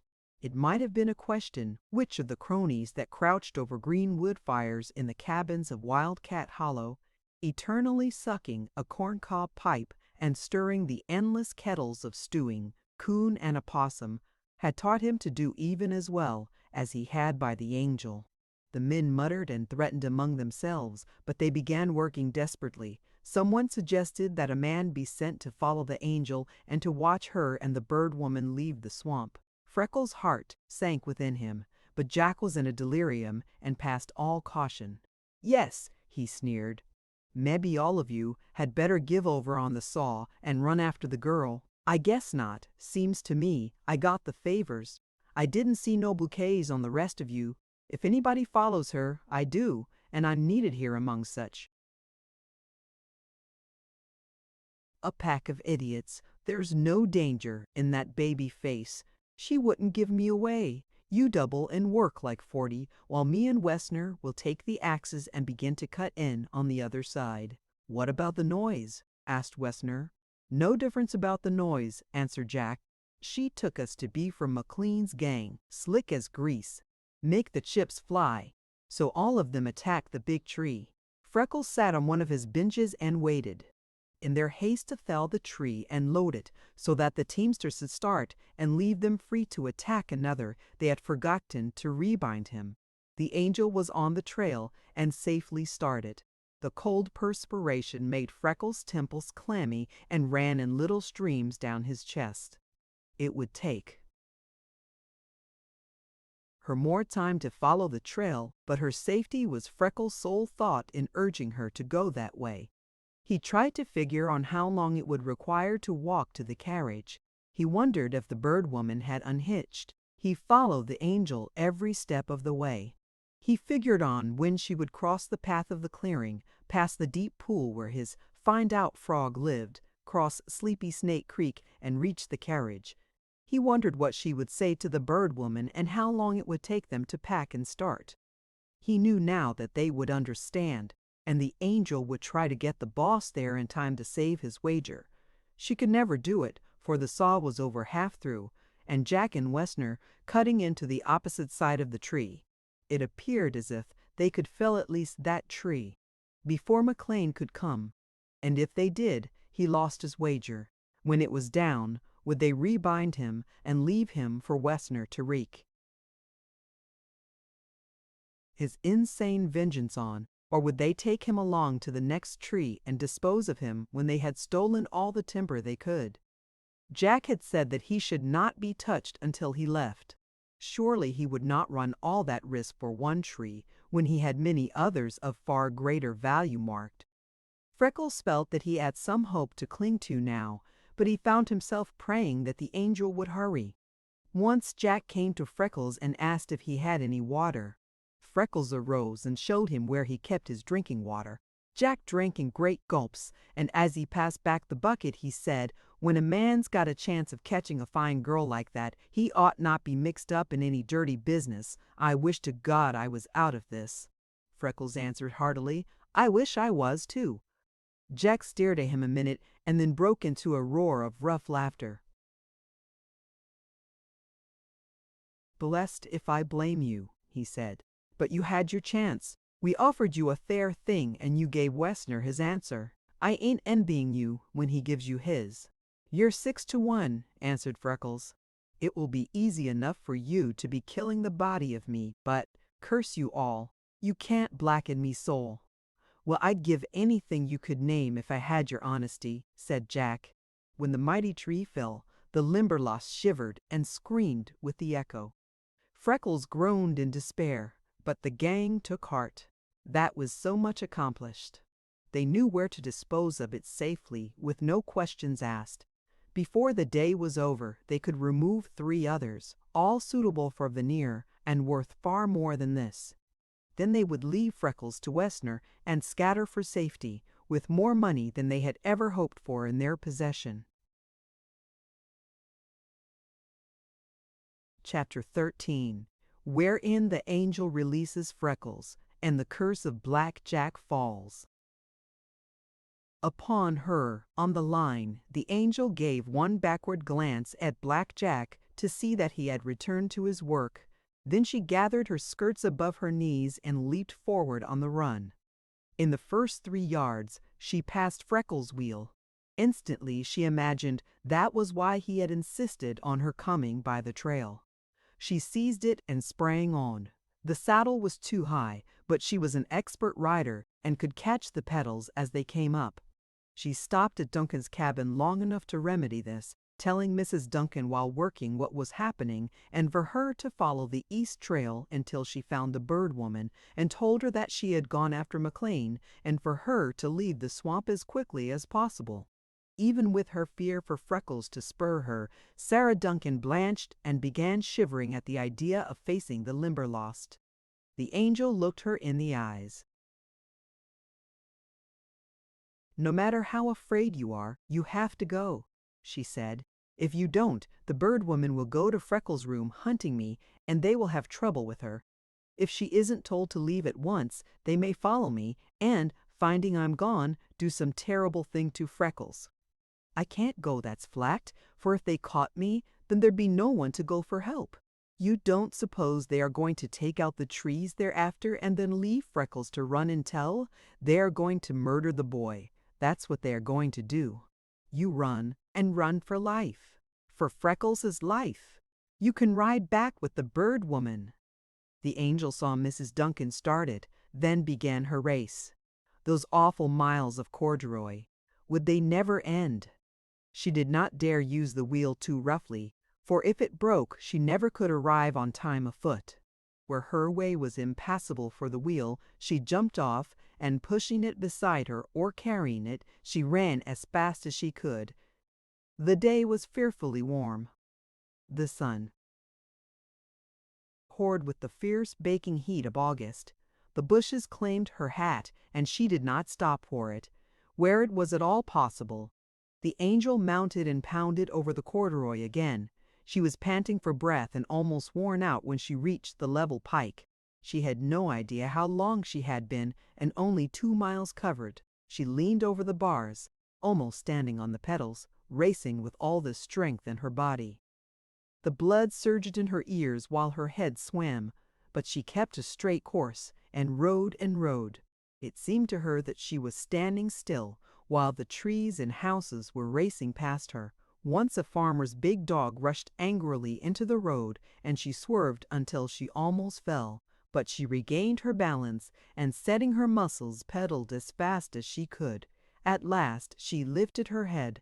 Surely it could not be over a mile more. She had covered 2 of corduroy and at least 3 of gravel, and it was only 6 in all. She was reeling in the saddle, but she gripped the bars with new energy and raced desperately. The sun beat on her bare head and hands. Just when she was choking with dust and almost prostrate with heat and exhaustion crash, she ran into a broken bottle. Snap! Went the tire. The wheel swerved and pitched over. The Angel rolled into the thick yellow dust of the road and lay quietly. From afar, Duncan began to notice a strange, dust-covered object in the road as he headed toward town with the first load of the day's felling. He chirruped to the bays and hurried them all he could. As he neared the Angel, he saw it was a woman and a broken wheel. He was beside her in an instant. He carried her to a shaded fence corner, stretched her on the grass, and wiped the dust from the lovely face, all dirt-streaked, crimson, and bearing a startling whiteness around the mouth and nose. Wheels were common enough. Many of the farmers' daughters owned and rode them, but he knew these same farmers' daughters. This face was a stranger's. He glanced at the Angel's tumbled clothing, the silkiness of her hair with its pale satin ribbon, and noticed that she had lost her hat. Her lips tightened in an ominous quiver. He left her and picked up the wheel. As he had surmised, he knew it. This, then, was Freckles' Swamp Angel. There was trouble in the Limberlost, and she had broken down racing to McLean. Duncan turned the bays into a fence corner, tied one of them, unharnessed the other, fastened up the trace chains, and hurried to the nearest farmhouse to send help to the Angel. He found a woman who took a bottle of camphor, a jug of water, and some towels, and started on the run. Then Duncan put the bay to speed and raced to camp. The Angel, left alone, lay still for a second. Then she shivered and opened her eyes. She saw that she was on the grass and the broken wheel beside her. Instantly she realized that someone had carried her there and gone after help. She sat up and looked around. She noticed the load of logs and the one horse. Someone was riding after help for her. "Oh, poor Freckles," she wailed. "They may be killing him by now. Oh, how much time have I wasted?" She hurried to the other bay, her fingers flying as she set him free. Snatching up a big blacksnake whip that lay on the ground, she caught the hames, stretched along the horse's neck, and for the first time the fine, big fellow felt on his back the quality of the lash that Duncan was accustomed to crack over him. He was frightened and ran at top speed. The Angel passed a wildly waving, screaming woman on the road, and a little later a man riding as if he, too, were in great haste. The man called to her, but she only lay lower and used the whip. Soon the feet of the man's horse sounded farther and farther away. At the south camp, they were loading a second wagon when the Angel appeared riding one of Duncan's bays, lathered and dripping, and cried, "Everybody go to Freckles. There are thieves stealing trees and they had him bound. They're going to kill him." She wheeled the horse toward the Limberlost. The alarm sounded through camp. The gang were not unprepared. McLean sprang to Nellie's back and raced after the Angel. As they passed Duncan, he wheeled and followed. Soon the pike was an irregular procession of barebacked riders, wildly driving flying horses toward the swamp. The boss rode neck and neck with the Angel. He repeatedly commanded her to stop and fall out of line, until he remembered that he would need her to lead him to Freckles. Then he gave up and rode beside her, for she was sending the bay at as sharp a pace as the other horses could keep and hold out. He could see that she was not hearing him. He glanced back and saw that Duncan was close. There was something terrifying in the appearance of the big man and the manner in which he sat his beast and rode. It would be a sad day for the man on whom Duncan's wrath broke. There were 4 others close behind him, and the pike filling with the remainder of the gang. So McLean took heart and raced beside the angel. Over and over he asked her where the trouble was, but she only gripped the hames, leaned along the bay's neck, and slashed away with the black snake. The steaming horse, with crimson nostrils and heaving sides, stretched out and ran for home with all the speed there was in him.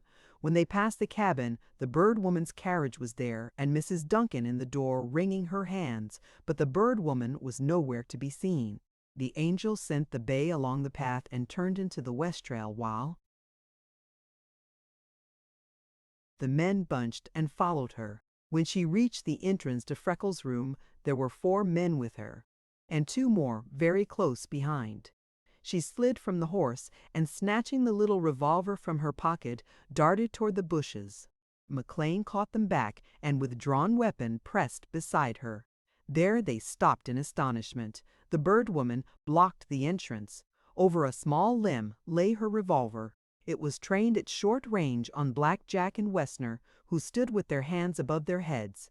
Freckles, with the blood trickling down his face from an ugly cut in his temple, was gagged and bound to the tree again. The remainder of the men were gone. Black Jack was raving as a maniac, and when they looked closer, it was only the left arm that he raised. His right, with the hand shattered, hung helpless at his side, while his revolver lay at Freckles' feet. Wessner's weapon was in his belt, and beside him, Freckles' club. Freckles' face was white, with colorless lips, but in his eyes was the strength of undying courage.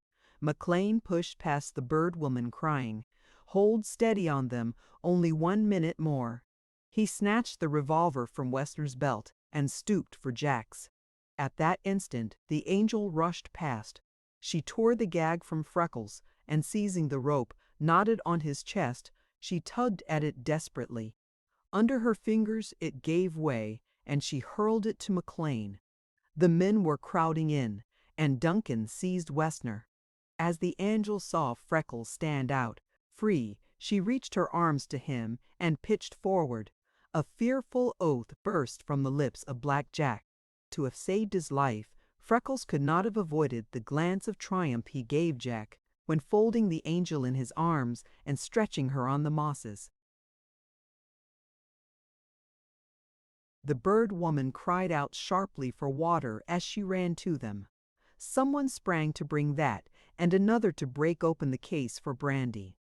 As McLean arose from binding Wessner, there was a cry that Jack was escaping. He was already far in the swamp, running for its densest part in leaping bounds. Every man who could be spared plunged after him. Other members of the gang arriving were sent to follow the tracks of the wagons. The teamsters had driven from the west entrance, and crossing the swale, had taken the same route the Bird Woman and the angel had before them. There had been ample time for the drivers to reach the road. After that, they could take any one of 4 directions. Traffic was heavy, and lumber wagons were passing almost constantly, so the men turned back and joined the more exciting hunt for a man. The remainder of the gang joined them, also farmers of the region and travelers attracted by the disturbance. Watchers were set along the trail at short intervals. They patrolled the line and roads through the swamp that night with lighted torches, and the next day McLean headed as thorough a search as he felt could be made of one side, while Duncan covered the other, but Black Jack could not be found. Spies were set around his home in Wildcat Hollow to ascertain if he reached there or aid was being sent in any direction to him, but it was soon clear that his relatives were ignorant of his hiding place and were searching for him. Great is the elasticity of youth. A hot bath and a sound night's sleep renewed Freckles' strength, and it needed but little more to work the same result with the angel. Freckles was on the trail early the next morning. Besides a crowd of people anxious to witness Jack's capture, he found 4 stalwart guards, one at each turn. In his heart, he was compelled to admit that he was glad to have them there. Close noon, McLean placed his men in charge of Duncan and, taking Freckles, drove to town to see how the angel fared. McLean visited a greenhouse and bought an armload of its finest products, but Freckles would have none of them. He would carry his message in a glowing mass of the Limberlost's first goldenrod. The bird woman received them, and in answer to their eager inquiries, said that the angel was in no way seriously injured, only so bruised and shaken that their doctor had ordered her to lie quietly for the day. Though she was sore and stiff, they were having work to keep her in bed. Her callers sent up their flowers with their grateful regards, and the angel promptly returned word that she wanted to see them. She reached both hands to McLean. "What if one old tree is gone? You don't care, sir. You feel that Freckles has kept his trust as nobody ever did before, don't you? You won't forget all those long first days of fright that you told us of, the fearful cold of winter, the rain, heat, and lonesomeness, and the brave days, and lately nights too, and let him feel that his trust is broken? Oh, Mr. McLean, she begged, say something to him, do something to make him feel that it isn't for nothing he has watched and suffered it out with that old Limberlost. Make him see how great and fine it is, and how far, far better he has done than you or any of us expected. What's one old tree, anyway?" she cried passionately. "I was thinking before you came. Those other men were rank big cowards. They were scared for their lives. If they were the drivers, I wager you gloves against gloves, they never took those logs out to the pike. My coming upset them. Before you feel bad any more, you go look and see if they didn't lose courage the minute they left Wessner and Blackjack, dump that timber, and run. I don't believe they ever had the grit to drive out with it in daylight. Go see if they didn't figure on leaving the way we did the other morning, and you'll find the logs before you reach the road. They never risked taking them into the open when they got away and had time to think. Of course they didn't. And then another thing, you haven't lost your wager. It never will be claimed, because you made it with a stout, dark, red-faced man who drives a bay and a gray. He was right back of you, Mr. McLean, when I came yesterday.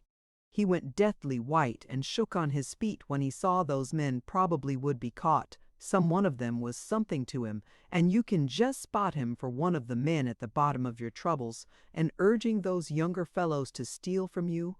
I suppose he promised to divide. You settle with him, and that business will stop." She turned to Freckles. "And you be the happiest man alive because you've kept your trust. Go look where I tell you, and you'll find the logs. I can see just about where they are. When they go up that steep little hill, into the next woods after the cornfield, why, they could unloose the chains and the logs would roll from the wagons themselves. Now you go look, and Mr. McLean, you do feel that Freckles has been brave and faithful. You won't love him any the less even if you don't find the logs." The angel's nerve gave way and she began to cry. Freckles could not endure it. He almost ran from the room with the tears in his eyes. But McLean took the angel from the bird woman's arms and kissed her brave little face, stroked her hair, and petted her into quietness before he left.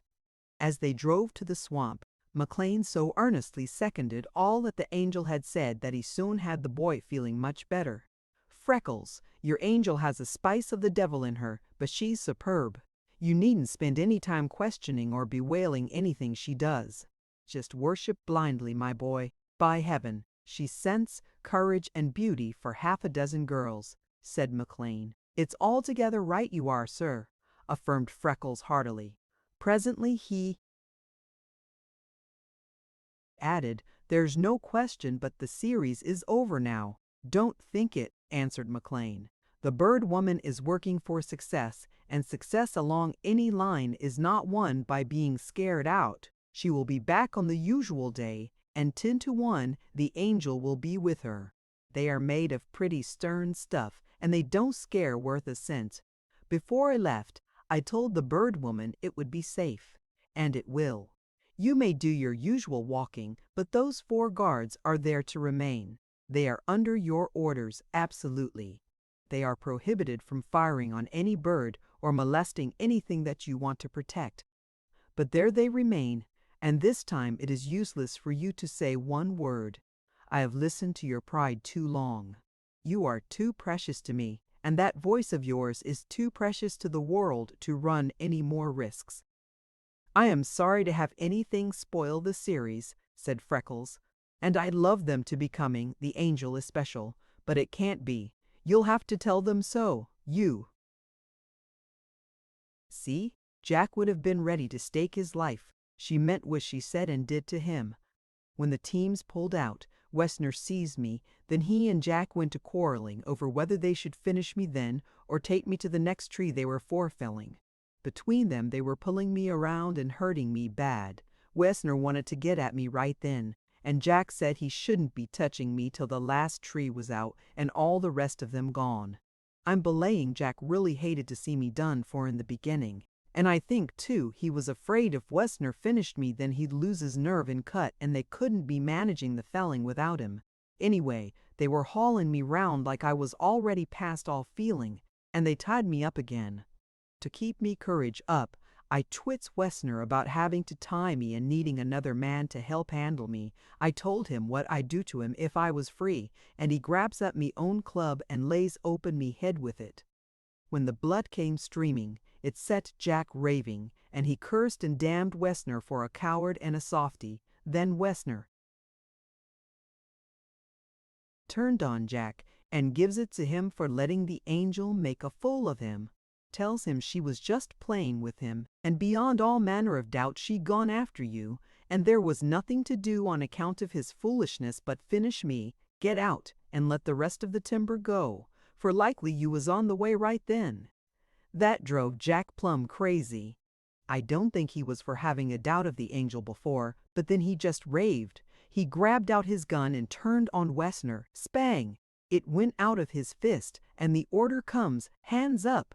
Wessner reached for Kingdom Come like he was expecting to grab hold and pull himself up. Jack puts up what he has left. Then he leans over to me and tells me what he'll do to me if he ever gets out of there alive. Then, just like a snake hissing, he spits out what he'll do to her for playing him. He did get away, and with his strength, that wound in his hand won't be bothering him long. He'll do to me just what he said, and when he hears it really was she that went after you, why he'll keep his oath about her. He's lived in the swamp all his life, sir, and everybody says it's always been the home of cutthroats, outlaws, and runaways. He knows its most secret places as none of the others. He's alive. He's in there now, sir. Some way he'll keep alive. If you'd seen his face, all scarlet with passion, twisted with pain, and black with hate, and heard him swearing that oath, you'd know it was a sure thing. I ain't done with him yet, and I've brought this awful thing on her. And I haven't begun with him yet, said McLean, setting his teeth. I've been away too slow and too easy, believing there'd be no greater harm than the loss of a tree. I've sent for a couple of first-class detectives. We will put them on his track and rout him out and rid the country of him. I don't propose for him to stop either our work or our pleasure. As for his being in the swamp now, I don't believe it. He'd find a way out last night in spite of us. Don't you worry. I am at the helm now, and I'll see to that gentleman in my own way. I wish to my soul you had seen and heard him, said Freckles, unconvinced. They entered the swamp, taking the route followed by the bird woman and the Angel. They really did find the logs, almost where the Angel had predicted they would be. McLean went to the south camp and had an interview with Crowan that completely convinced him that the Angel was correct there also. But he had no proof, so all he could do was to discharge the man, although his guilt was so apparent that he offered to withdraw the wager. Then McLean sent for a pack of bloodhounds and put them on the trail of Black Jack. They clung to it on and on into the depths of the swamp, leading their followers through what had been considered impassable and impenetrable ways, and finally around near the west entrance and into the swale. Here the dogs bellowed, raved, and fell over each other in their excitement.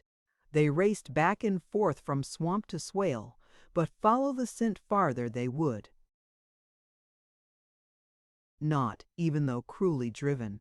At last their owner attributed their actions to snakes, and as they were very valuable dogs, abandoned the effort to urge them on, so that all they really established was the fact that Black Jack had eluded their vigilance and crossed the trail some time in the night. He had escaped to the swale. From there, he probably crossed the corduroy, and reaching the lower end of the swamp, had found friends. It was a great relief to feel that he was not in the swamp, and it raised the spirits of every man on the line, though many of them expressed regrets that he who was undoubtedly most to blame should escape, while Wessner, who in the beginning was only his tool, should be left to punishment. But for Freckles, with Jack's fearful oath ringing in his ears, there was neither rest nor peace. He was almost ill when the day for the next study of the series arrived, and he saw the Bird Woman and the Angel coming down the corduroy. The guards of the east line he left at their customary places, but those of the west he brought over and placed, one near Little Chicken's tree and the other at the carriage. He was firm about the Angel's remaining in the carriage, that he did not offer to have unhitched. He went with the Bird Woman to secure the picture, which was the easiest matter it had been at any time yet, for the simple reason that the placing of the guards and the unusual movement around the swamp had made Mr. and Mrs. Chicken timid, and they had not carried Little Chicken the customary amount of food.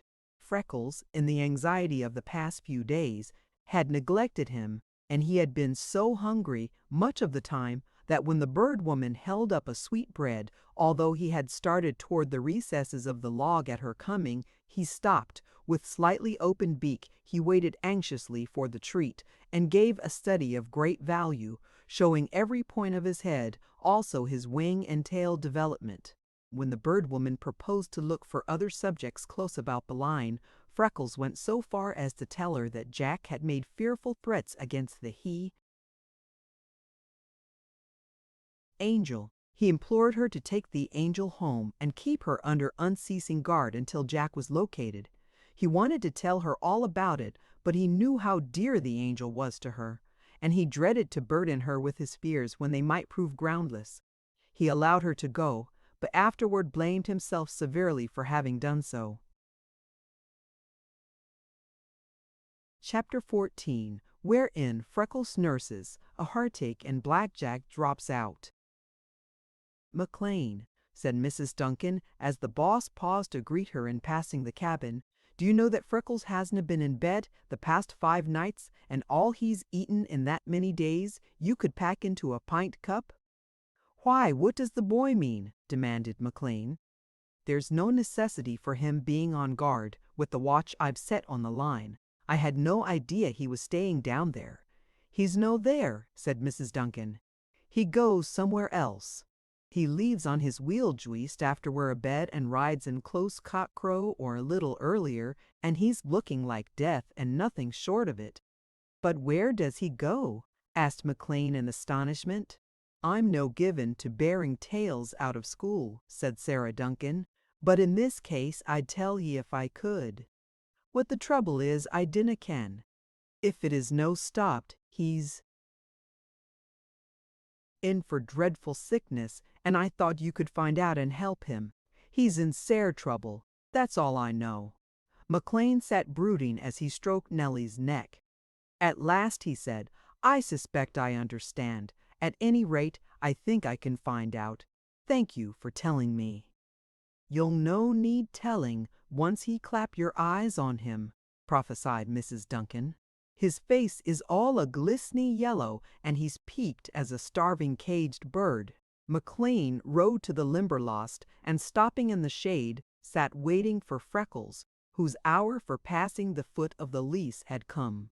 Along the north line came Freckles, fairly staggering. When he turned east and reached Sleepy Snake Creek, sliding through the swale as the long black snake for which it was named, he sat on the bridge and closed his burning eyes, but they would not remain shut. As if pulled by wires, the heavy lids flew open, while the outraged nerves and muscles of his body danced, twitched, and tingled.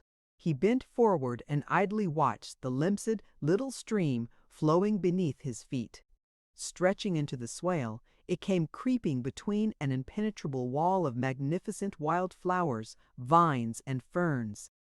Milkweed, goldenrod, ironwort, fringed gentians, cardinal flowers, and turtle heads stood on the very edge of the creek, and every flower of them had a double in the water. Wild clematis crowned with snow the heads of trees scattered here and there on the bank. From afar the creek appeared to be murky, dirty water. Really it was clear and sparkling. The tinge of blackness was gained from its bed of muck showing through the transparent current. He could see small and wonderfully marked fish. What became of them when the creek spread into the swamp? For one thing, they would make mighty fine eating for the family of that self-satisfied old blue heron. Freckles sat so quietly that soon the brim of his hat was covered with snake feeders, rasping their crisp wings and singing while they rested. Some of them settled on the club and one on his shoulder. He was so motionless. Feathers, fur, and gauze were so accustomed to him that all through the swale they continued their daily life and forgot he was there. The heron family were wading the mouth of the creek. Freckles idly wondered whether the nerve-wracking rasps they occasionally emitted indicated domestic felicity or a raging quarrel. He could not decide. A sheephook with flaring crest went stalking across a bare space close to the creek's mouth.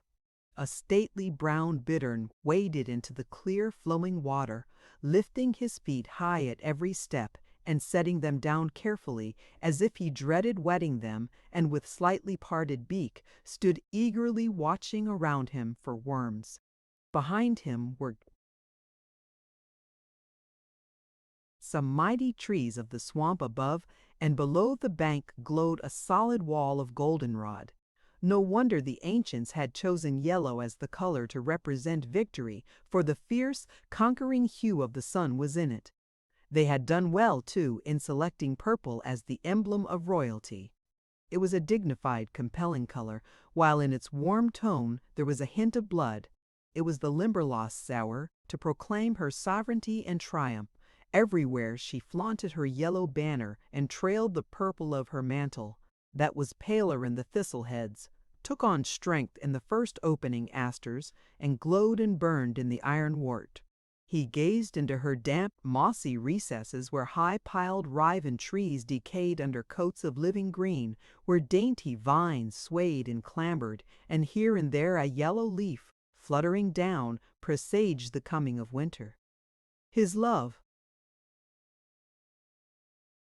of the swamp laid hold of him and shook him with its force. Compellingly beautiful was the Limberlost, but cruel withal, for inside bleached the uncoffined bones of her victims, while she had missed cradling him, oh, so narrowly. He shifted restlessly. The movement sent the snake feeders skimming. The hum of life swelled and roared in his strained ears. Small turtles that had climbed on a log to sun splashed clumsily into the water. Somewhere in the timber of the bridge, a bloodthirsty little frog cried sharply, "Kill him! Kill him!" Freckles muttered, "It's worse than that. Black Jack swore to do to me, little fellow." A muskrat waddled down the bank and swam for the swamp, its pointed nose riffling the water into a shining trail in its wake. Then, below the turtle log, a dripping silver-gray head with shining eyes was cautiously lifted, and Freckles' hand slid to his revolver. Higher and higher came the head. A long, heavy, fur-coated body arose, now half, now three-fourths from the water.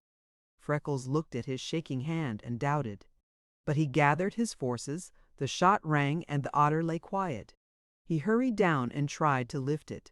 He scarcely could muster strength to carry it to the bridge. The consciousness that he really could go no farther with it made Freckles realize the fact that he was close the limit of human endurance. He could bear it little, if any longer. Every hour the dear face of the angel wavered before him, and behind it the awful distorted image of Black Jack, as he had sworn to the punishment he would mete out to her. He must either see McLean or else make a trip to town and find her father. Which should he do? He was almost a stranger, so the angel's father might not be impressed with what he said, as he would if McLean went to him. Then he remembered that McLean had said he would come that morning. Freckles never had forgotten before. He hurried on the east trail as fast as his tottering legs would carry him. He stopped when he came to the first guard and, telling him of his luck, asked him to get the otter and carry it to the cabin, as he was anxious to meet McLean. Freckles passed the second guard without seeing him and hurried to the boss. He took off his hat, wiped his forehead, and stood silent under the eyes of McLean. The boss was dumbfounded. Mrs. Duncan had led him to expect that he would find a change in Freckles, but this was almost deathly. The fact was apparent that the boy scarcely knew what he was doing. His eyes had a glazed, far-sighted appearance that wrung the heart of the man who loved him. Without a thought of preliminaries, McLean leaned in the saddle and drew Freckles to him. "My poor lad," he said. "My poor dear lad, tell me, and we will try to right it." Freckles had twisted his fingers in Nellie's mane. At the kind words his face dropped on McLean's thigh, and he shook with a nervous chill. McLean gathered him closer and waited. When the guard came with the otter, McLean without a word motioned him to lay it down and leave them. "Freckles," said McLean at last, "will you tell me? Or must I set to work in the dark and try to find the trouble?" "Oh, I want to tell you. I must tell you, sir," shuddered Freckles. "I cannot be bearing it the day out alone. I was coming to you when I remembered you would be here." He lifted his face and gazed across the swale, with his jaws set firmly a minute, as if gathering his forces. Then he spoke. "It's the angel, sir," he said. Instinctively, McLean's grip on him tightened, and Freckles looked into the boss's face in wonder. "I tried the other day," said Freckles, "and I couldn't seem to make you see. It's only that there hasn't been an hour, waking or sleeping, since the day she parted the bushes and looked into me room, that the face of her hasn't been before me in all the tenderness, beauty, and mischief of it. She talked to me friendly, like she trusted me entirely to take right care of her. She helped me with things about me, books. She treated me like I was born a gentleman, and shared with me as if I were of her own blood. She walked the streets of the town with me before her friends, with all the pride of a queen. She forgot herself and didn't mind the bird woman, and run big risks to help me out that first day, sir. This last time she walked into that gang of murderers, took their leader and twisted him to the will of her. She outdone him and raced the life almost out of her trying to save me. Since I can remember, whatever the thing was that happened to me in the beginning has been me curse. I've been bitter, hard, and smarting under it hopelessly. She came by and found me voice and put hope of life and success like other men into me in spite of it." Freckles held up his maimed arm. "Look at it, sir," he said. "1,000 times I've cursed it, hanging there helpless. She took it on the street before all the people just as if she didn't see that it was a thing to hide and shrink from. Again and again I've had the feeling with her, if I didn't entirely forget it, that she didn't see it was gone, and I must pointing it out to her. Her touch on it was so sacred-like, at times since I've caught meself looking at the awful thing near like I was proud of it, sir. If I had been born your son, she couldn't be treating me more as her equal, and she can't help knowing you ain't truly me father. Nobody can know the homeliness or the ignorance of me better than I do, and all me lack of birth, relatives, and money, and what's it all to her?" Freckles stepped back, squared his shoulders, and with a royal lift of his head, looked straight into the boss's eyes. "You saw her in the beautiful little room of her, and you can't be forgetting how she begged and pleaded with you for me. She touched me body, and 'twas sanctified. She laid her lips on my brow, and 'twas sacrament. Nobody knows the height of her better than me. Nobody studied my depths closer. There's no bridge for the great distance between us, sir, and clearest of all, I'm for realizing it. But she risked terrible things when she came to me among that gang of thieves. She wore herself past bearing to save me from such an easy thing as death. Now here's me, a man, a big strong man, and letting her live under that fearful oath, so worse than any death 'twould be for her, and lifting not a finger to save her. I cannot hear it, sir. It's killing me by inches. Black Jack's hand may not have been hurt so bad. Any hour he may be creeping up behind her. Any minute the awful revenge he swore to be taking may in some way fall on her, and I haven't even warned her father. I can't stay here doing nothing another hour. The 5 nights gone I've watched under her windows, but there's the whole of the day. She's her own horse and little cart, and's free to be driving through the town and country as she pleases. If any evil comes to her through Black Jack, it comes from her angel-like goodness to me. Somewhere he's hiding. Somewhere he is waiting his chance. Somewhere he is waiting his chance. Somewhere he is reaching out for her. I tell you I dare not be bearing it longer. Freckles, be quiet, said McLean, his eyes humid and his voice quivering with the pity of it all. Believe me, I did not understand. I know the angel's father well. I will go to him at once. I have transacted business with him for the past 3 years. I will make him see.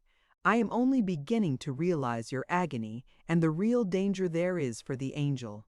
Believe me, I will see that she is fully protected every hour of the day and night until Jack is located and disposed of, and I promise you further that if I fail to move her father or make him understand the danger, I will maintain a guard over her until Jack is caught.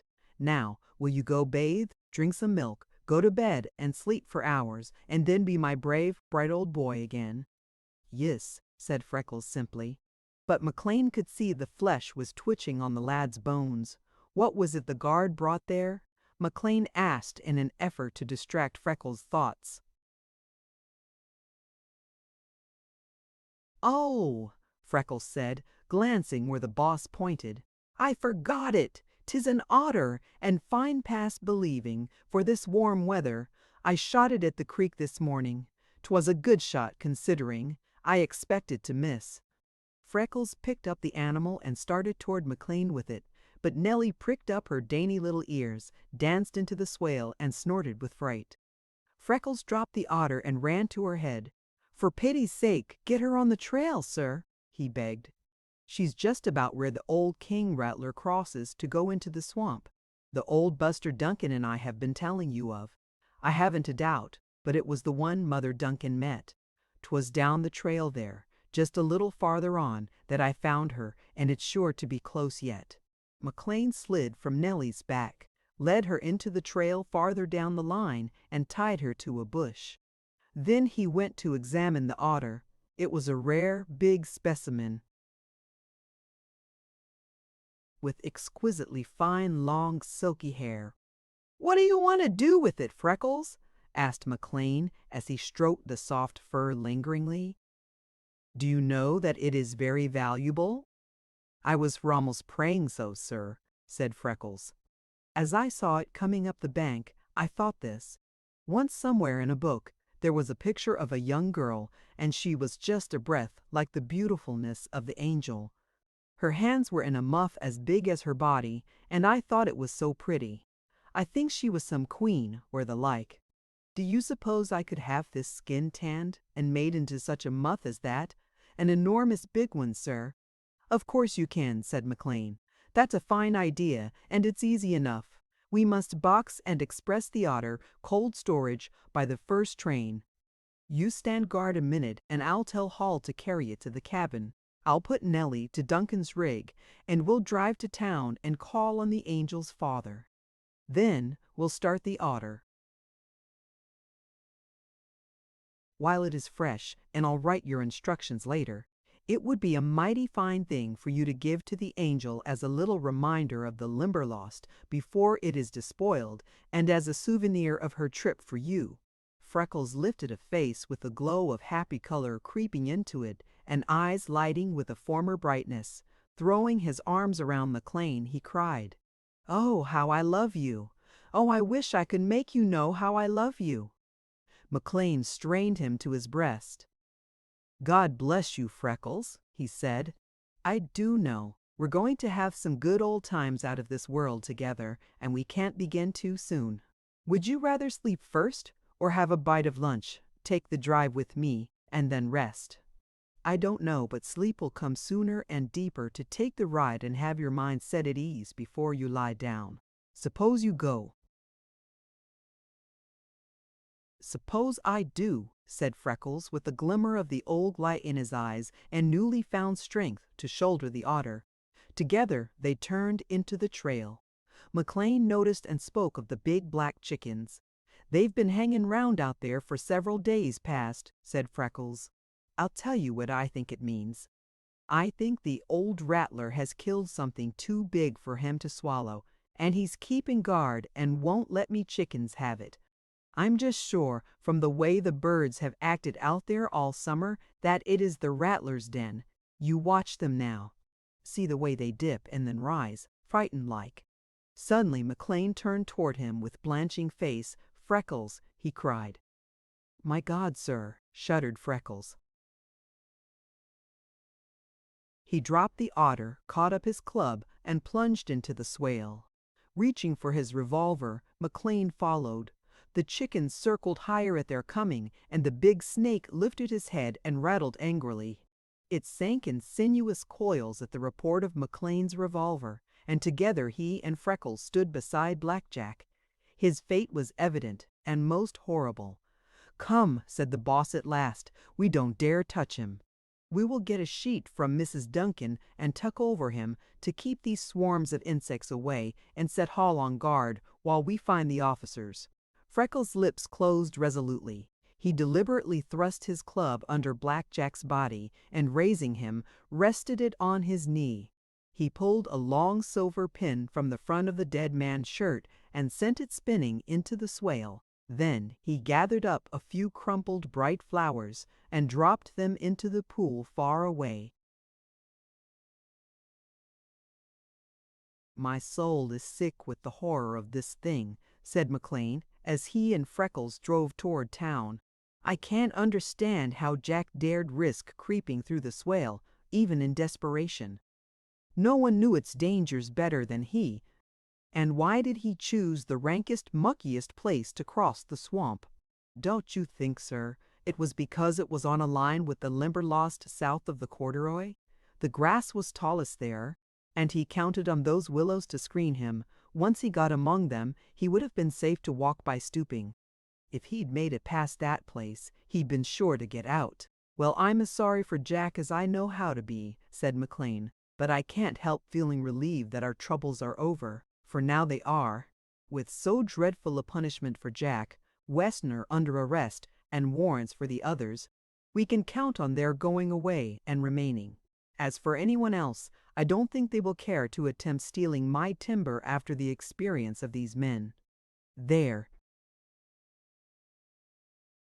is no other man here with Jack's fine ability in woodcraft. He was an expert. Did you ever hear of anyone who ever tried to locate any trees excepting him?" asked Freckles. "No, I never did," said McLean. "I am sure there was no one besides him. You see, it was only with the arrival of our company that the other fellows scented good stuff in the Limberlost and tried to work in. Jack knew the swamp better than anyone here. When he found there were two companies trying to lease, he wanted to stand in with the one from which he could realize the most. Even then, he had trees marked that he was trying to dispose of. I think his sole intention in forcing me to discharge him from my gang was to come here and try to steal timber. We had no idea, when we took the lease, what a gold mine it was." "That's exactly what Wessner said that first day," said Freckles eagerly. "That 'twas a gold mine. He said he didn't know where the marked trees were, but he knew a man who did, and if I would hold off and let them get the marked ones, there were a dozen they could get out in a few days." "Freckles!" cried McLean. "You don't mean a dozen?" "That's what he said, sir. A dozen!" He said they couldn't tell how the grain of all of them would work up, of course, but they were all worth taking out, and 5 or 6 were real gold mines. This makes 3 they've tried, so there must be 9 more marked, and several of them for being just fine. Well, I wish I knew which they are, said McLean, so I could get them out first. I have been thinking, said Freckles. I believe if you will leave one of the guards on the line, say whole, that I will begin on the swamp at the north end and lay it off in sections and try to hunt out the marked trees. I suppose they are all marked something like that first maple on the line was. Wessner mentioned another good one not so far from that. He said it was best of all. I'd be having the swelled head if I could find that. Of course, I don't know a thing about the trees, but I could hunt for the marks.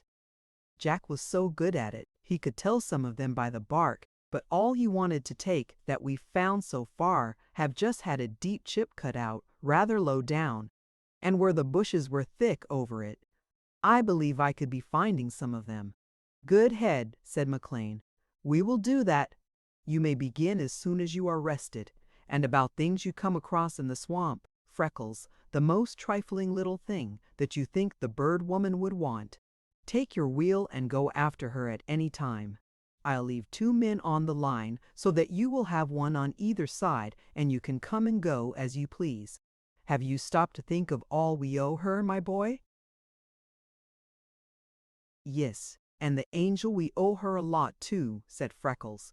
I owe her me life and honor. It's lying awake nights I'll have to be trying to think how I'm ever to pay her up. Well, begin with the muff, suggested McLean. That should be fine. He bit down and ruffled the rich fur of the otter lying at his feet. I don't exactly see how it comes to be in such splendid fur in summer. Their coats are always thick in cold weather, but this scarcely could be improved. I'll wire Cooper to be watching for it. They must have it fresh. When it's tanned, we won't spare any expense in making it up. It should be a royal thing, and some way I think it will exactly suit the angel. I can't think of anything that would be more appropriate for her. Neither can I, agreed Freckles heartily. When I reach the city, there's one. Other thing, if I've the money after the muff is finished. He told McLean of Mrs. Duncan's desire for a hat similar to the angel's. He hesitated a little in the telling, keeping sharp watch on McLean's face. When he saw the boss's eyes were full of comprehension and sympathy, he loved him anew. For, as ever, McLean was quick to understand. Instead of laughing, he said, I think you'll have to let me in on that, too. You mustn't be selfish, you know. I'll tell you what we'll do. Send it for Christmas. I'll be home then, and we can fill a box. You get the hat. I'll add a dress and wrap. You buy Duncan a hat and gloves. I'll send him a big overcoat, and we'll put in a lot of little stuff for the babies. Won't that be fun? Freckles fairly shivered with delight. That would be a way too serious for fun, he said. That would be heavenly. How long will it be? He began counting the time, and McLean deliberately set himself to encourage Freckles and keep his thoughts from the trouble of the past few days, for he had been overwrought and needed quiet and rest. Chapter 15, wherein Freckles and the Angel try taking a picture and Little Chicken furnishes the subject. A week later, everything at the Limberlost was precisely as it had been before the tragedy, except the case in Freckles' room now rested on the stump of the newly felled tree. Enough of the vines were left to cover it prettily, and every vestige of the havoc of a few days before was gone. New guards were patrolling the trail. Freckles was roughly laying off the swamp in sections and searching for marked trees. In that time he had found one deeply chipped and the chip cunningly replaced and tacked in. It promised to be quite rare, so he was jubilant. He also found so many subjects for the bird woman that her coming was of almost daily occurrence, and the hours he spent with her and the angel were nothing less than golden. The Limberlost was now arrayed as the Queen of Sheba in all her glory. The first frosts of autumn had bejeweled her crown in flashing topaz, ruby, and emerald. Around her feet trailed the purple of her garments, while in her hand was her golden scepter. Everything was at full tide. It seemed as if nothing could grow lovelier, and it was all standing still, a few weeks, waiting coming destruction. The swamp was palpitant with life. Every pair of birds that had flocked to it in the spring was now multiplied by from 2 to 10. The young were tame from Freckles' tri-parenthood, and so plump and sleek that they were quite as beautiful as their elders, even if in many cases they lacked their brilliant plumage. It was the same story of increase everywhere. There were chubby little groundhogs scudding on the trail. There were cunning baby coons and opossums peeping from hollow logs and trees. Young muskrats followed their parents across the lagoons. If you could come upon a family of foxes that had not yet disbanded and see the young playing with a wild duck's carcass that their mother had brought, and note the pride and satisfaction in her eyes as she lay at one side guarding them, it would be a picture not to be forgotten. Freckles never tired of studying the devotion of a fox mother to her babies. To him, whose early life had been so embittered by continual proof of neglect and cruelty in human parents toward their children, the love of these furred and feathered folk of the Limberlost was even more of a miracle than to the bird woman and the angel. The angel liked the baby rabbits and squirrels. Earlier in the season, when the young were yet very small, it so happened that at times Freckles could give into her hands one of these little ones. Then it was pure joy to stand back and watch her heaving breast, flushed cheek, and shining eyes. Hers were such lovely eyes.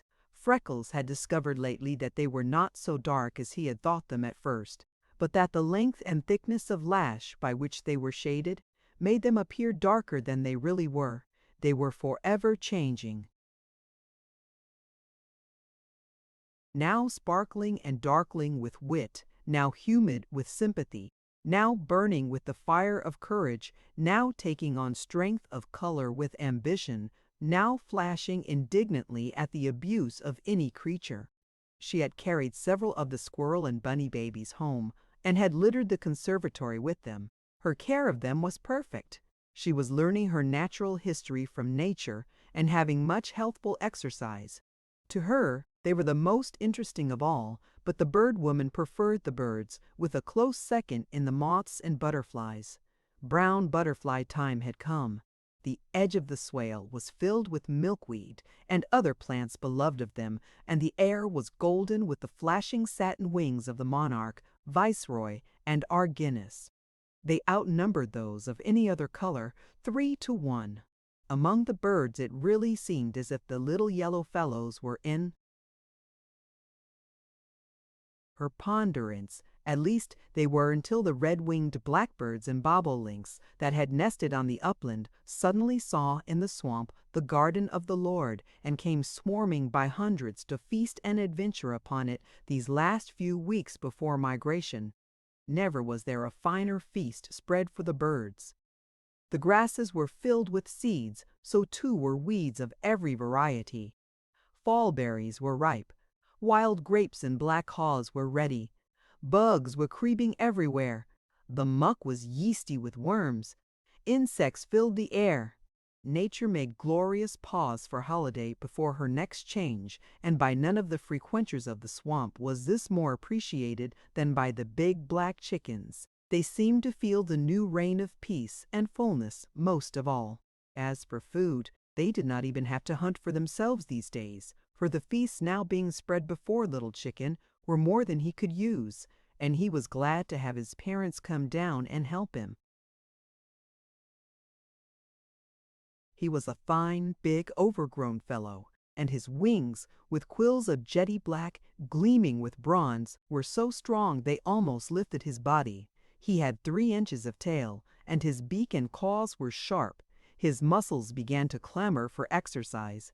He raced the 40 feet of his home back and forth many times every hour of the day.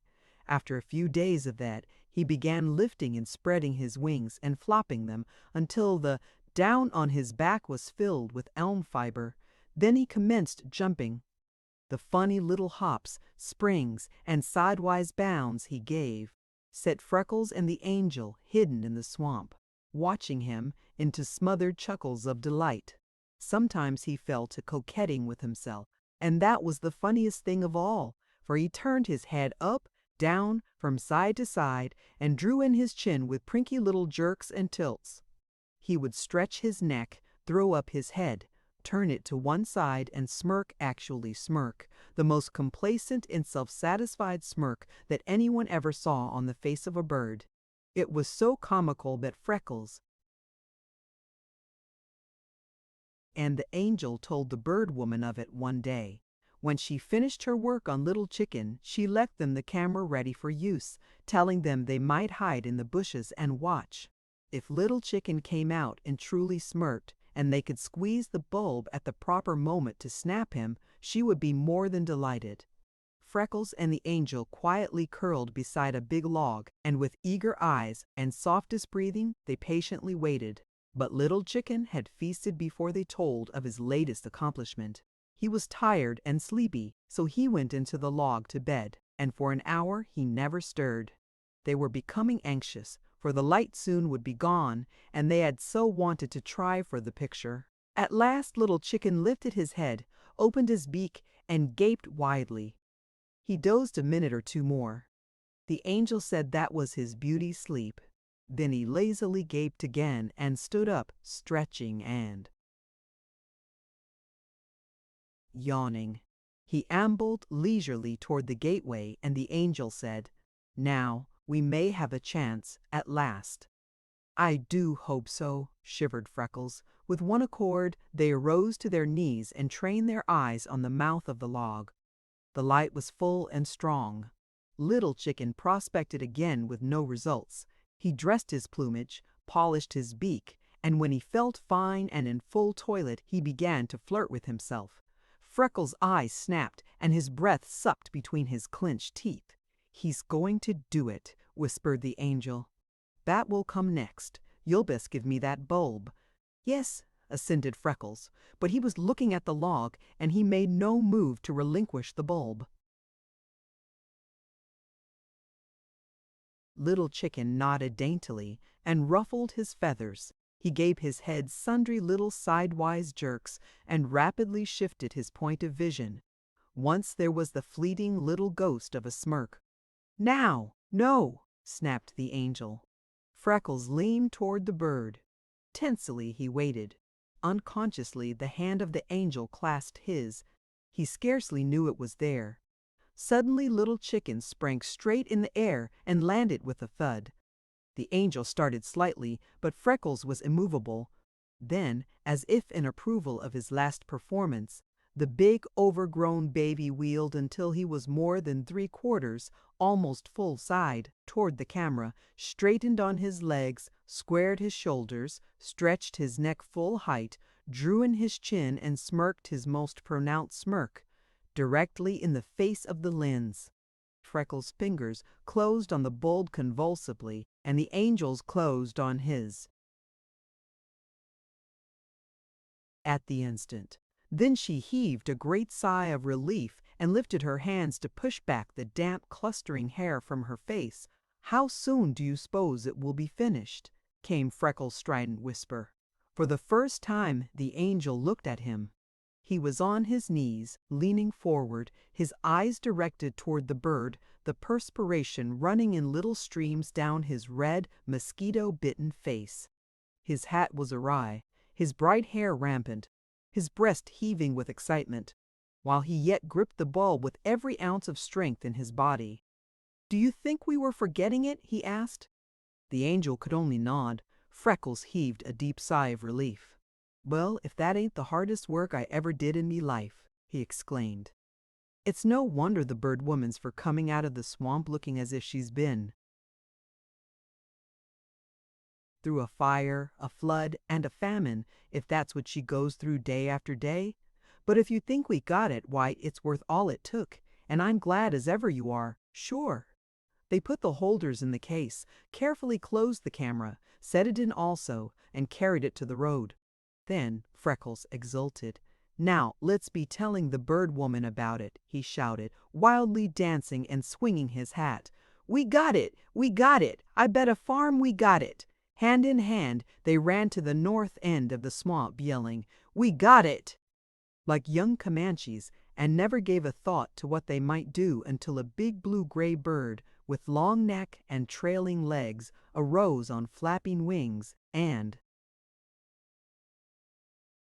sailed over the Limberlost. The angel became white to the lips and gripped Freckles with both hands. He gulped with mortification and turned his back, to frighten her subject away carelessly. It was the head crime in the bird woman's category. She extended her hands as she arose, baked, blistered and dripping, and exclaimed, Bless you, my children, bless you, and it truly sounded as if she meant it. Why, stammered the bewildered angel. Freckles hurried into the breach. You must be for blaming it every bit on me. I was thinking we got Little Chicken's picture real good. I was so drunk with the joy of it, I lost all me senses and, let's run tell the bird woman, says I. Like a fool I was for running, and I sort of dragged the angel along. Oh, Freckles, expostulated the angel. Are you loony? Of course it was all my fault. I'd been with her hundreds of times. I knew perfectly well that I wasn't to let anything, not anything, scare her bird away.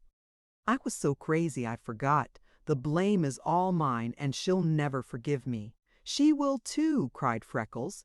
Wasn't you for telling me that very first day that when people scared her birds away, she just killed them? It's all me foolishness, and I'll never forgive myself. The bird woman plunged into the swale at the mouth of Sleepy Snake Creek and came wading toward them with a couple of cameras and dripping tripods. If you will permit me a word, my infants, she said, I will explain to you that I have had 3 shots at that fellow. The angel heaved a deep sigh of relief, and Freckles' face cleared a little. 2 of them, continued the bird woman, in the rushes, one facing, crest lowered, one mite on back, crest flared, and the last on wing when you came up. I simply had been praying for something to make him arise from that side so that he would fly toward the camera, for he had waited around until in my position I couldn't do it myself. See, behold in yourselves the answer to the prayers of the long-suffering. Freckles took a step toward her. Are you really meaning that? He asked wonderingly. Only think, Angel, we did the right thing. She won't lose her picture through the carelessness of us when she's waited and soaked nearly 2 hours. She's not angry with us. Never was in a sweeter temper in my life, said the bird woman busily cleaning and packing the cameras. Freckles removed his hat and solemnly held out his hand. With equal solemnity, the angel grasped it. The bird woman laughed alone, for to them the situation had been too serious to develop any of the elements of fun. Then they loaded the carriage, and the bird woman and the angel started for their homes. It had been a difficult time for all of them, so they were very tired, but they were joyful. Freckles was so happy it seemed to him that life could hold little more. As the bird woman was ready to drive away, he laid his hand on the lines and looked into her face. Do you suppose we got it? He asked, so eagerly that she would have given much to be able to say yes with conviction. Why, my dear, I don't know, she said. I've no way to judge if you made the exposure just before you came to me. There was yet a fine light. If you waited until Little Chicken was close the entrance, you should have something good, even if you didn't catch just the fleeting expression for which you hope. Of course, I can't say surely, but I think there is every reason to believe that you have it all right. I will develop the plate tonight, make you a proof from it early in the morning, and bring it when we come. It's only a question of a day or 2 now, until the gang arrives. I want to work in all the studies I can before that time, for they are bound to disturb the birds. Mr. McLean will need you then, and I scarcely see how we are to do without you. Moved by an impulse she never afterward regretted, she bent and laid her lips on Freckles' forehead, kissing him gently and thanking him for his many kindnesses to her in her loved work. Freckles started away, so happy that he felt inclined to keep watching behind to see if the trail were not curling up and rolling down the line after him. Chapter 16, wherein the angel locates a rare tree and dines with the gang. From afar, Freckles saw them coming. The angel was standing, waving her hat. He sprang on his wheel and raced, jolting and pounding down the corduroy to meet them. The bird woman stopped the horse, and the angel gave him the bit of print paper. Freckles leaned the wheel against a tree and took the proof with eager fingers. He never before had seen a study from any of his chickens. He stood staring. When he turned his face toward them, it was transfigured with delight. "You see," he exclaimed, and began gazing again. "Oh, me little chicken," he cried. "Oh, me elegant little chicken, I'd be giving all me money in the bank for you." Then he thought of the angel's muff and Mrs. Duncan's hat, and added, "Or at least, all but what I'm needing bad for something else. Would you mind stopping at the cabin a minute and showing this to Mother Duncan?" he asked.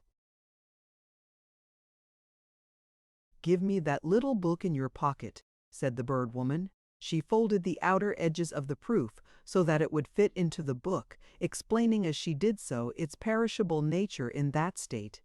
Freckles went hurrying ahead, and they arrived in time to see Mrs. Duncan gazing as if awestruck, and to hear her bewildered "Will I be drawed on?" Freckles and the angel helped the bird woman to establish herself for a long day at the mouth of Sleepy Snake Creek. Then she sent them away and waited what luck would bring to her. "Now what shall we do?" inquired the angel, who was a bundle of nerves and energy. "Would you like to go to me room a while?" asked Freckles. "If you don't care to very much, I'd rather not," said the angel. "I'll tell you. Let's go help Mrs. Duncan with dinner and play with the baby. I love a nice clean baby." They started toward the cabin. Every few minutes, they stopped to investigate something or to chatter over some natural history wonder. The angel had quick eyes. She seemed to see everything, but Freckles's were even quicker, for life itself had depended on their sharpness ever since the beginning of his work at the swamp. They saw it at the same time. "Someone has been making a flagpole," said the angel, running the toe of her shoe around the stump, "evidently made that season. Freckles, what would anyone cut a tree as small as that for?" "I don't know," said Freckles. "Well, but I want to know," said Freckles. "Well, but I want to know," said the angel. "No one came away here and cut it for fun. They've taken it away. Let's go back and see if we can see it anywhere around there." She turned, retraced her footsteps, and began eagerly searching. Freckles did the same. "There it is," he exclaimed at last, "leaning against the trunk of that big maple." "Yes, and leaning there has killed a patch of dried bark," said the angel. "See how dried it appears?" Freckles stared at her. "Angel," he shouted, "I bet you it's a marked tree." "Course it is," cried the angel. "No one would cut that sapling and carry it away there and lean it up for nothing. I'll tell you, this is one of Jack's marked trees. He's climbed up there above anyone's head, peeled the bark, and cut into the grain enough to be sure. Then he's laid the bark back and fastened it with that pole to mark it. You see, there are a lot of other big maples close around it. Can you climb to that place?" "Yes," said Freckles. "If I take off my wading boots, I can." "Then take them off," said the angel, "and do hurry. Can't you see that I am almost crazy to know if this tree is a marked one?" When they pushed the sapling over, a piece of bark as big as the crown of Freckles' hat fell away. "I believe it looks kind of nubby," encouraged the angel, backing away, with her face all screwed into a twist, in an effort to intensify her vision. Freckles reached the opening, then slid rapidly to the ground. He was almost breathless while his eyes were flashing. The bark's been cut clean with a knife, the sap scraped away, and a big chip taken out deep. The trunk is the twistiest thing you ever saw. It's full of eyes as a bird is of feathers. The angel was dancing and shaking his hand. "Oh, Freckles," she cried, "I'm so delighted that you found it." "But I didn't," said the astonished Freckles. "That tree isn't my find, it's yours. I forgot it and was going on. You wouldn't give up, and kept talking about it and turned back. You found it." "You'd best be looking after your reputation for truth and veracity," said the angel. "You know you saw that sapling first." "Yes, after you took me back and set me looking for it," scoffed Freckles. The clear, ringing echo of strongly swung axes came crashing through the Limberlost. "'Tis the gang!" shouted Freckles. "They're clearing a place to make the camp. Let's go help. Hadn't we better mark that tree again?" cautioned the angel. "It's away in here. There's such a lot of them, and all so much alike. We'd feel good and green to find it and then lose it." Freckles lifted the sapling to replace it, but the angel motioned him away. "Use your hatchet," she said. "I predict this is the most valuable tree in the swamp. You found it. I'm going to play that you're my knight. Now you nail my colors on it." She reached up and, pulling a blue bow from her hair, untied and doubled it against the tree. Freckles turned his eyes from her and managed the fastening with shaking fingers. The angel had called him her knight. Dear Lord, how he loved her! She must not see his face, or surely her quick eyes would read what he was fighting to hide. He did not dare lay his lips on that ribbon then, but that night he would return to it. When they had gone a little distance, they both looked back, and the morning breeze set the bit of blue waving them a farewell. They walked at a rapid pace. "I am sorry about scaring the birds," said the angel, "but it's almost time for them to go anyway. I feel dreadfully over having the swamp ruined, but isn't it a delight to hear the good, honest ring of those axes, instead of straining your ears for stealthy sounds? Isn't it fine to go openly and freely, with nothing worse than a snake or a poison vine to fear?" "Ah," said Freckles with a long breath. "It's better than you can dream, Angel. Nobody will ever be guessing some of the things I've been through trying to keep me promised to the boss and to hold out until this day. That it's come with only one fresh stump and the log from that saved and this new tree to report, isn't it grand? Maybe Mr. McLean will be forgetting that stump when he sees this tree, Angel." "He can't forget it," said the angel, and in answer to Freckles' startled eyes, she added, "because he never had any reason to remember it. He couldn't have done a whit better himself. My father says so. You're all right, Freckles." She reached him her hand, and as two children, they broke into a run. When they came closer, the gang, they left the swamp by the west road and followed the trail until they found the men. To the angel, it seemed complete charm. In the shadiest spot on the west side of the line, at the edge of the swamp, and very close, Freckles' room. They were cutting bushes and clearing space for a big tent for the men's sleeping quarters, another for a dining hall, and a board shack for the cook. The teamsters were unloading, the horses were cropping leaves from the bushes, while each man was doing his part toward the construction of the new Limberlost quarters. Freckles helped the angel climb on a wagon load of canvas in the shade. She removed her leggings, wiped her heated face, and glowed with happiness and interest. The gang had been sifted carefully. McLean now felt that there was not a man in it who was not trustworthy. They all had heard of the angel's plucky ride for Freckles' relief. Several of them had been in the rescue party. Others, new since that time, had heard the tale rehearsed in its every aspect around the smudge fires at night. Almost all of them knew the angel by sight from her trips with the bird woman to their leases. They all knew her father, her position, and the luxuries of her home. Whatever course she had chosen with them, they scarcely would have resented it, but the angel never had been known to choose a course. Her spirit of friendliness was inborn and inbred. She loved everyone, so she sympathized with everyone. Her generosity was only limited by what was in her power to give. She came down the trail, hand in hand with the red-haired, freckled timber guard whom she had worn herself past the limit of endurance to save only a few weeks before, racing in her eagerness to reach them and laughing her "Good morning, gentlemen," right and left. When she was ensconced on the wagon load of tinting, she sat on a roll of canvas as a queen on her throne. There was not a man of the gang who did not respect her. She was a living exponent of universal brotherhood. There was no man among them who needed her exquisite face or dainty clothing to teach him that the deference due a gentlewoman should be paid her, that the spirit of good fellowship she radiated levied an especial tribute of its own, and it became their delight to honor and please her. As they raced toward the wagon, "Let me tell about the tree, please," she begged Freckles. "Why, sure," said Freckles.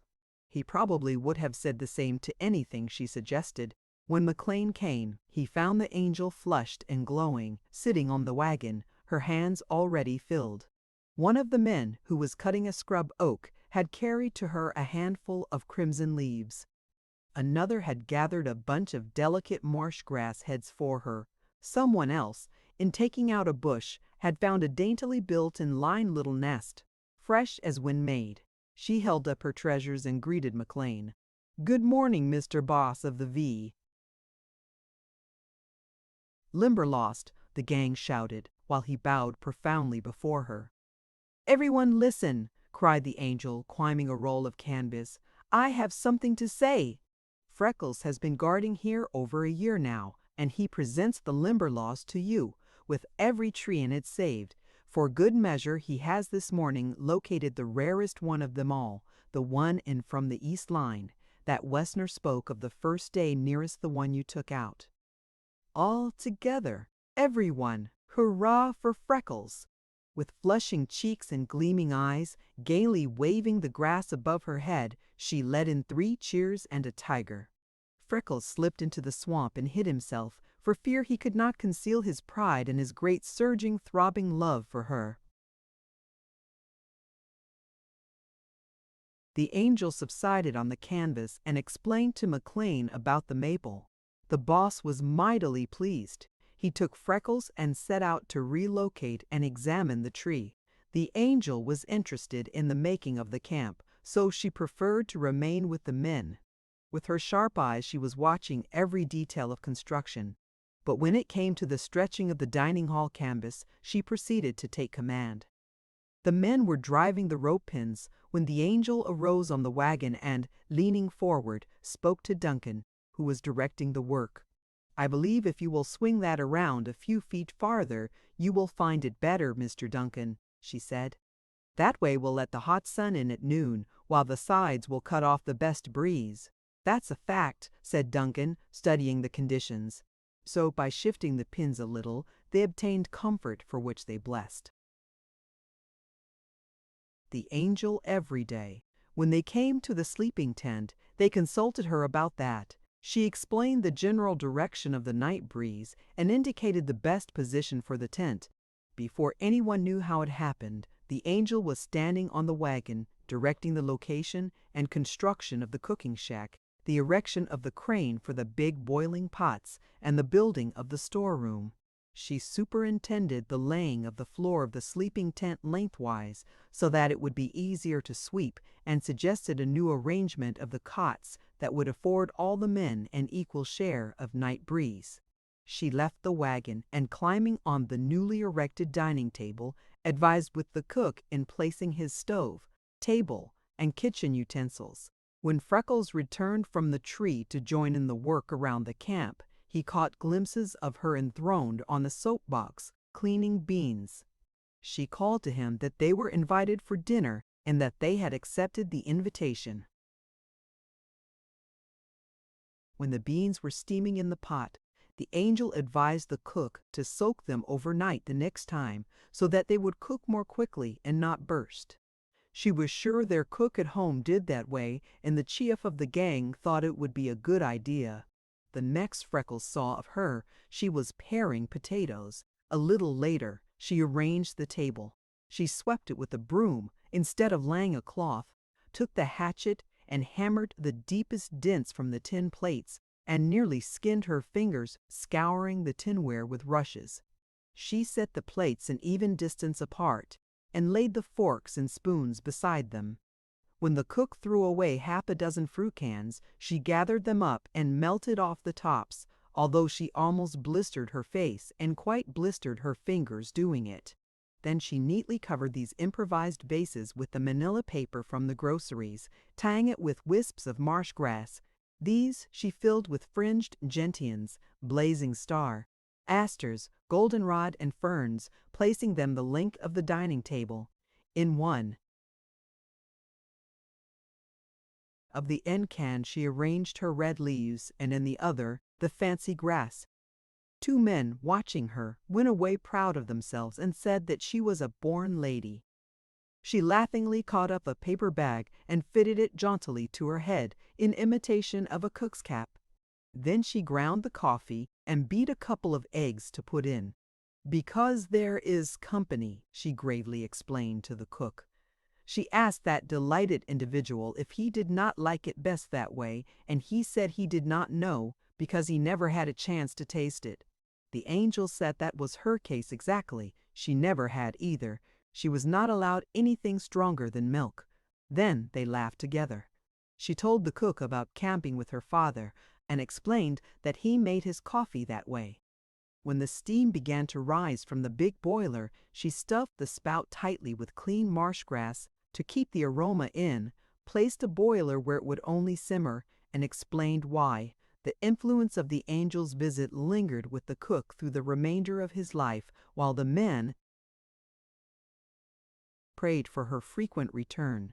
She was having a happy time when McLean came back jubilant from his trip to the tree. How jubilant he told only the angel, for he had been obliged to lose faith in some trusted men of late, and had learned discretion by what he suffered. He planned to begin clearing out a road to the tree that same afternoon, and to set 2 guards every night, for it promised to be a rare treasure, so he was eager to see it on the way to the mills. "I am coming to see it felled," cried the angel. "I feel a sort of motherly interest in that tree." McLean was highly amused. He would have staked his life on the honesty of either the angel or Freckles, yet their versions of the finding of the tree differed widely. "Tell me, Angel," the boss said jestingly. "I think I have a right to know. Who really did locate that tree?" "Freckles," she answered promptly and emphatically. "But he says quite as positively that it was you. I don't understand." The angel's legal look flashed into her face. Her eyes grew tense with earnestness. She glanced around and, seeing no tower or basin, held out her hand for Sears to pour water over them. Then, using the skirt of her dress to dry them, she climbed on the wagon. "I'll tell you, word for word, how it happened," she said, "and then you shall decide, and Freckles and I will agree with you." When she had finished her version, "Tell us, oh most learned judge," she laughingly quoted, "which of us located that tree?" "Blessed if I know who located it," exclaimed McLean, "but I have a fairly accurate idea as to who put the blue ribbon on it." The boss smiled significantly at Freckles, who just had come, for they had planned that they would instruct the company to reserve enough of the veneer from that very tree to make the most beautiful dressing table they could design, for the angel's share of the discovery.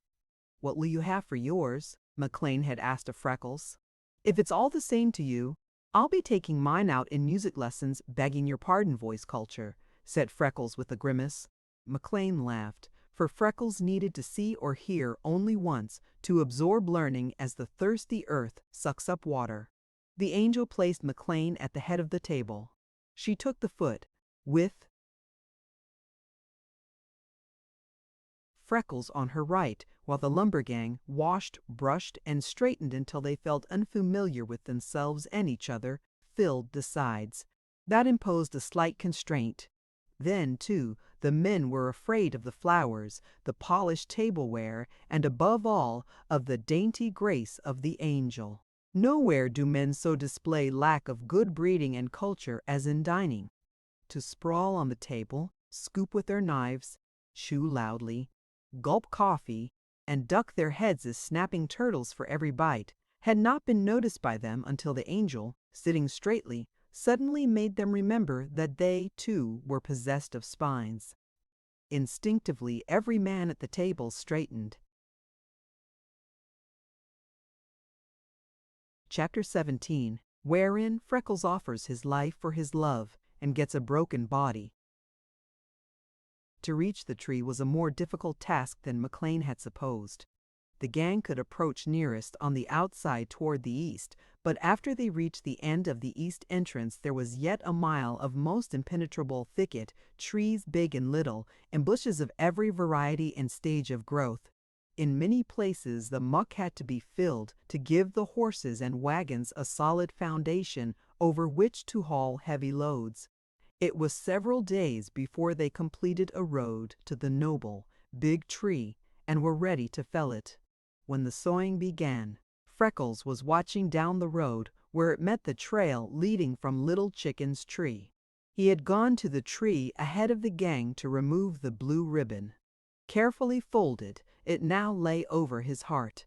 He was promising himself much comfort with that ribbon when he would leave for the city next month to begin his studies and dream the summer over again. It would help to make things tangible. When he was dressed as other men and at his work, he knew where he meant to home that precious bit of blue. It should be his. Good luck token, and he would wear it always to keep bright in memory the day on which the angel had called him her knight. How he would study, and oh, how he would sing. If only he could fulfill McLean's expectations and make the angel proud of him. If only he could be a real knight. He could not understand why the angel had failed to come. She had wanted to see their tree felled. She would be too late if she did not arrive soon. He had told her it would be ready that morning, and she had said she surely would be there. Why, of all mornings, was she late on this? McLean had written to town. If he had been there, Freckles would have asked that they delay the felling, but he scarcely liked to ask the gang. He really had no authority, although he thought the men would wait, but some way he found such embarrassment in framing the request that he waited until the work was practically ended. The saw was out, and the men were cutting into the felling side of the tree when the boss rode in. His first word was to inquire for the angel. When Freckles said she had not yet come, the boss at once gave orders to stop work on the tree until she arrived, for he felt that she virtually had located it, and if she desired to see it felled, she should. As the men stepped back, a stiff morning breeze caught the top that towered high above its fellows. There was an ominous grinding at the base, a shiver of the mighty trunk, then directly in line of its fall, the bushes swung apart, and the laughing face of the angel looked on them. A groan of horror burst from the dry throats of the men, and reading the agony in their faces, she stopped short, glanced up, and understood. "South!" shouted McLean. "Run south!" The angel was helpless. It was apparent that she did not know which way south was. There was another slow shiver of the big tree. The remainder of the gang stood motionless, but Freckles sprang past the trunk and went leaping in big bounds. He caught up the angel and dashed through the thicket for safety. The swaying trunk was half over when, for an instant, a nearby tree stayed its fall. They saw Freckles' foot catch, and with the angel he plunged headlong. A terrible cry broke from the men, while McLean covered his face. Instantly Freckles was up, with the angel in his arms, struggling on.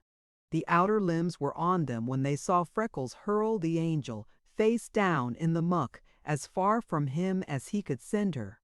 Springing after, in an attempt to cover her body with his own, he whirled to see if they were yet in danger, and with outstretched arms braced himself for the shock.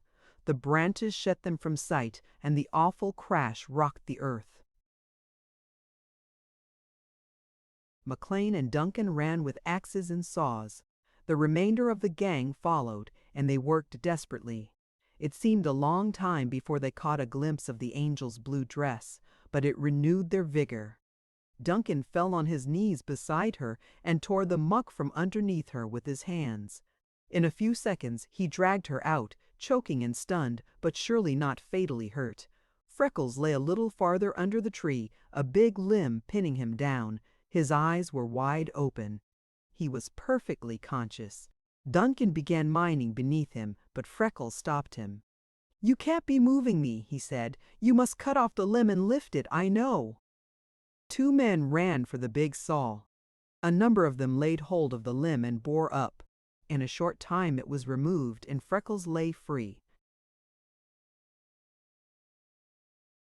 The men bent over to lift him, but he motioned them away. "Don't be touching me until I rest a bit," he pleaded. Then he twisted his head until he saw the angel, who was wiping muck from her eyes and face on the skirt of her dress. "Try to get up," he begged. McLean laid hold of the angel and helped her to her feet. "Do you think any bones are broken?" gasped Freckles. The angel shook her head and wiped muck. "You see if you can find any, sir," Freckles commanded. The angel yielded herself to McLean's touch, and he assured Freckles that she was not seriously injured. Freckles settled back, a smile of ineffable tenderness on his face. "Thank the Lord," he hoarsely whispered. The angel leaned toward him. "Now, Freckles, you," she cried. "It's your turn. Please get up." A pitiful spasm swept Freckles' face. The sight of it washed every vestige of color from the angel's. She took hold of his hands. "Freckles, get up." It was half command, half entreaty. "Easy, Angel, easy. Let me rest a bit first," implored Freckles. She knelt beside him. He reached his arm around her and drew her closely. He looked at McLean in an agony of entreaty that brought the boss to his knees on the other side. "Oh, Freckles," McLean cried. "Not that. Surely we can do something. We must. Let me see." He tried to unfasten Freckles' neckband, but his fingers shook so clumsily that the angel pushed them away and herself laid Freckles' chest bare. With one hasty glance, she gathered the clothing together and slipped her arm under his head. Freckles lifted his eyes of agony to hers. "You see?" he said. The angel nodded dumbly. Freckles turned to McLean. "Thank you for everything," he panted. "Where are the boys?" "They are all here," said the boss, "except a couple who have gone for doctors, Mrs. Duncan and the Bird Woman." "It's no use trying to do anything," said Freckles. "You won't forget the muff and the Christmas box, the Mutha special." There was a movement above them so pronounced that it attracted Freckles' attention even in that extreme hour. He looked up and a pleased smile flickered on his drawn face. "Why, if it ain't me, little chicken," he cried hoarsely. He must be making his very first trip from the log. Now Duncan can have his big watering trough. "It was little chicken that made me late," faltered the angel. "I was so anxious to get here early I forgot to bring his breakfast from the carriage. He must have been hungry, for when I passed the log he started after me. He was so wobbly and so slow flying from tree to tree and through the bushes. I just had to wait on him, for I couldn't drive him back." "Of course you couldn't. Me bird has too amazing good sense to go back when he could be following you," exulted Freckles, exactly as if he did not realize what the delay had cost him. Then he lay silently thinking, but presently he asked slowly, "And so 'twas me, little chicken, that was making you late, Angel?" "Yes," said the angel. A spasm of fierce pain shook Freckles, and a look of uncertainty crossed his face. "All summer I'd been thanking God for the falling of the feather and all the delights it's brought me," he muttered. "But this looks as if he stopped short and raised questioning eyes to McLean. "I can't help being Irish, but I can help being superstitious," he said. "I mustn't be laying it to the Almighty, or to me bird, must I?" "No, dear lad," said McLean, stroking the brilliant hair. "The choice lay with you. You could have stood a rooted dolt like all the remainder of us." It was through your great love and your high courage that you made the sacrifice." "Don't you be so naming it, sir," cried Freckles. "It's just the reverse. If I could be giving me body 100 times over to save hers from this, I'd be doing it and take joy with every pain." He turned with a smile of adoring tenderness to the angel. She was ghastly white, and her eyes were dull and glazed. She scarcely seemed to hear or understand what was coming, but she bravely tried to answer that smile. "Is my forehead covered with dirt?" he asked.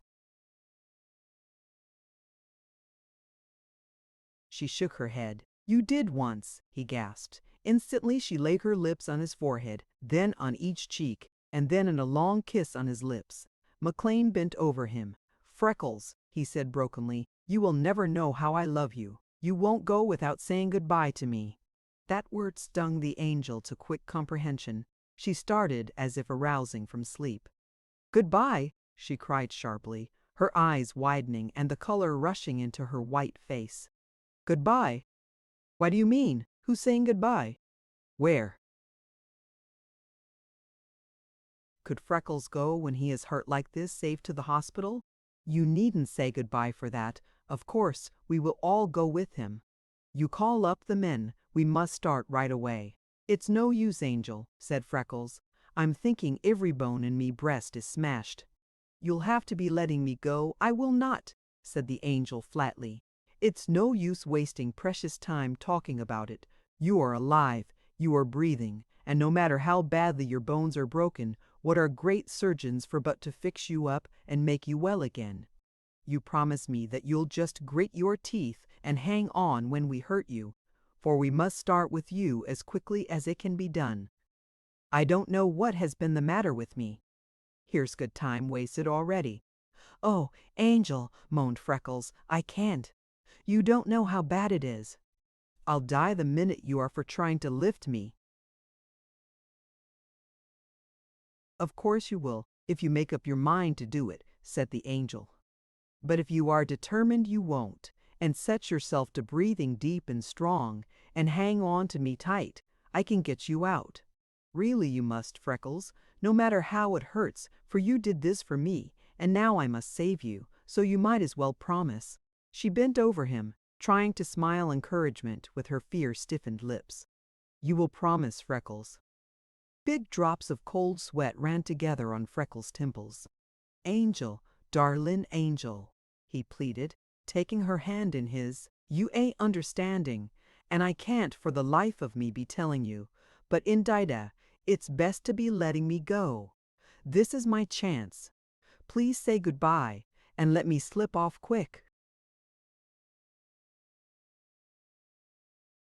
He appealed to McLean. "Dear boss, you be telling her that, for me, living is far worse pain than dying. Tell her death is the best thing that could ever be happening to me." "Merciful heaven!" burst in the angel. "I can't endure this delay."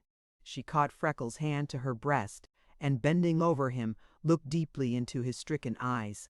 "Angel, I give you my word of honor that I will keep right on breathing." "That's what you are going to promise me," she said. "Do you say it?" Freckles hesitated. Freckles hesitated. Freckles imploringly commanded the angel, "You do say it." "Yes," gasped Freckles. The angel sprang to her feet. "Then that's all right," she said, with a tinge of her old-time briskness. "You just keep breathing away like a steam engine, and I will do all the remainder." The eager men gathered around her. "It's going to be a tough pull to get Freckles out," she said, "but it's our only chance, so listen closely and don't for the lives of you fail me in doing quickly what I tell you. There's no time to spend falling down over each other. We must have some system. You four there, get on those wagon horses and ride to the sleeping tent. Get the stoutest cot, a couple of comforts, and a pillow. Ride back with them some way to save time. If you meet any other men of the gang, send them here to help carry the cot. We won't risk the jolt of driving with him. Others clear a path out to the road, and Mr. McLean, you take Nellie and ride to town.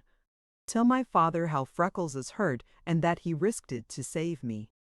Tell him I'm going to take Freckles to Chicago on the noon train, and I want him to hold it if we are a little late. If he can't, then have a special ready at the station and another on the Pittsburgh at Fort Wayne, so we can go straight through. You needn't mind leaving us. The bird woman will be here soon. We will rest a while." She dropped into the muck beside Freckles and began stroking his hair and hand. He lay with his face of agony turned to hers and fought to smother the groans that would tell her what he was suffering. When they stood ready to lift him, the angel bent over him in a passion of tenderness.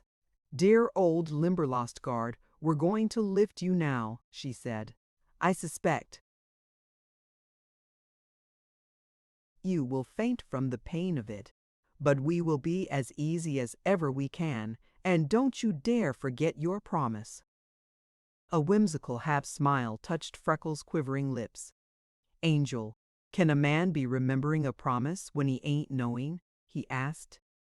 "You can," said the angel stoutly, "because a promise means so much more to you than it does to most men." A look of strength flashed into Freckles' face at her words. "I am ready," he said.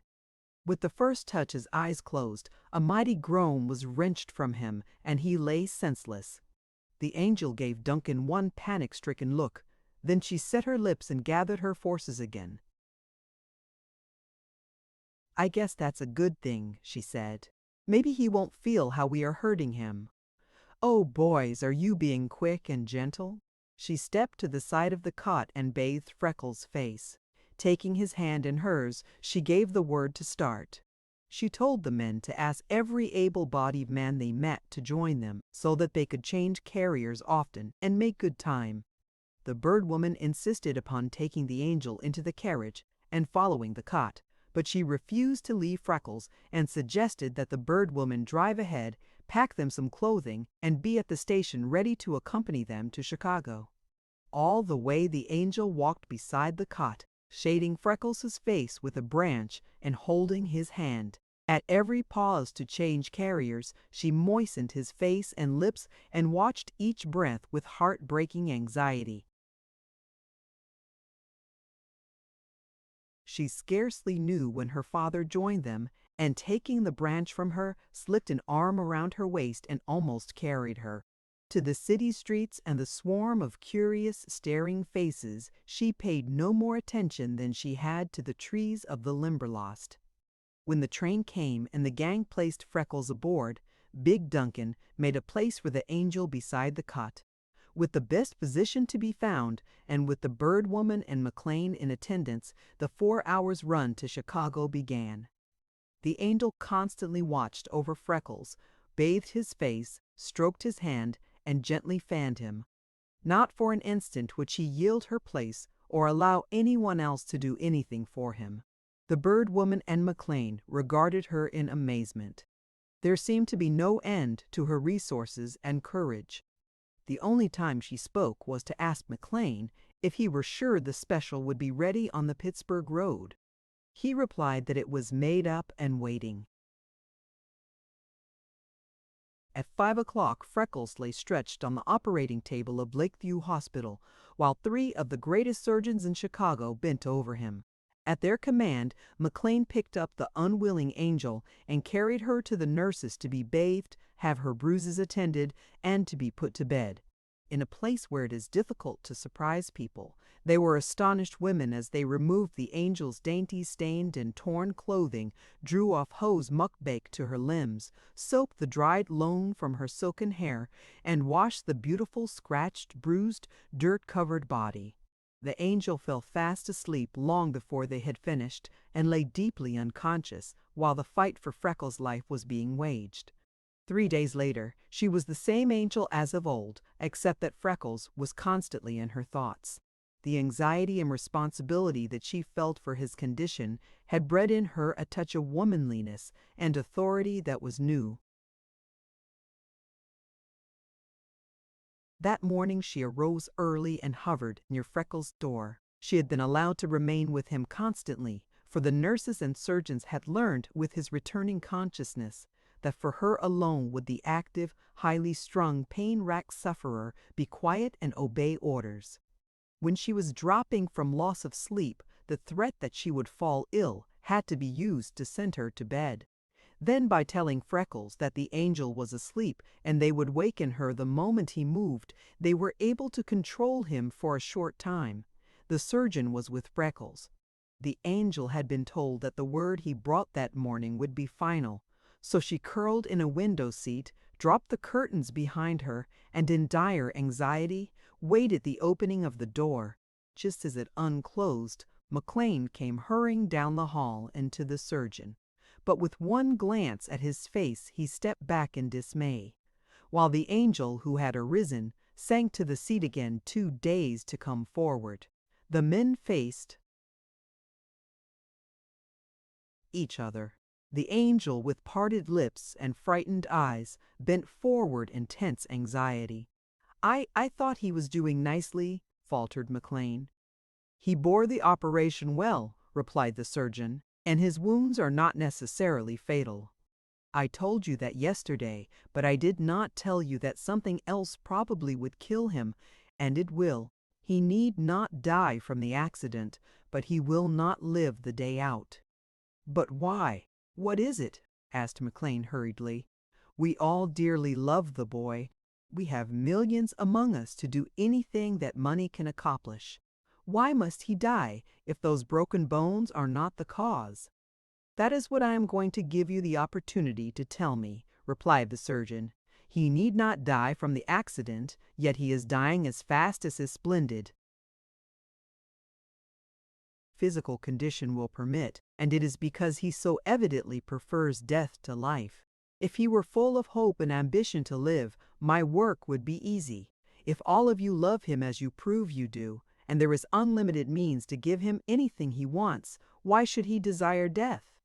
"Is he dying?" demanded McLean. "He is," said the surgeon. "He will not live this day out unless some strong reaction sets in at once. He is so low that, preferring death to life, nature cannot overcome his inertia. If he is to live, he must be made to desire life. Now he undoubtedly wishes for death and that it come quickly. Then he must die," said McLean. His broad shoulders shook convulsively. His strong hands opened and closed mechanically. "Does that mean that you know what he desires and cannot, or will not, supply it?" McLean groaned in misery. "It means," he said desperately, "that I know what he wants, but it is as far removed from my power to help him as it would be to give him a star. The thing for which he will die, he can never have." "Then you must prepare for the end very shortly," said the surgeon, turning abruptly away. McLean caught his arm roughly. "You look here!" he cried in desperation. "You say that as if I could do something if I would. I tell you the boy is dear to me past expression. I would do anything, spend any sum. You have noticed and repeatedly commented on the young girl with me. It is that child that he wants. He worships her to adoration, and knowing he can never be anything to her, he prefers death to life. In God's name, what can I do about it? Barring that missing hand, I never examined a finer man," said the surgeon. "And she seemed perfectly devoted to him. Why cannot he have her?" "Why?" echoed McLean. "Why? Well, for many reasons. I told you he was my son. You probably knew that he was not. A little over a year ago, I never had seen him. He joined one of my lumber gangs from the road. He is a stray left at one of your homes for the friendless here in Chicago. When he grew up, the superintendent bound him to a brutal man. He ran away and landed in one of my lumber camps. He has no name or knowledge of legal birth. The angel, we have talked of her. You see what she is, physically and mentally. She has ancestors reaching back to Plymouth Rock and across the sea for generations before that. She is an idolized, petted only child, and there is great wealth. Life holds everything for her, nothing for him. He sees it more plainly than anyone else could. There is nothing for the boy but death. if it is the angel that is required to save him. The angel stood between them. "Well, I just guess not," she cried. "If Freckles wants me, all he has to do is to say so, and he can have me." The amazed men stepped back, staring at her. "That he will never say," said McLean at last. "And you don't understand, Angel. I don't know how you came here. I wouldn't have had you hear that for the world. But since you have, dear girl, you must be told that it isn't your friendship or your kindness Freckles wants. It is your love." The angel looked straight into the great surgeon's eyes with her clear, steady orbs of blue, and then into McLean's with unwavering frankness. "Well, I do love him," she said simply. McLean's arms dropped helplessly. "You don't understand," he reiterated patiently. "It isn't the love of a friend, or a comrade, or a sister that Freckles wants from you.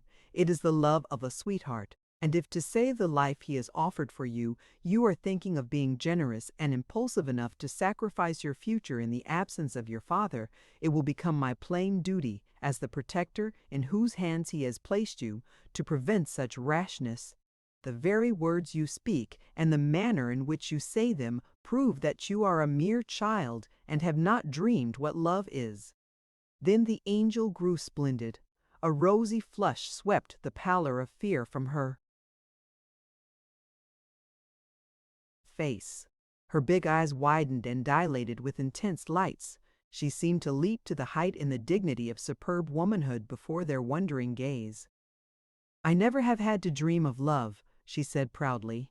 "I never have known anything else, in all my life, but to love everyone and to have everyone love me, and there never has been anyone so dear as Freckles. If you will remember, we have been through a good deal together. I do love Freckles, just as I say I do.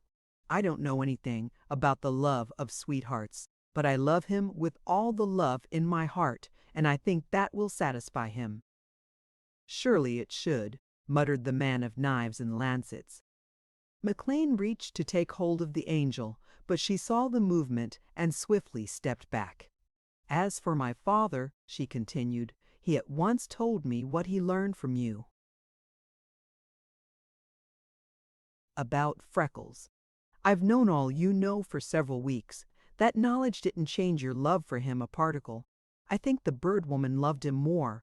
Why should you two have all the fine perceptions there are?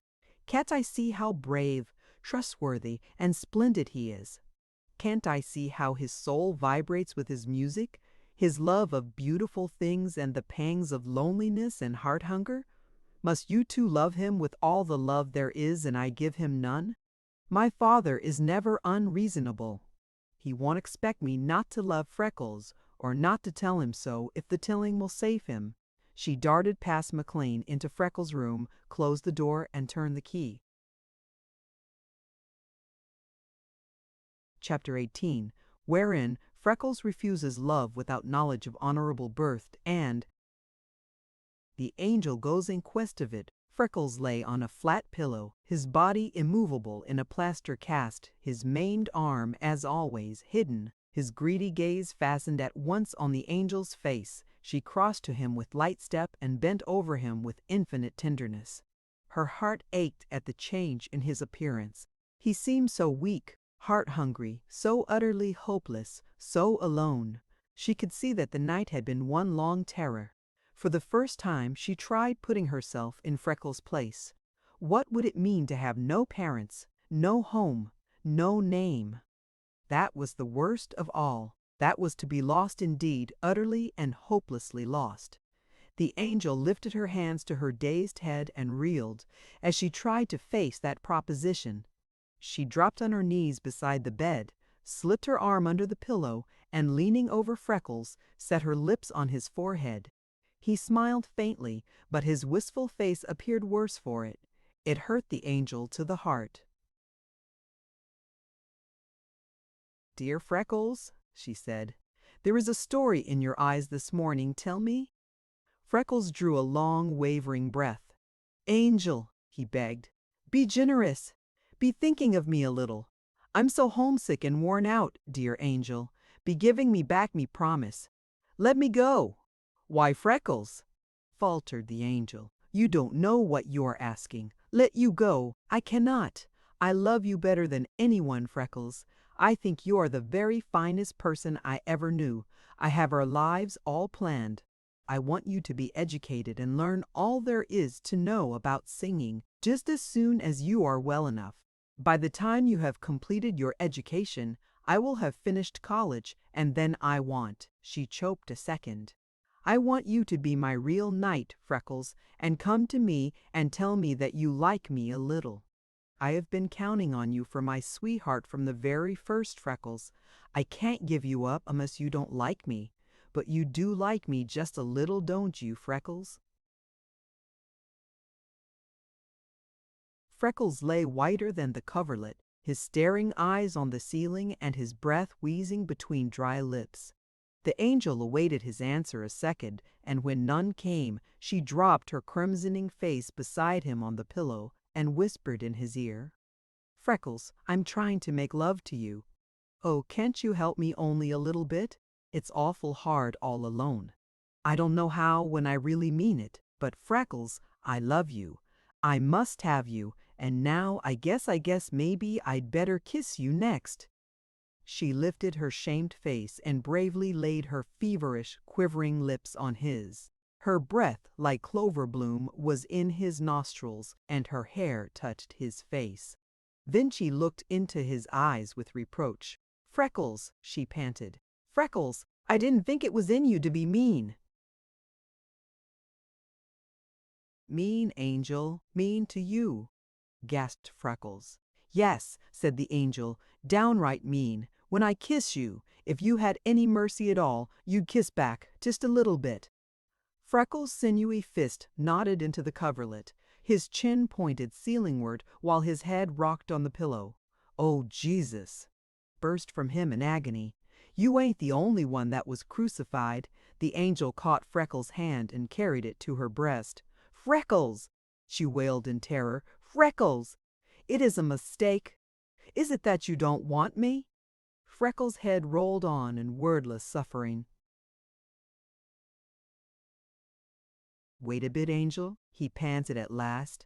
"Be giving me a little time." The angel arose with controlled features. She bathed his face, straightened his hair, and held water to his lips. It seemed a long time before he reached toward her. Instantly she knelt again, carried his hand to her breast, and leaned her cheek upon it. "Tell me, Freckles," she whispered softly. "If I can," said Freckles in agony. "It's just this. Angels are from above. Outcasts are from below. You've a sound body and you're beautifulest of all. You have everything that loving, careful raising and money can give you. I have so much less than nothing that I don't suppose I had any right to be born. It's a sure thing nobody wanted me afterward, so of course they didn't before. Some of them should have been telling you long ago."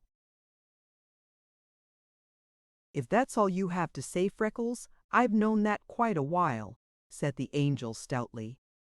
"Mr. McLean told my father, and he told me that only makes me love you more, to pay for all you've missed." "Then I'm wondering at you," said Freckles in a voice of awe. "Can't you see that if you were willing and your father would come and offer you to me, I couldn't be touching the soles of your feet, in love me, whose people brawled over me, cut off me hand and throwed me away to freeze and to die? Me, who has no name just as much because I've no right to any, as because I don't know it. When I was little, I planned to find me father and mother when I grew up. Now I know me, mother deserted me, and me father was maybe a thief and surely a liar. The pity for me suffering and the watching over me have gone to your head, dear angel, and it's me must be thinking for you. If you could be forgetting me lost hand, where I was raised, and that I had no name to give you, and if you would be taking me as I am, some day people such as mine might come upon you. I used to pray every night and morning, and many times the day to see me mother. Now I only pray to die quickly, and never risk the sight of her. 'Tain't no ways possible, angel. It's a wildness of your dear head. Oh, do for mercy's sake, kiss me once more, and be letting me go. Not for a minute, cried the angel. Not for a minute, if those are all the reasons you have. It's you who are wild in your head, but I can understand just how it happened. Being shut in that home most of your life, and seeing children every day whose parents did neglect and desert them, makes you sure yours did the same, and yet there are so many other things that could have happened so much more easily than that. There are thousands of young couples who come to this country and start a family with none of their relatives here. Chicago is a big, wicked city, and grown people could disappear in many ways, and who would there ever be to find to whom their little children belonged? The minute my father told me how you felt, I began to study this thing over, and I's made up. My mind, you are dead wrong. I meant to ask my father or the bird woman to talk to you before you went away to school. But as matters are right now, I guess I'll just do it myself. It's all so plain to me. Oh, if I could only make you see! She buried her face in the pillow and presently lifted it, transfigured. Now I have it, she cried. Oh, dear heart, I can make it so plain. Freckles, can you imagine you see the old Limberlost trail? Well, when we followed it, you know there were places where ugly, prickly thistles overgrew the path, and you went ahead with your club and bent them back to keep them from stinging through my clothing. Other places there were big shining pools, where lovely snow-white lilies grew, and you waded in and gathered them for me. Oh, dear heart, don't you see? It's this. Everywhere the wind carried that thistle down, other thistles sprang up and grew prickles, and wherever those lily seeds sank to the mire, the pure white of other lilies bloomed. But, Freckles, there was never a place anywhere in the Limberlost, or in the whole world, where the thistledown floated and sprang up and blossomed into white lilies. Thistles grow from thistles, and lilies from other lilies.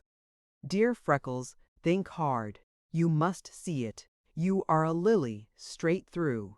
You never, never could have drifted from the thistle patch. Where did you find the courage to go into the Limberlost and face its terrors? You inherited it from the blood of a brave father, dear heart. Where did you get the pluck to hold for over a year a job that few men would have taken at all? You got it from a plucky mother, you bravest of boys. You attacked single-handed a man almost twice your size and fought as a demon, merely at the suggestion that you be deceptive and dishonest. Could your mother or your father have been untruthful? Here you are, so hungry and starved that you are dying for love. Where did you get all that capacity for loving? You didn't inherit it from hardened, heartless people who would disfigure you and purposely leave you to die. That's one sure thing. You once told me of saving your big bullfrog from a rattlesnake. You knew you risked a horrible death when you did it, yet you will spend miserable years torturing yourself with the idea that your own mother might have cut off that hand. Shame on you, Freckles. Your mother would have done this. The angel deliberately turned back the cover, slipped up the sleeve, and laid her lips on the scars. Freckles, wake up, she cried, almost shaking him. Come to your senses. Be a thinking, reasoning man. You have brooded too much and been all your life too much alone. It's all as plain can be to me. You must see it, like breeds like in this world. You must be some sort of a reproduction of your parents, and I am not afraid to vouch for them, not for a minute. And then, too, if more proof is needed, here it is. Mr. McLean says that you never once have failed in tact and courtesy. He says that you are the most perfect gentleman he ever knew, and he has traveled the world over. How does it happen, Freckles? No one at that home taught you. Hundreds of men couldn't be taught even in a school of etiquette, so it must be instinctive with you. If it is, why, that means that it is born in you and a direct inheritance from a race of men that have been gentlemen for ages and couldn't be anything else. Then there's your singing. I don't believe there ever was a mortal with a sweeter voice than yours, and while that doesn't prove anything, there is a point that does. The little training you had from that choir master won't account for the wonderful accent and ease with which you sing. Somewhere in your close blood is a marvelously trained vocalist. We every one of us believe that, Freckles. Why does my father refer to you constantly as being of fine perceptions and honor? Because you are, Freckles. Why does the bird woman leave her precious work and come here to help look after you? I never heard of her losing any time over anyone else. It's because she loves you. And why does Mr. McLean turn all of his valuable business over to hired men and watch you personally? And why is he hunting excuses every day to spend money on you? My father says McLean is full Scotch, close with $1. He is a hard-headed businessman, Freckles, and he is doing it because he finds you worthy of it. Worthy of all we all can do and more than we know how to do, dear heart. Freckles, are you listening to me? Oh, won't you see it? Won't you believe it? Oh, Angel, chattered the bewildered Freckles. Are you truly meaning it? Could it be? Of course it could, flashed the Angel. Because it just is. But you can't prove it, wailed Freckles. It ain't giving me a name or me honor. Freckles, said the Angel sternly, you are unreasonable. Why, I did prove every word I said. Everything proves it. You look here. If you knew for sure that I could give you a name and your honor and prove to you that your mother did love you, why then would you just go to breathing like perpetual motion and hang on for dear life and get well? A bright light shone in Freckles' eyes. If I knew that, Angel, he said solemnly, you couldn't be killing me if you felled the biggest tree in the Limberlost smash on me. Then you go right to work, said the Angel, and before night I'll prove one thing to you. I can show you easily enough how much your mother loved you. That will be the first step, and then the remainder will all come. If my father and Mr. McLean are so anxious to spend some money, I'll give them a chance. I don't see why we haven't comprehended how you felt and so have been at work weeks ago. We've been awfully selfish. We've all been so comfortable, we never stopped to think what other people were suffering before our eyes. None of us has understood. I'll hire the finest detective in Chicago, and we'll go to work together. This is nothing compared with things people do find out. We'll go at it beak and claw, and we'll show you a thing or two. Freckles caught her sleeve. Me mother, Angel, me mother, he marveled hoarsely. Did you say you could be finding out today if me mother loved me? How? Oh, Angel, nothing matters, if only mother didn't do it, do? Then you rest easy, said the Angel, with large confidence. Your mother didn't do it. Mothers of sons such as you don't do things like that. I'll go to work at once and prove it to you. The first thing to do is to go to that home where you were and get the clothes you wore the night you were left there. I know that they are required to save those things carefully. We can find out almost all there is to know about your mother from them. Did you ever see them? Yes, he replied. Freckles, were they white? She cried. Maybe they were once. They're all yellow with laying and brown with bloodstains now, said Freckles, the old note of bitterness creeping in. You can't be telling anything at all by them, Angel. Well, but I just can, said the Angel positively. I can see from the quality what kind of goods your mother could afford to buy. I can see from the cut whether she had good taste. I can see from the care she took in making them how much she loved and wanted you. But how, Angel?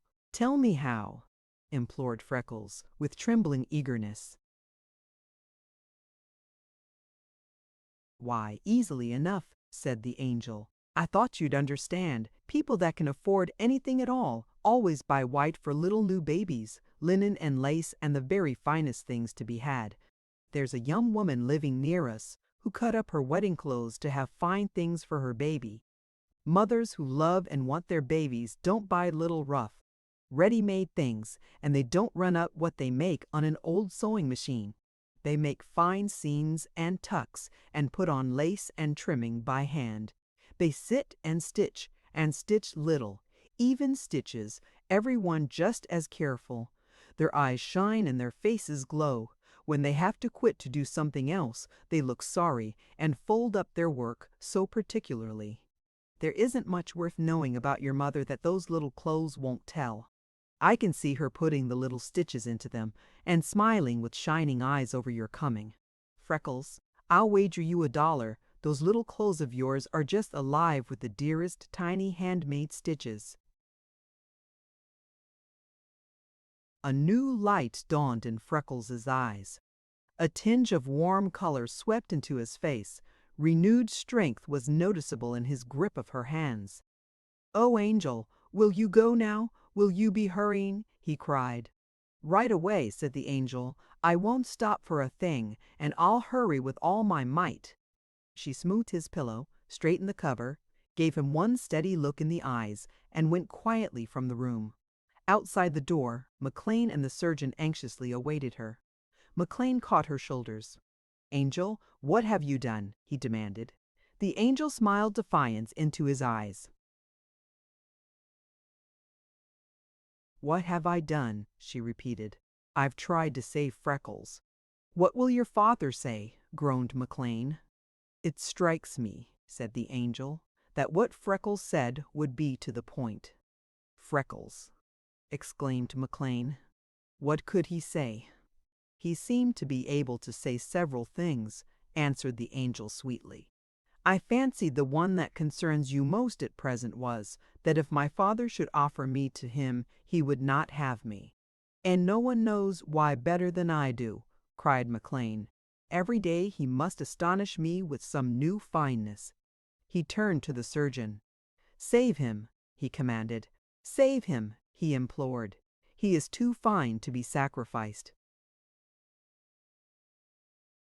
"His salvation lies here," said the surgeon, stroking the angel's sunshiny hair, "and I can read in the face of her that she knows how she is going to work it out. Don't trouble for the boy, she will save him." The angel laughingly sped down the hall and into the street, just as she was. "I have come," she said to the matron of the home, "to ask if you will allow me to examine, or better yet, to take with me, the little clothes that a boy you called Freckles, discharged last fall, wore the night he was left here." The woman looked at her in greater astonishment than the occasion demanded. "Well, I'd be glad to let you see them," she said at last, "but the fact is we haven't them. I do hope we haven't made some mistake. I was thoroughly convinced, and so was the superintendent. We let his people take those things away yesterday. Who are you, and what do you want with them?" The angel stood dazed and speechless, staring at the matron. "There couldn't have been a mistake," continued the matron, seeing the angel's distress. "Freckles was here when I took charge, 10 years ago. These people had it all proved that he belonged to them. They had him traced to where he ran away in Illinois last fall, and there they completely lost track of him. I'm sorry you seem so disappointed, but it is all right. The man is his uncle, and as like the boy as he possibly could be. He is almost killed to go back without him.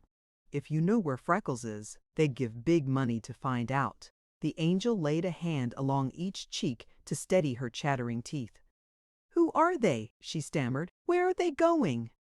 "They're Irish folks, miss," said the matron. "They have been in Chicago and over the country for the past 3 months, hunting him everywhere. They have given up and are starting home today. Did they leave an address? Where could I find them?" interrupted the angel. "They left a card, and I noticed the morning paper has the man's picture and is full of them. They've advertised a great deal in the city papers. It's a wonder you haven't seen something.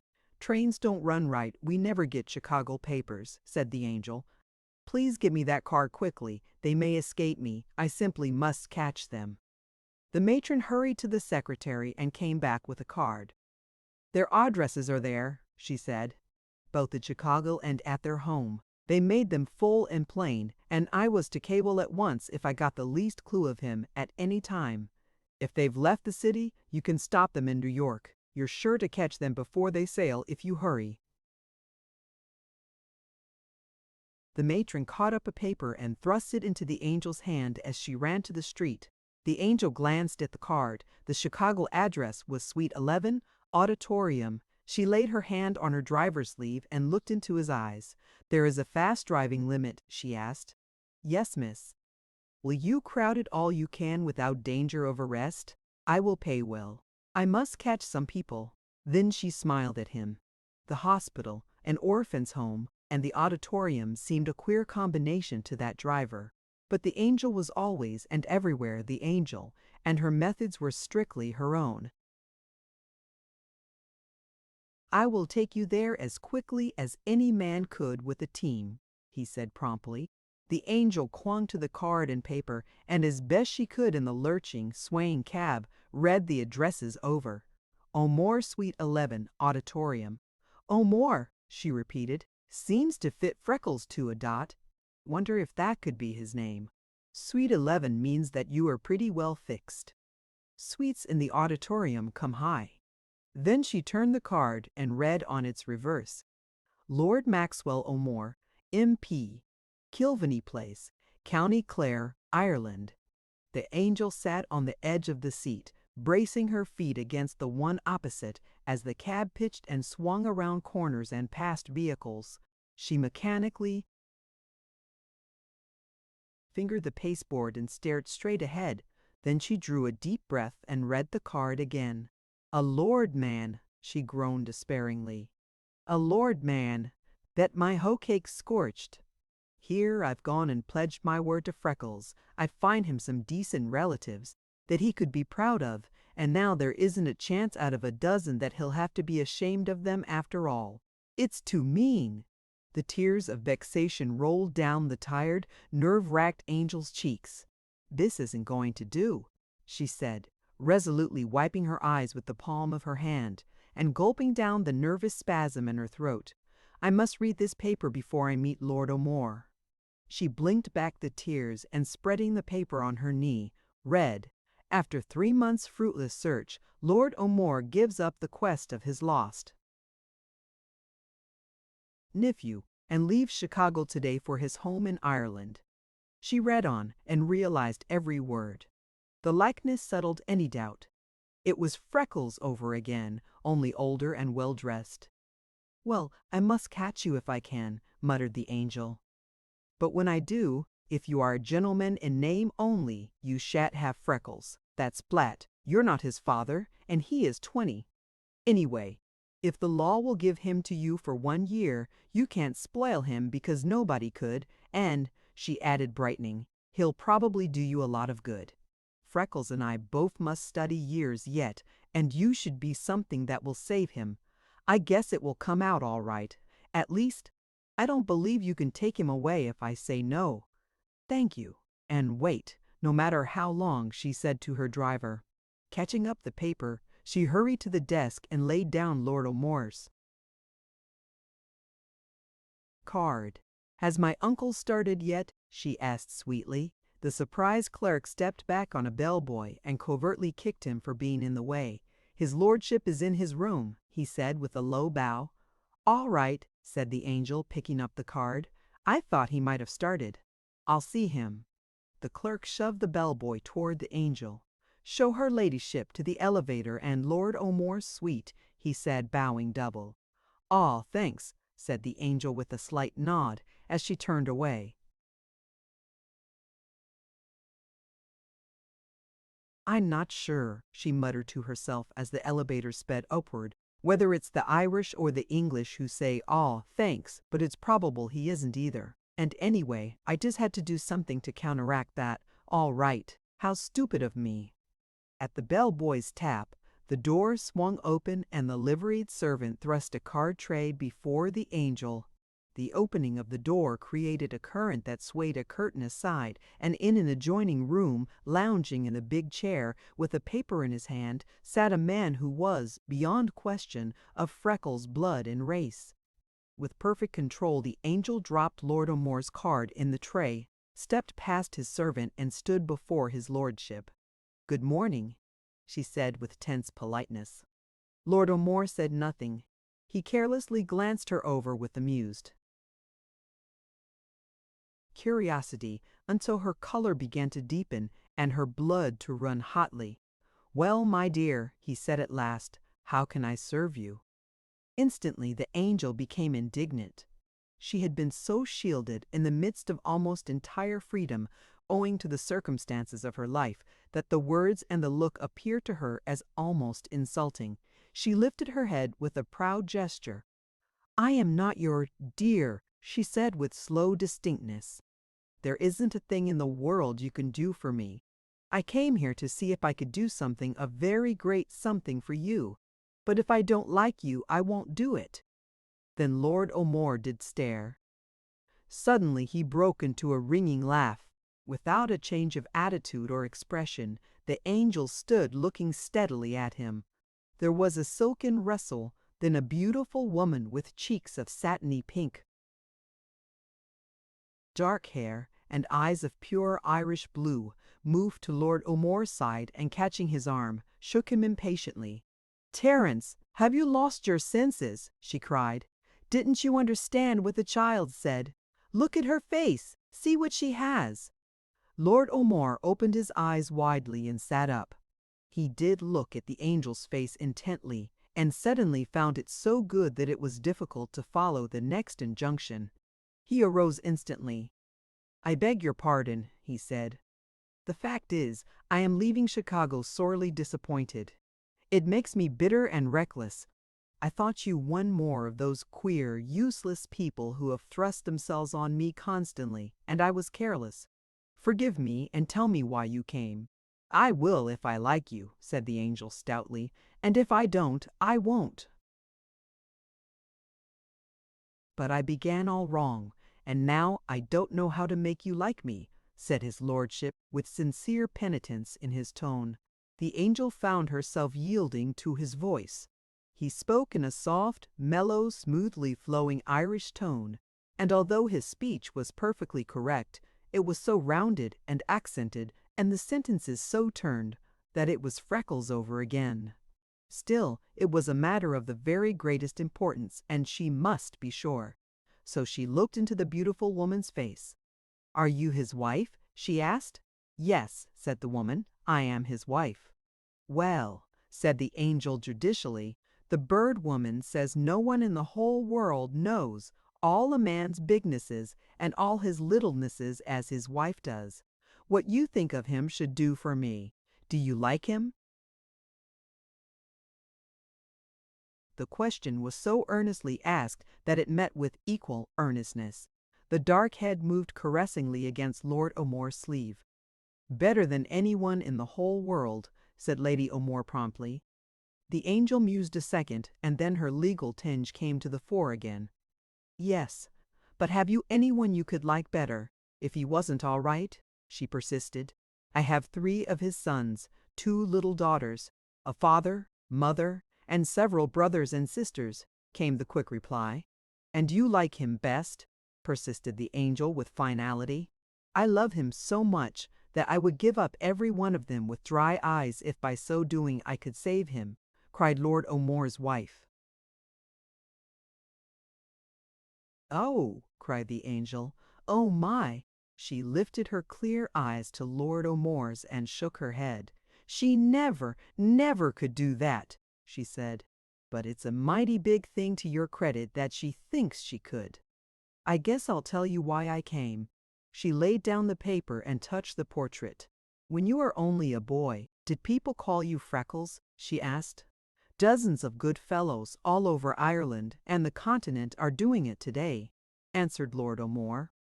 The angel's face wore her most beautiful smile. "I was sure of it," she said winningly.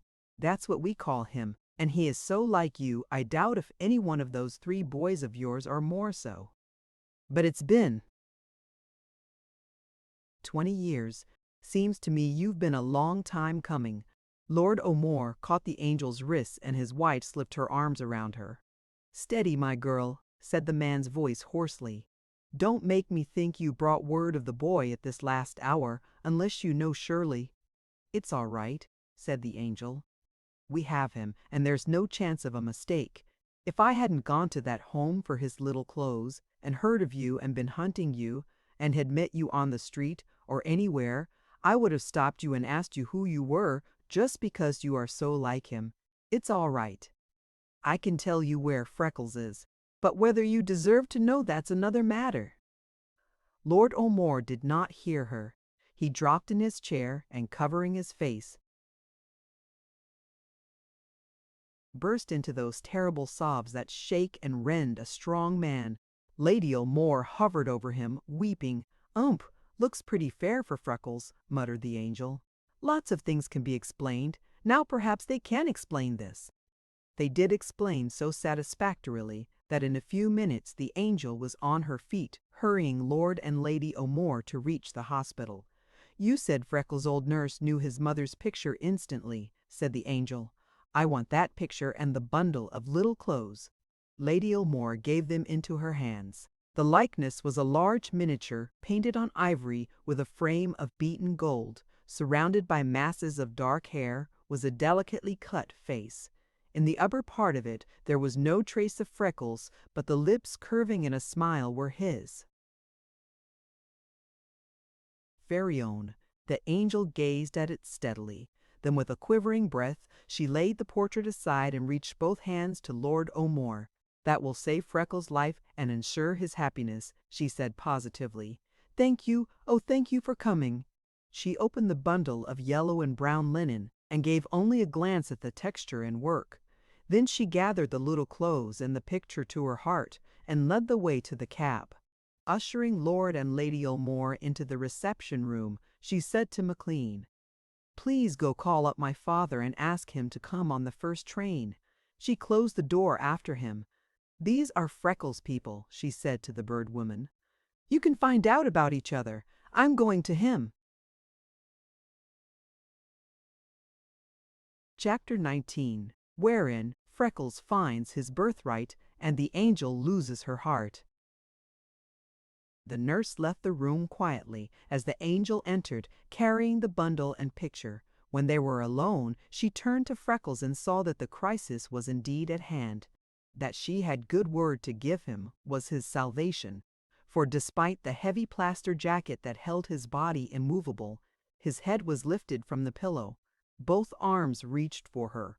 His lips and cheeks flamed, while his eyes flashed with excitement. "Angel!" he panted. "Oh, Angel!" "Did you find them? Are they white? Are the little stitches there?" "Oh, hey, Angel! Did Mother love me?" The words seemed to leap from his burning lips. The angel dropped the bundle on the bed and laid the picture face down across his knees. She gently pushed his head to the pillow and caught his arms in a firm grasp. "Yes, dear heart," she said with fullest assurance. "No little clothes were ever whiter.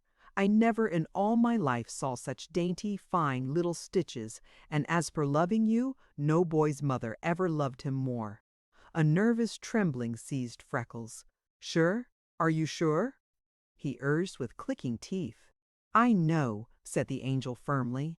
"And Freckles, while you rest and be glad, I want to tell you a story. When you feel stronger, we will look at the clothes together. They are here. They are all right. But while I was at the home, getting them, I heard of some people that were hunting a lost boy. I went to see them, and what they told me was also exactly like what might have happened to you that I must tell you. Then you'll understand that things could be very different from what you always have tortured yourself with thinking. Are you strong enough to listen? May I tell you? Maybe 'twasn't me, Mother. Maybe someone else made those little stitches." "Now, Goosey, don't you begin that," said the angel, "because I know that it was." "No," cried Freckles, his head springing from the pillow. "No, how can you know?" The angel gently soothed him back. "Why, because nobody else would ever sit and do it the way it is done. That's how I know," she said emphatically. "Now you listen while I tell you about this lost boy and his people, who have hunted for months and can't find him."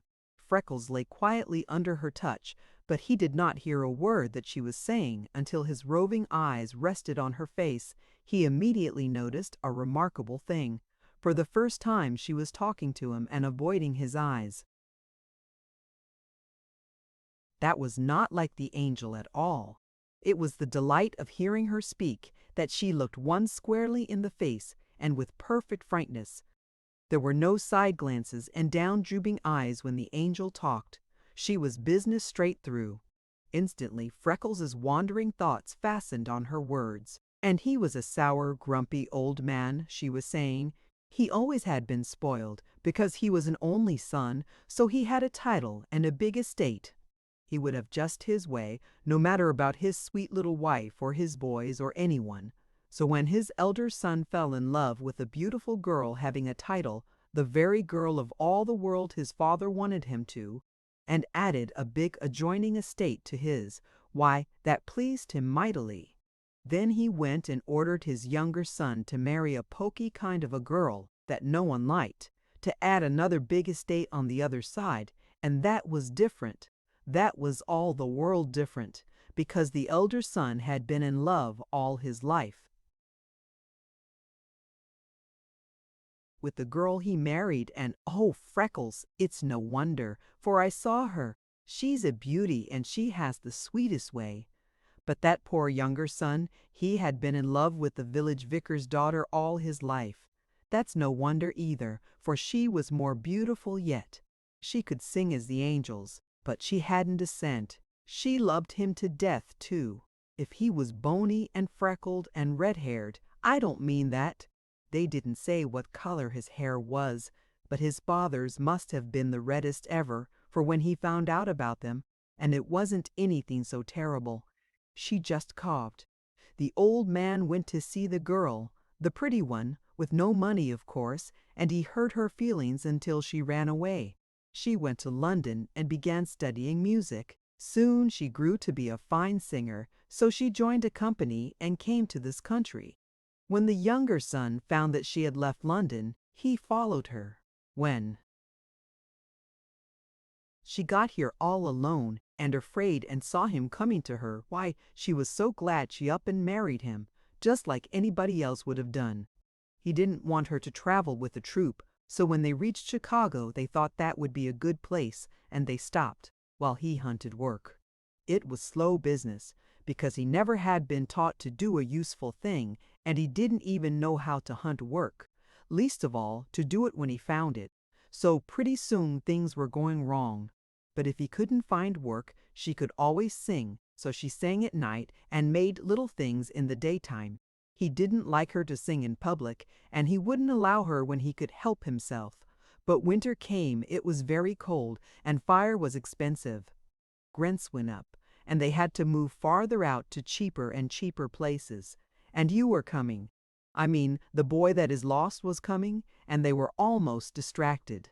Then the man wrote and told his father all about it, and his father sent the letter back unopened with a line telling him never to write again. When the baby came, there was very little left upon for food and a doctor, and nothing at all for a nurse. So an old neighbor woman went in and took care of the young mother and the little baby because she was so sorry for them. By that time, they were away in the suburbs on the top floor of a little wooden house among a lot of big factories, and it kept growing colder, with less to eat. Then the man grew desperate and he went just to find something to eat, and the woman was desperate too. She got up, left the old woman to take care of her baby, and went into the city to sing for some money. The woman became so cold, she put the baby in bed and went home. Then a boiler blew up in a big factory beside the little house and set it on fire. A piece of iron was pitched across and broke through the roof. It came down smash and cut just one little hand off the poor baby. It screamed, and the fire kept coming closer and closer. The old woman ran out with the other people and saw what had happened. She knew there wasn't going to be time to wait for firemen or anything, so she ran into the building. She could hear the baby screaming, and she couldn't stand that, so she worked her way to it. There it was, all hurt and bleeding. Then she was almost scared to death over thinking what its mother would do to her for going away and leaving it, so she ran to a home for little friendless babies that was close and banged on the door. Then she hid across the street until the baby was taken in, and then she ran back to see if her own house was burning. The big factory and the little house and a lot of others were all gone. The people there told her that the beautiful lady came back and ran into the house to find her baby. She had just gone in when her husband came and he went in after her, and the house fell over both of them. Freckles lay rigidly with his eyes on the angel's face, while she talked rapidly to the ceiling. Then the old woman was sick about that poor little baby. She was afraid to tell them at the home because she knew she never should have left it. But she wrote a letter and sent it to where the beautiful woman, when she was ill, had said her husband's people lived. She told all about the little baby that she could remember when it was born, how it was named for the man's elder brother, that its hand had been cut off in the fire, and where she had put it to be doctored and taken care of. She told him that its mother and father were both burned, and she begged and implored them to come after it.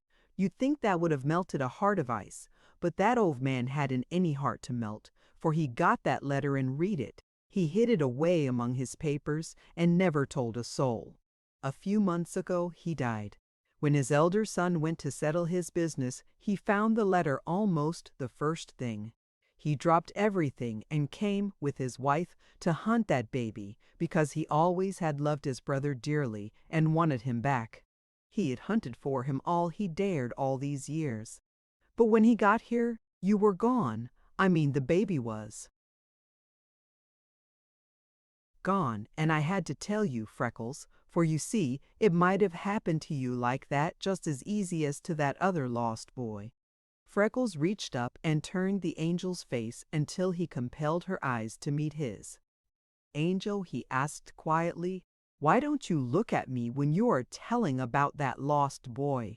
I didn't know I wasn't, faltered the angel.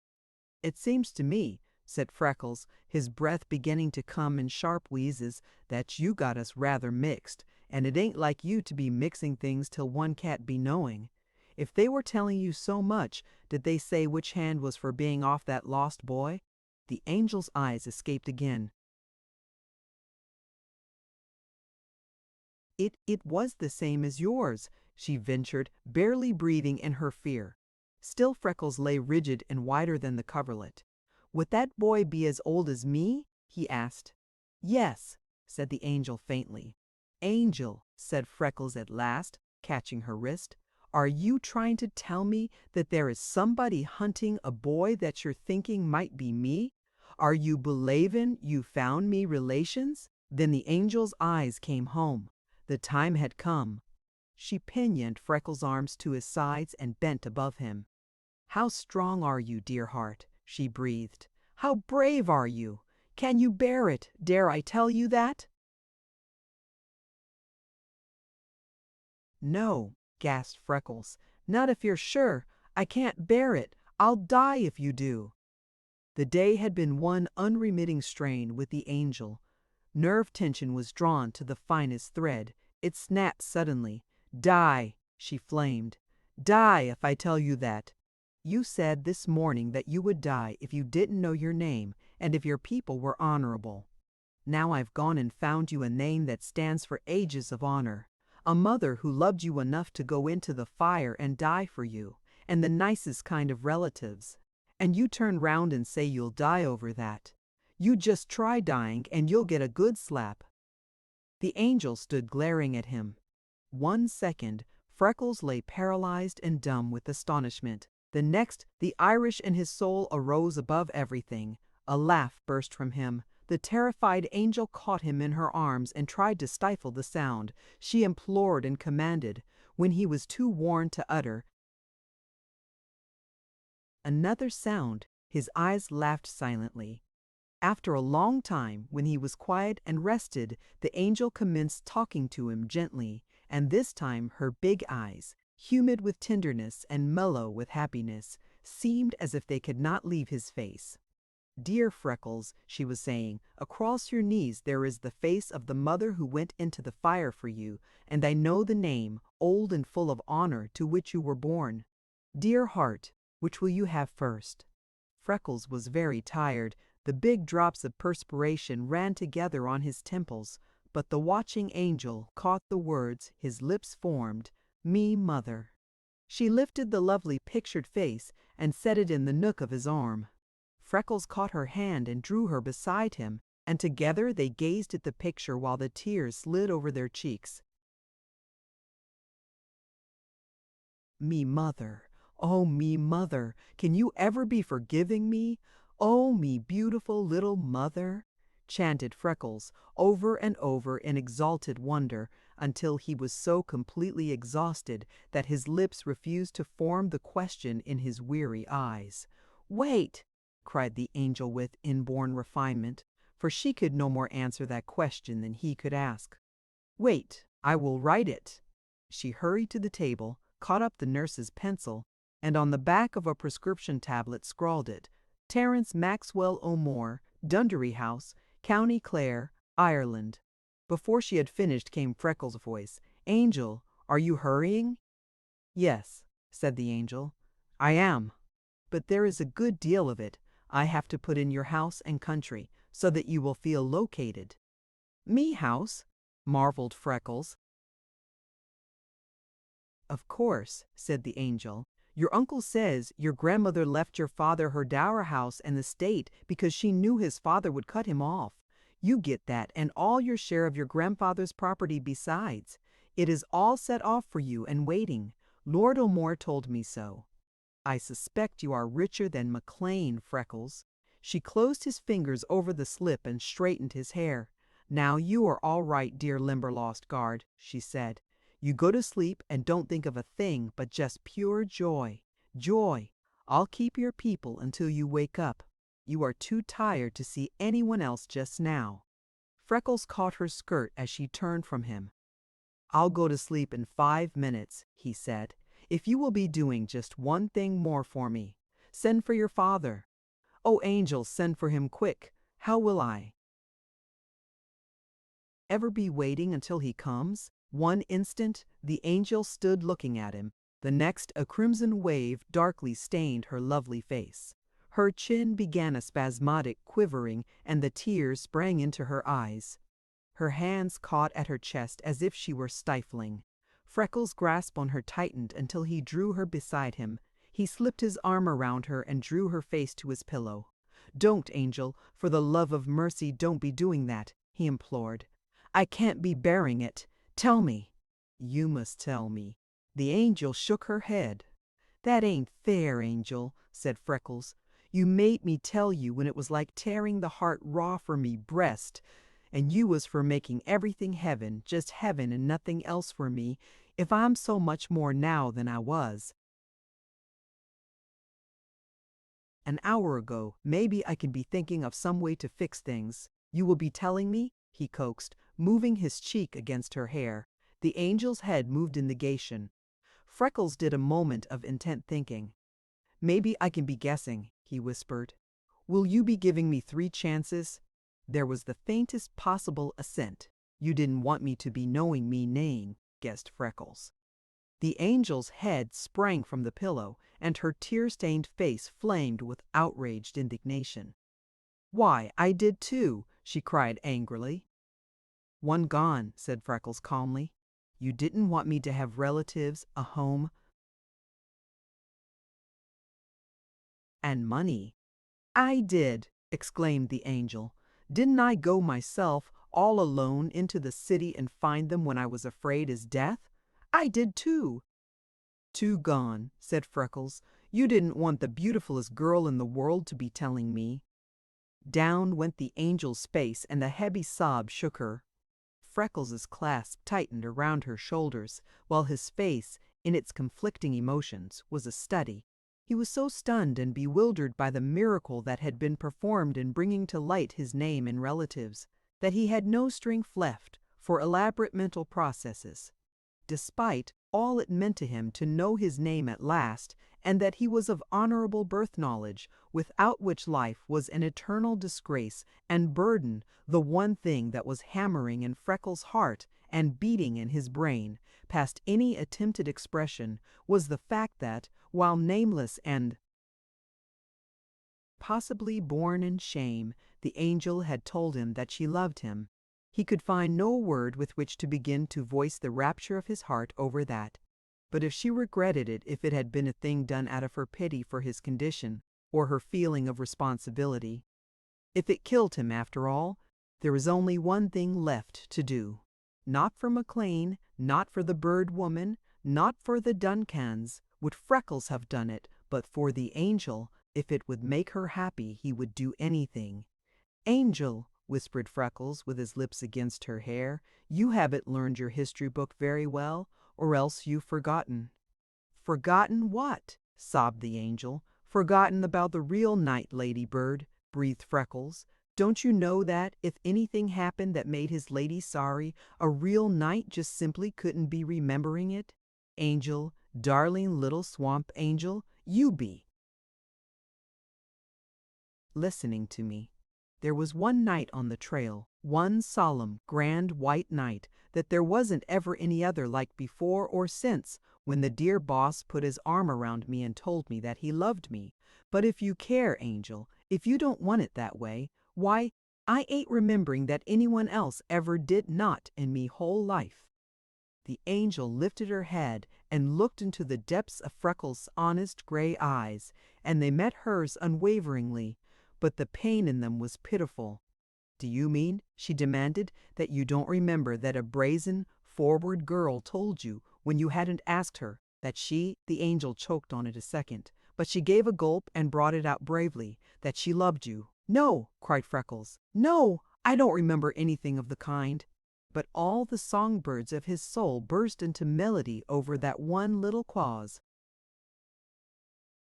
"When you hadn't asked her. But you will," said the Angel. "You may live to be an old, old man, and then you will."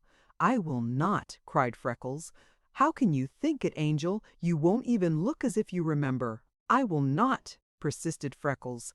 "I'll be swearing to it if you remember." "I will not," persisted Freckles. "I'll be swearing to it if you want me to." If you wasn't too tired to think this thing out straight, you'd be seeing that I couldn't, that I just simply couldn't. I'd rather give it all up now, and go into eternity alone, without ever seeing a soul of me same blood, or me home, or hearing another man call me by the name I was born to, than to remember anything that would be hurting you, Angel. I should think you'd be understanding that it ain't no ways possible for me to do it." The Angel's tear-stained face flashed into dazzling beauty. A half-hysterical little laugh broke from her heart and bubbled over her lips. "Oh, Freckles, forgive me," she cried. "I've been through so much that I'm scarcely myself, or I wouldn't be here bothering you when you should be sleeping." "Of course you couldn't. I knew it all the time. I was too scared. I was forgetting that you were you. You're too good a knight to remember a thing like that." "Of course you are. And when you don't remember, why, then it's the same as if it never happened. I was almost killed because I'd gone and spoiled everything, but now it will be all right. Now you can go on and do things like other men, and I can have some flowers and letters and my sweetheart coming, and when you are sure, why, then you can tell me things, can't you?" "Oh, Freckles, I'm so glad. Oh, I'm so happy. It's dear of you not to remember, Freckles. Perfectly dear. It's no wonder I love you so. The wonder would be if I did not. Oh, I should like to know how I'm ever going to make you understand how much I love you." Pillow and all, she caught him to her breast one long second, then she was gone. Freckles lay dazed with astonishment. At last his amazed eyes searched the room for something approaching the human to which he could appeal, and falling on his mother's portrait, he set it before him. "For the love of life, me little mother," he panted. "Did you hear that? Did you hear it? Tell me, am I living, or am I dead, and all heaven come true this minute? Did you hear it?" He shook the frame in his impatience at receiving no answer. "You are only a pictured face," he said at last. "And of course you can't talk, but the soul of you must be somewhere, and surely in this hour you are close enough to be hearing. Tell me, did you hear that? I can't ever be telling a living soul, but—" "Darling little mother, who gave your life for mine, I can always be talking of it to you. Every day we'll talk it over and try to understand the miracle of it. Tell me, are all women like that? Were you like me, Swamp Angel? If you were, then I'm understanding why me father followed across the ocean and went into the fire. Chapter 20, wherein Freckles returns to the Limberlost and Lord O'More sails for Ireland without him. Freckles' voice ceased, his eyes closed, and his head rolled back from exhaustion. Later in the day he insisted on seeing Lord and Lady O'More, but he fainted before the resemblance of another man to him, and gave all of his friends a terrible fright. The next morning the man of affairs, with a heart filled with misgivings, undertook the interview on which Freckles insisted. His fears were without cause. Freckles was the soul of honor and simplicity. "Have they been telling you what's come to me?" he asked, without even waiting for a greeting. "Yes," said the angel's father. "Do you think you have the very worst of it clear to your understanding?" Under Freckles' earnest eyes, the man of affairs answered soberly, "I think I have, Mr. O'More." That was the first time Freckles heard his name from the lips of another. One second he lay overcome, the next tears filled his eyes, and he reached out his hand. Then the angel's father understood, and he clasped that hand and held it in a strong, firm grasp. "Terence, my boy," he said, "let me do the talking. I came here with the understanding that you wanted to ask me for my only child. I should like, at the proper time, to regard her marriage, if she has found the man she desires to marry, not as losing all I have, but as gaining a man on whom I can depend to love as a son and to take charge of my affairs for her when I retire from business. Bend all of your energies toward rapid recovery, and from this hour understand that my daughter and my home are yours. You're not forgetting this." Freckles lifted his right arm. "Terence, I'm sorrier than I have words to express about that," said the man of affairs. "It's a damnable pity. But if it's for me to choose whether I give all I have left in this world to a man lacking a hand, or to one of these gambling, tippling, immoral spendthrifts of today, with both hands and feet off their souls and a rotten spot in the core, I choose you, and it seems that my daughter does the same. Put what is left you of that right arm to the best uses you can in this world, and never again mention or feel that it is defective so long as you live. Good day, sir." "1 minute more," said Freckles. "Yesterday the angel was telling me that there was money coming to me from 2 sources. She said that me grandmother had left me father all of her fortune and her house because she knew that his father would be cutting him off, and also that me uncle had set aside for me what would be me father's interest in his father's estate. Whatever the sum is that me grandmother left me, father, because she loved him and wanted him to be having it, that I'll be taking. 'Twas hers from her father, and she had the right to be giving it as she chose. Anything from the man that knowingly left me father and me mother to go cold and hungry and into the fire in misery when just a little would have made life so beautiful to them, and saved me this crippled body money that he willed from me when he knew I was living, of his blood and on charity among strangers, I don't touch, not if I freeze, starve, and burn too. If there ain't enough besides that, and I can't be earning enough to fix things for the angel." "We are not discussing money," burst in the man of affairs. "We don't want any blood money. We have all we need without it. If you don't feel right and easy over it, don't you touch a cent of any of it. It's right I should have what me grandmother intended for me father, and I want it," said Freckles. "But I'd die before I touch a cent of me grandfather's money." "Now," said the angel, "we are all going home. We have done all we can for Freckles. His people are here. He should know them. They are very anxious to become acquainted with him. We'll resign him to them.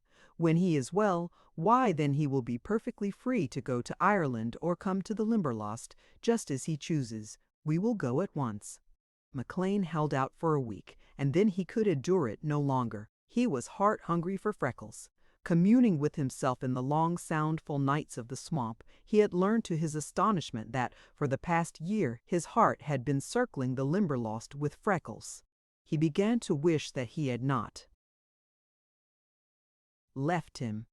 Perhaps the boy, his boy, by first right, after all, was being neglected. If the boss had been a nervous old woman, he scarcely could have imagined more things that might be going wrong. He started for Chicago, loaded with a big box of goldenrod, asters, fringed gentians and crimson leaves that the angel carefully had gathered from Freckles' room, and a little long slender package. He traveled with biting, stinging jealousy in his heart. He would not admit it even to himself, but he was unable to remain longer away from Freckles and leave him to the care of Lord O'More.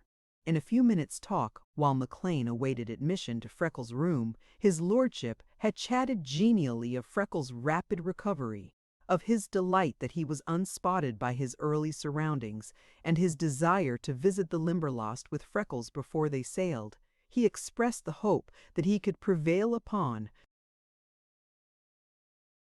the angel's father to place her in his wife's care and have her education finished in Paris.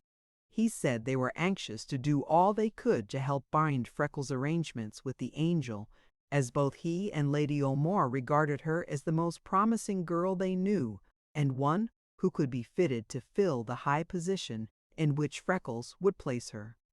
Every word he uttered was pungent with bitterness to McLean. The swamp had lost its flavor without Freckles, and yet, as Lord O'More talked, McLean fervently wished himself in the heart of it. As he entered Freckles' room, he almost lost his breath. Everything was changed. Freckles lay beside a window where he could follow Lake Michigan's blue until the horizon dipped into it. He could see big soft clouds, white-capped waves, shimmering sails, and puffing steamers trailing billowing banners of lavender and gray across the sky. Gulls and curlews wheeled over the water and dipped their wings in the foam. The room was filled with every luxury that taste and money could introduce. All the tan and sunburn had been washed from Freckles' face in sweats of agony. It was a smooth, even white, its brown rift scarcely showing. What the nurses and Lady O'More had done to Freckles' hair, McLean could not guess, but it was the most beautiful that he ever had seen, fine as floss, bright in color, waving and crisp. It fell around the white face they had gotten his arms into, and his chest covered with a finely embroidered, pale blue silk shirt with soft white tie at the throat. Among the many changes that had taken place during his absence, the fact that Freckles was most attractive and barely escaped being handsome remained almost unnoticed by the boss. So great was his astonishment at seeing both cuffs turned back and the right arm in view. Freckles was using the maimed arm that previously he always had hidden. "Oh, Lord, sir, but I'm glad to see you," cried Freckles, almost rolling from the bed as he reached toward McLean. "Tell me quick, is the angel well and happy? Can me little chicken spread 6 feet of wing and sail to his mother? How's me new father, the bird woman, Dunkins, and Nellie darling little high-stepping Nellie? Me Aunt Alice is going to choose the hat just as soon as I'm mended enough to be going with her. How are all the gang? Have they found any more good trees? I've been thinking a lot, sir. I believe I can find others near that last one. Me? Aunt Alice thinks maybe I can, and Uncle Terence says it's likely. Golly, but they're nice, elegant people. I tell you I'm proud to be same blood with them. Come closer, quick. I was going to do this yesterday, and somehow I just felt that you'd surely be coming today, and I waited.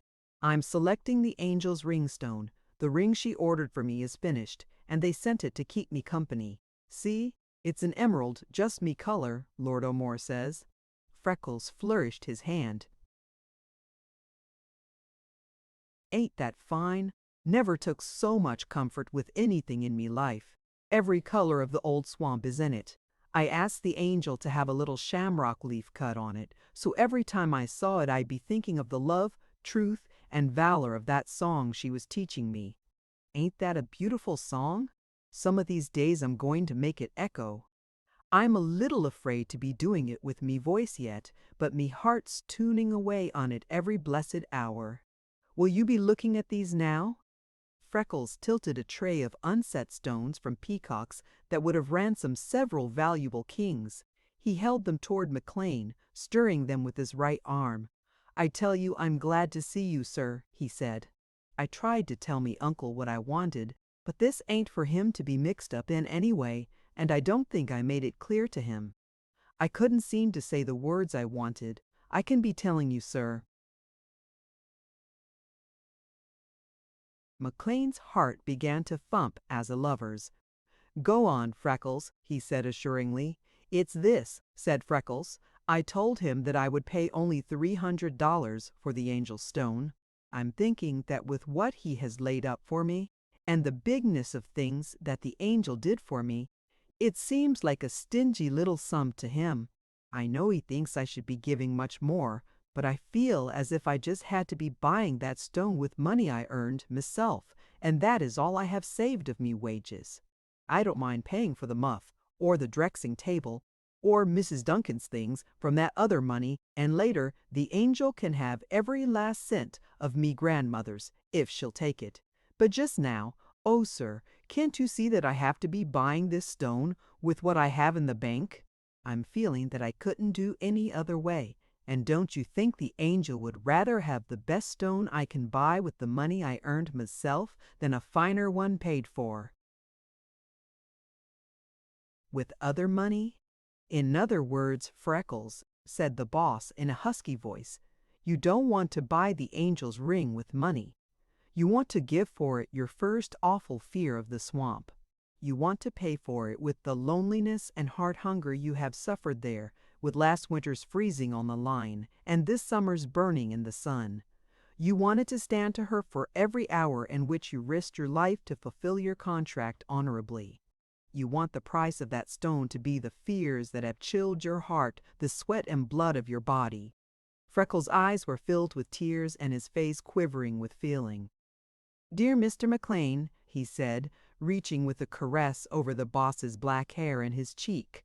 "Dear boss, that's why I've wanted you so. I knew you would know. Now you will be looking at these. I don't want emeralds, because that's what she gave me." He pushed the green stones into a little heap of rejected ones. Then he singled out all the pearls. "Ain't they pretty things?" he said. "I'll be getting her some of those later. They're like lily faces, turtle head flowers, dewdrops in the shade or moonlight, but they haven't the life in them that I want, in the stone I give to the angel right now." Freckles heaped the pearls with the emeralds. He studied the diamonds a long time. "These things are so fascinating, like they almost tempt one, though they ain't quite the proper thing," he said. "I've always dearly loved to be watching yours, sir. I must get her some of these big ones, too, some day.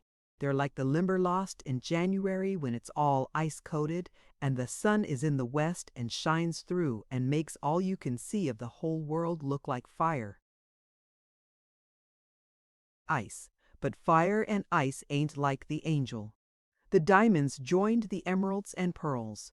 There was left a little red heap, and Freckles' fingers touched it with a new tenderness. His eyes were flashing. "I'm thinking here's me angel stone," he exulted. "The Limberlost and me with it grew in mine, but it's going to bloom and her with it in this. There's the red of the wild poppies, the cardinal flowers, and the little bunch of crushed foxfire that we found where she put it to save me. There's the light of the campfire and the sun setting over sleepy Snake Creek. There's the red of the blood we were willing to give for each other. It's like her lips, and like the drops that dried on her beautiful arm that first day. And I'm thinking it must be like the brave, tender, clean, red heart of her." Freckles lifted the ruby to his lips and handed it to McLean. "I'll be signing me check, and you have it set," he said. "I want you to draw me money and pay for it with those very same dollars, sir." Again the heart of McLean took hope. "Freckles, may I ask you something?" he said. "Why, sure," said Freckles. There's nothing you would be asking that it wouldn't be giving me joy to be telling you." McLean's eyes traveled to Freckles' right arm with which he was moving the jewels. "Oh, that!" cried Freckles with a laugh. "You're wanting to know where all the bitterness is gone? Well, sir, 'twas carried from me soul, heart, and body on the lips of an angel. Seems that hurt was necessary in the beginning to make today come true. The wound had always been raw, but the angel was healing it. If she doesn't care, I don't. Me dear new father doesn't, nor me aunt and uncle, and you never did. Why should I be fretting all me life about what can't be helped? The real truth is that since what happened to it last week, I'm so everlastingly proud of it, I catch myself sticking it out on display a bit." Freckles looked the boss in the eyes and began to laugh. "Well, thank heaven," said McLean. "Now it's me turn," said Freckles. "I don't know, as I ought to be asking you. And yet I can't see a reason good enough to keep me from it. It's a thing I've had on me mind every hour since I've had time to straighten things out a little. May I be asking you a question?" McLean reached over and took Freckles' hand. His voice was shaken with feeling as he replied, "Freckles, you almost hurt me. Will you never learn how? Much you are to me, how happy you make me in coming to me with anything, no matter what." "Then it's this," said Freckles, gripping the hand of McLean strongly. "If this accident, and all that's come to me since, had never happened, where was it you had planned to send me to school? What was it you meant for me to do?" "Why, Freckles," answered McLean, "I'm scarcely prepared to state definitely. My ideas were rather hazy. I thought we would make a beginning and see which way things went. I figured on taking you to Grand Rapids first and putting you in the care of my mother. I had an idea it would be best to secure a private tutor to coach you for a year or two until you were ready to enter Ann Arbor or the Chicago University in good shape. Then I thought we'd finish in this country at Yale or Harvard and end with Oxford to get a good all-round flavor." "Is that all?" asked Freckles. "No, that's leaving the music out," said McLean. "I intended to have your voice tested by some master, and if you really were endowed for a career as a great musician and had inclinations that way, I wished to have you drop some of the college work and make music your chief study. Finally, I wanted us to take a trip through Europe and clear around the circle together." "And then what?" queried Freckles breathlessly. "Why then," said McLean, "you know that my heart is hopelessly in the woods. I never will quit the timber business while there is timber to handle and breath in my body. I thought if you didn't make a profession of music and had any inclination my way, we would stretch the partnership one more and take you into the firm, placing your work with me. Those plans may sound jumbled in the telling, but they have grown steadily on me, Freckles, as you have grown dear to me." Freckles lifted anxious and eager eyes to McLean. "You told me once on the trail, and again when we thought that I was dying, that you loved me. Do these things that have come to me make any difference in any way with your feeling toward me?" "None," said McLean. "How could they, Freckles?" "Nothing could make me love you more, and you never will do anything that will make me love you less." "Glory be to God!" cried Freckles. "Glory to the Almighty! Hurry and be telling your mother I'm coming. Just as soon as I can get on me feet, I'll be taking that ring to me, Angel, and then I'll go to Grand Rapids and be making me start just as you planned, only that I can be paying me own way. When I'm educated enough, we'll all the Angel and her father, the bird woman, you and me, all of us will go together and see me house and me relations and be taking that trip. When we get back, we'll add more to the lumber company, and golly, sir, but we'll make things hum. Good land, sir, don't do that. Why, Mr. McLean, dear boss, dear father, don't be doing that. What is it?" "Nothing, nothing," boomed McLean's deep bass, "nothing at all." He abruptly turned and hurried to the window. "This is a mighty fine view," he said. "Lake's beautiful this morning. No wonder Chicago people are so proud of their city's location on its shore. But, Freckles, what is Lord O'More going to say to this? I don't know, said Freckles. I am going to be cut deep if he cares, for he's been more than good to me, and Lady Alice is next to me. Angel, he's made me feel me blood and race, me own possession. She's talked to me by the hour of me father and mother and me grandmother. She's made them all that real I can lay claim to them and feel that they are mine. I'm very sorry to be hurting them, if it will, but it can't be changed. Nobody ever puts the width of the ocean between me and the angel. From here to the Limberlost is all I can be bearing peaceable.